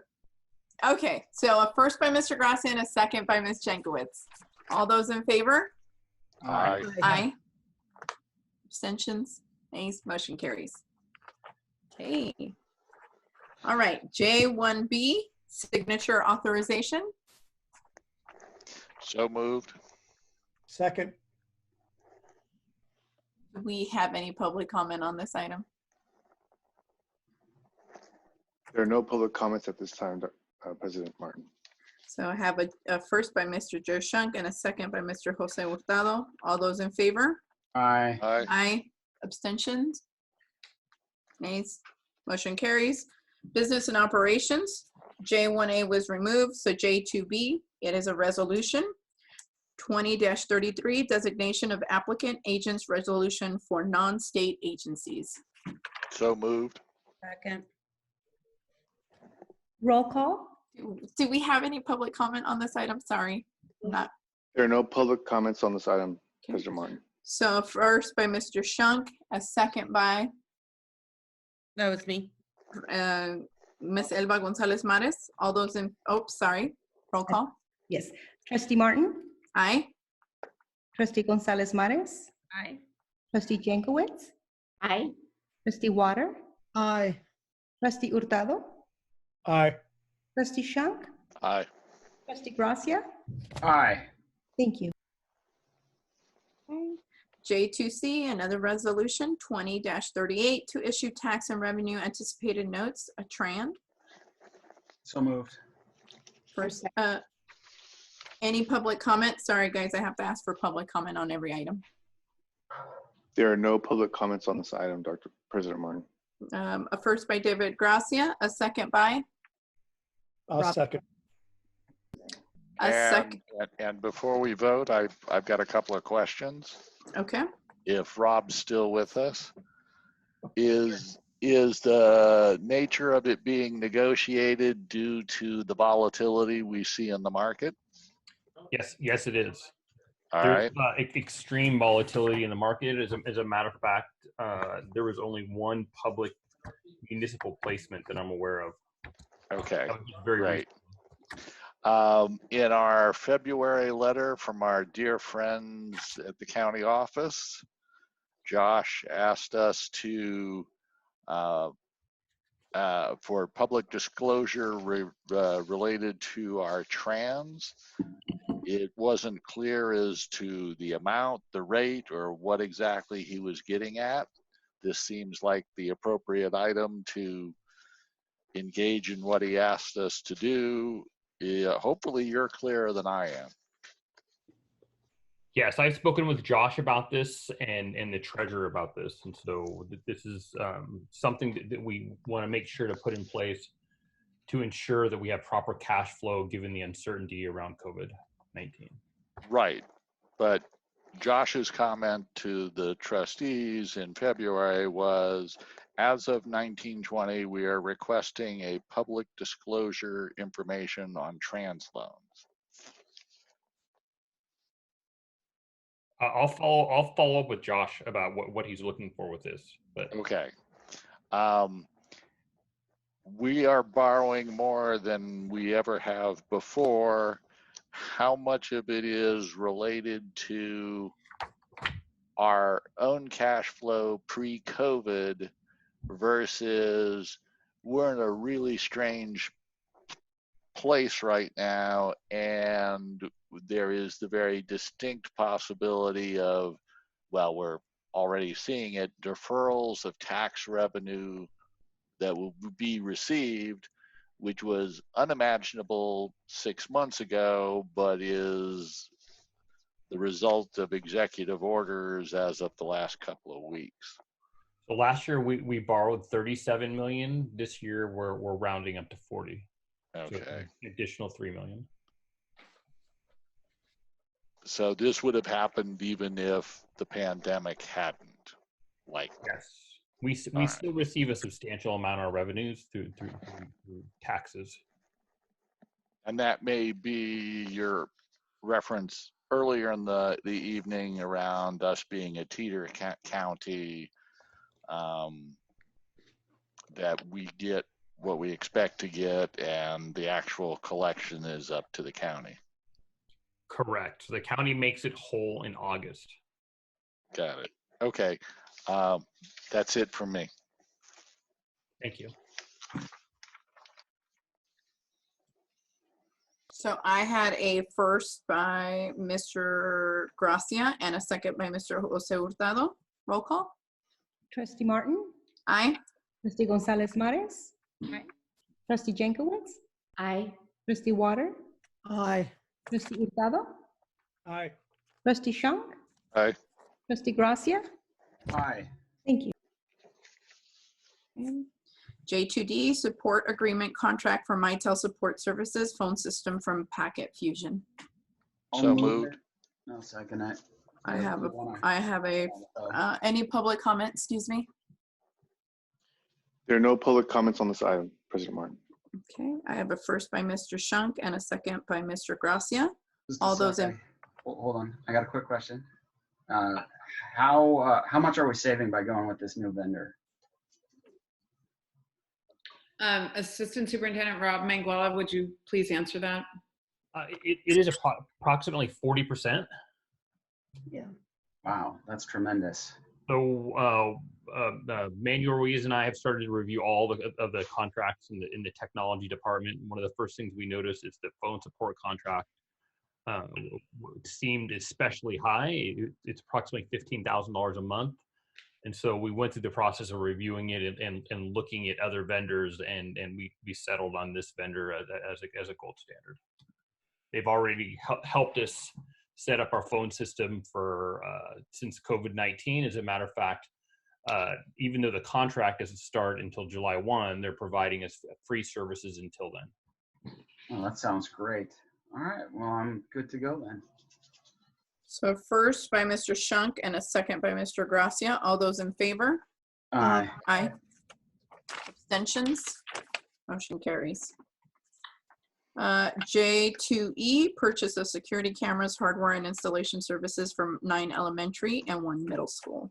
So moved. Second.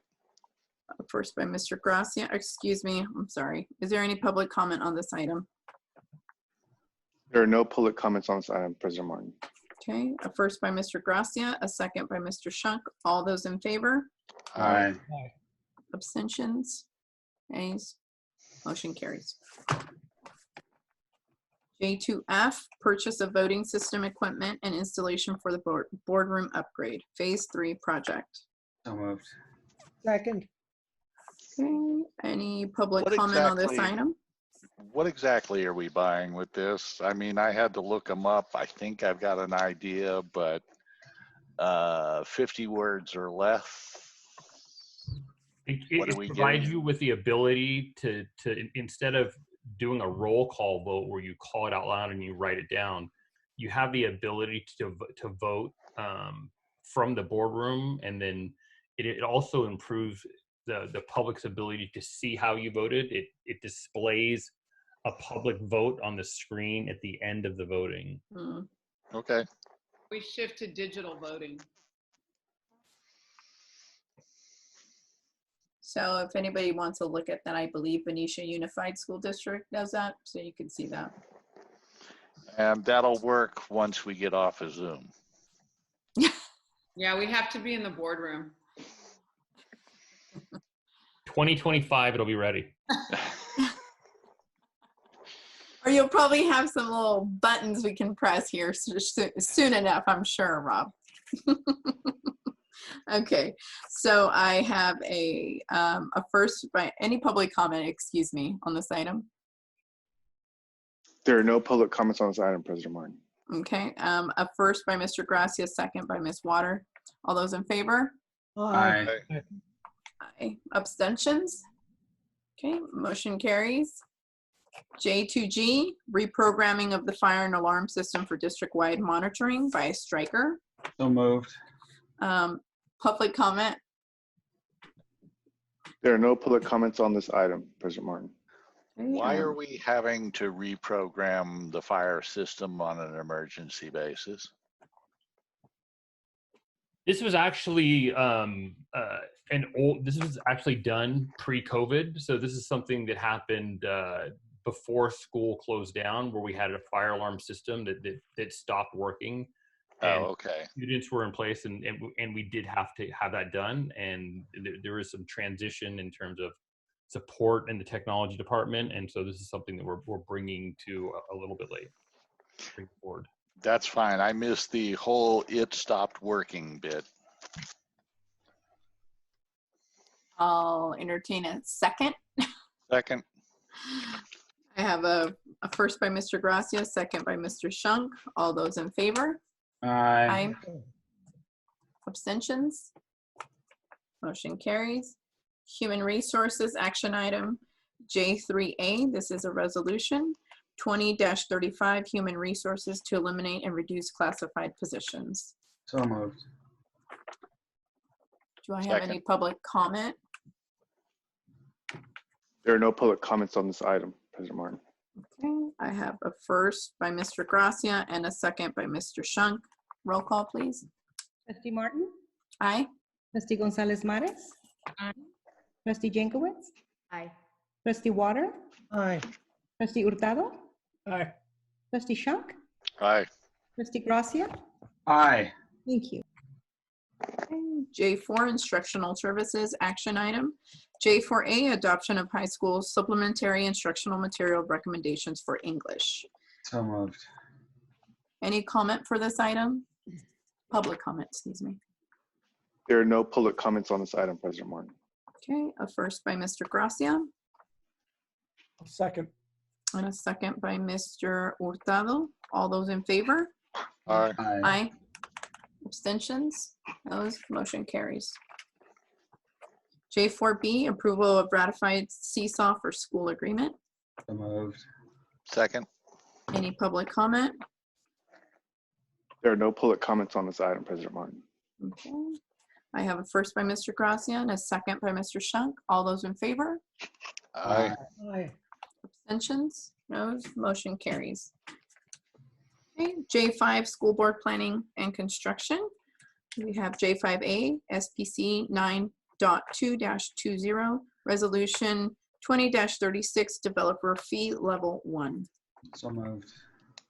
Second. Do we need public comment for this? No, because we've already done it. Okay, so We did the hearing earlier. okay, so I have a first by Mr. Gracia and a second by Mr. Shunk. Roll call, please. Trustee Martin? Aye. Trustee Gonzalez Mares? Aye. Trustee Jankowicz? Aye. Trustee Water? Aye. Trustee Hurtado? Aye. Trustee Shunk? Aye. Trustee Gracia? Aye. Thank you. J5B, SPC 8.3-20, resolution 20-34, designation of essential public works projects. So moved. So moved. Second. I have a first by Mr. Gracia and a second by Mr. Shunk. Roll call, please. Trustee Martin? Aye. Trustee Gonzalez Mares? Aye. Trustee Jankowicz? Aye. Trustee Water? Aye. Trustee Hurtado? Aye. Trustee Shunk? Aye. Trustee Gracia? Aye. Thank you. I passed 15 minutes ago. I was supposed to ask for an additional hour. Does anyone want to put that on the public record? Can we do a half hour? 15 minutes ago, I was supposed to ask for the extension. I'm sorry. We can do it. We can do it. We're almost We've there. got to do it way before a half an hour. Okay. So I'm just, I just need to put it on the public record. We're extending. Yes, I'll move for 30 more minutes. 30-minute extension. A first by Mr. Gracia, second by? Second. Okay. And a second by Mr. Hurtado. All those in favor? Aye. Aye. Abstentions? Okay. Motion carries. We are on J5C. SPC 15.43-17, finishing kitchen design services, additional service request, TLDC architecture. So moved. Is there any public comment on this? There are no public comments on this item, President Martin. Okay, a first by Mr. Gracia, a second by Elba Gonzalez Maras. All those in favor? Aye. Aye. Abstentions? Those motion carries. Excuse me. J5D, SPC 19-4, or excuse me, .4-20, American Canyon Middle School new multi-purpose room, NPR building, called for RFQ/P submissions. So moved. Any public comment on this? There are no public comments on this item, President Martin.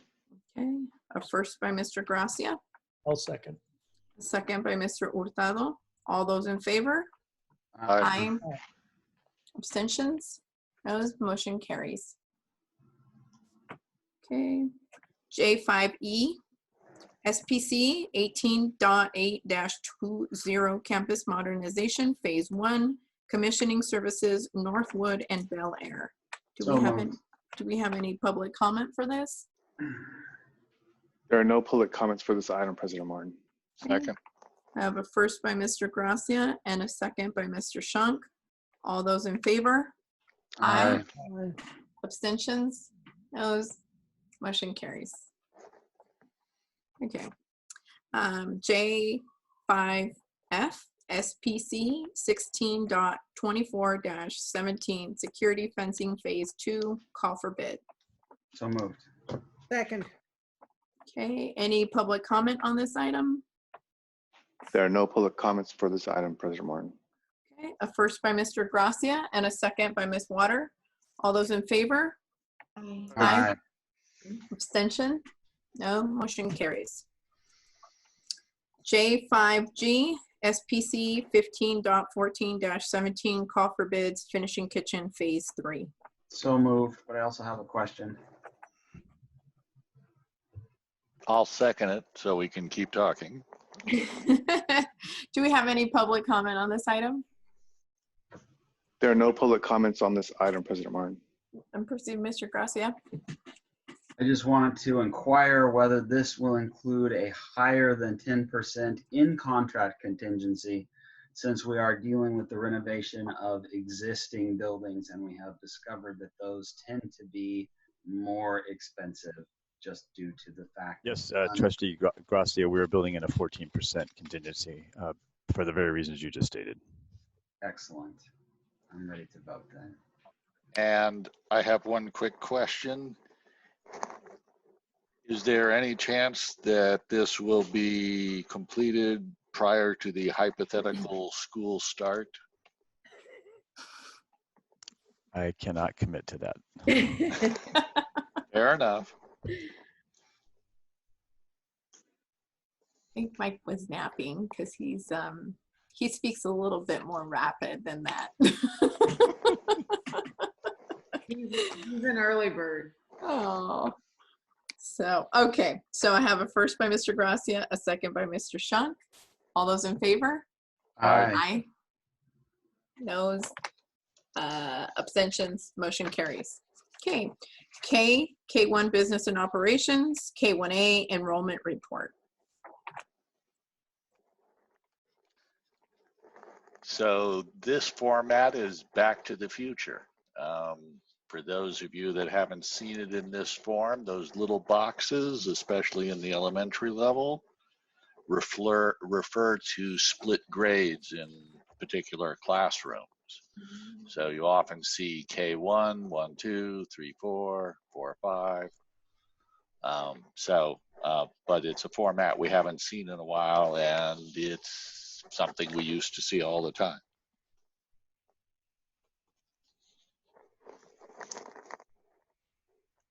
Any additional comments? This is just an informational, so we don't have to take action. K1B, inter-district agreement reports.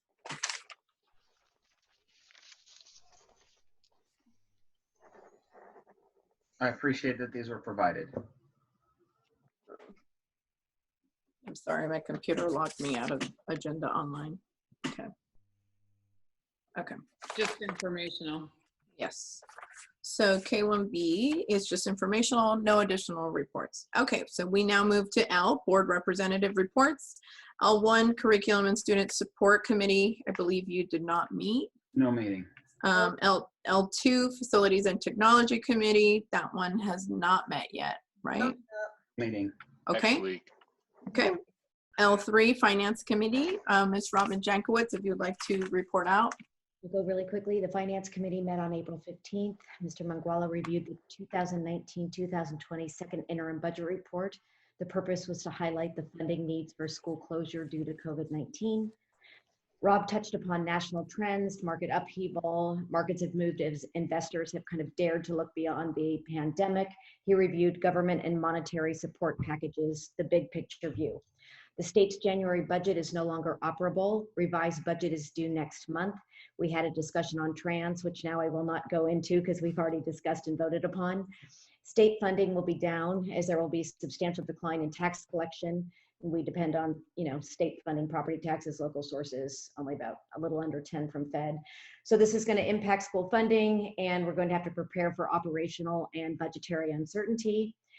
We talked a little bit about SB 117. I think we addressed that earlier. We discussed the sources of budgetary problems for the state are similar to what ours will be: higher direct costs as we respond to the virus, higher indirect costs as we respond to the economy, and lower revenue, which will be increased declining enrollment numbers. Many of the key issues we discussed on the legislative call are the same issues that we will need to address in our budget adjustment and revisions. And as I said earlier, many of the difficult but financially prudent decisions that have been made over the last 2 years were strategic and critical to our ability to navigate our current circumstance. And that is my financial committee report. Excellent. Thank you very much, Robin. And now we move to L4, Policy Committee. Elba Gonzalez Mares, Joe Shunk, and Cindy Water. So the Policy Committee met last week. We reviewed the CSBA October 2019 policy updates. We also reviewed the CSBA December 2019 policy updates. The staff will need a little bit more time to get the red lines to you all, but the committee moved the policies forward. You touched on 2 of them tonight, and in our May meeting, we will take a look at the March 2020 CSBA updates, and that will bring us current. Cindy, did you want to add to that, or Elba? Nope. Okay. Good meeting. Sounds good. Thank you so much for the report. L5, Special Education Community Advisory Council. They have not met yet. No. Okay. L6, City of American Canyon Liaison Representatives. Myself and Joe have a future meeting pending. L7, City of Napa Liaison Representative. We've not had a meeting. Okay. And L8, Town of Yountville Liaison Representatives. No meeting. Okay. So additional suggestions and or comments from our board members? It might be prudent to have 2 meetings a month so that we don't go to 1 a.m. Well, we had a spring break this month. yeah, So we usually only have 1 meeting when we have a vacation. Yeah. I do want to reiterate, because I don't want people to get off the consideration of 1 a month when we have vacation. But I did pause on items because of our first virtual one last time, and so this is kind of 2 meetings in 1. Okay. Yes. Well, the LCAP got extended to December 15th, Rob. Yeah, I saw Works that. for me. Yep. Yep. 1 less board agenda item in June. Go ahead, Emma. It literally came out 30 seconds after I finished. That's right, it did. Okay, as I was saying, thank you, Isela, for running this meeting. I think even with last time and this time, and seeing other boards, not just our school district, but other boards out there, this is just a great example of a great process that we have in place. You can say we're top notch. You're doing good, even asking with public comment. It's really Well, good. I work for a great organization, and I've been hearing from my teacher friends about their adventures in distance learning, and boy, people are working hard. Yeah. I have to, and I'm going to add just another little comment. I did hear Governor Newsom's, I think he does like a midday report. Yeah. And one of the last comments that a reporter was asking was, there are districts out there that were completely surprised by this and were unprepared whatsoever. So just knowing that and I think I said this prior in the meeting, was that we did a lot of hard work at the beginning of this, before COVID, and that was making hard decisions. And I have to commend my board, because you guys did a lot of hard work at the beginning of the year, and we showed face and we all maintained ground, given the financial circumstances that we found ourselves in. Given now the reason why we had the report from about Measure H, and seeing that now we have a wonderful district, I would say office, complete district office and restructuring of it. I think we're heading in the right direction. And again, Rosanna, thank you so much. I think you hear this all the time, but your staff are giving the district so much direction. We still have a lot of work to do, but like you said, this district doesn't shy away from that. So I think we're at a good, we're ahead of the race. Let's just say that. School board like you makes it easy. So. Thank you. All right. If there's no additional comments, future agenda items. Motion to adjourn. Okay, and I have a first by Mr. Gracia. Second by Mr. Hurtado. Okay, stay safe. I know. All those in favor? Aye. Aye. Abstentions? Better not. Have a great morning, everybody. Hey. Happy Friday. Okay. The meeting's adjourned. Thank you. David, Bye. that's either a sunset or a sunrise. At this point, a sunrise. Thanks all. Good night. Bye. Bye. Good night.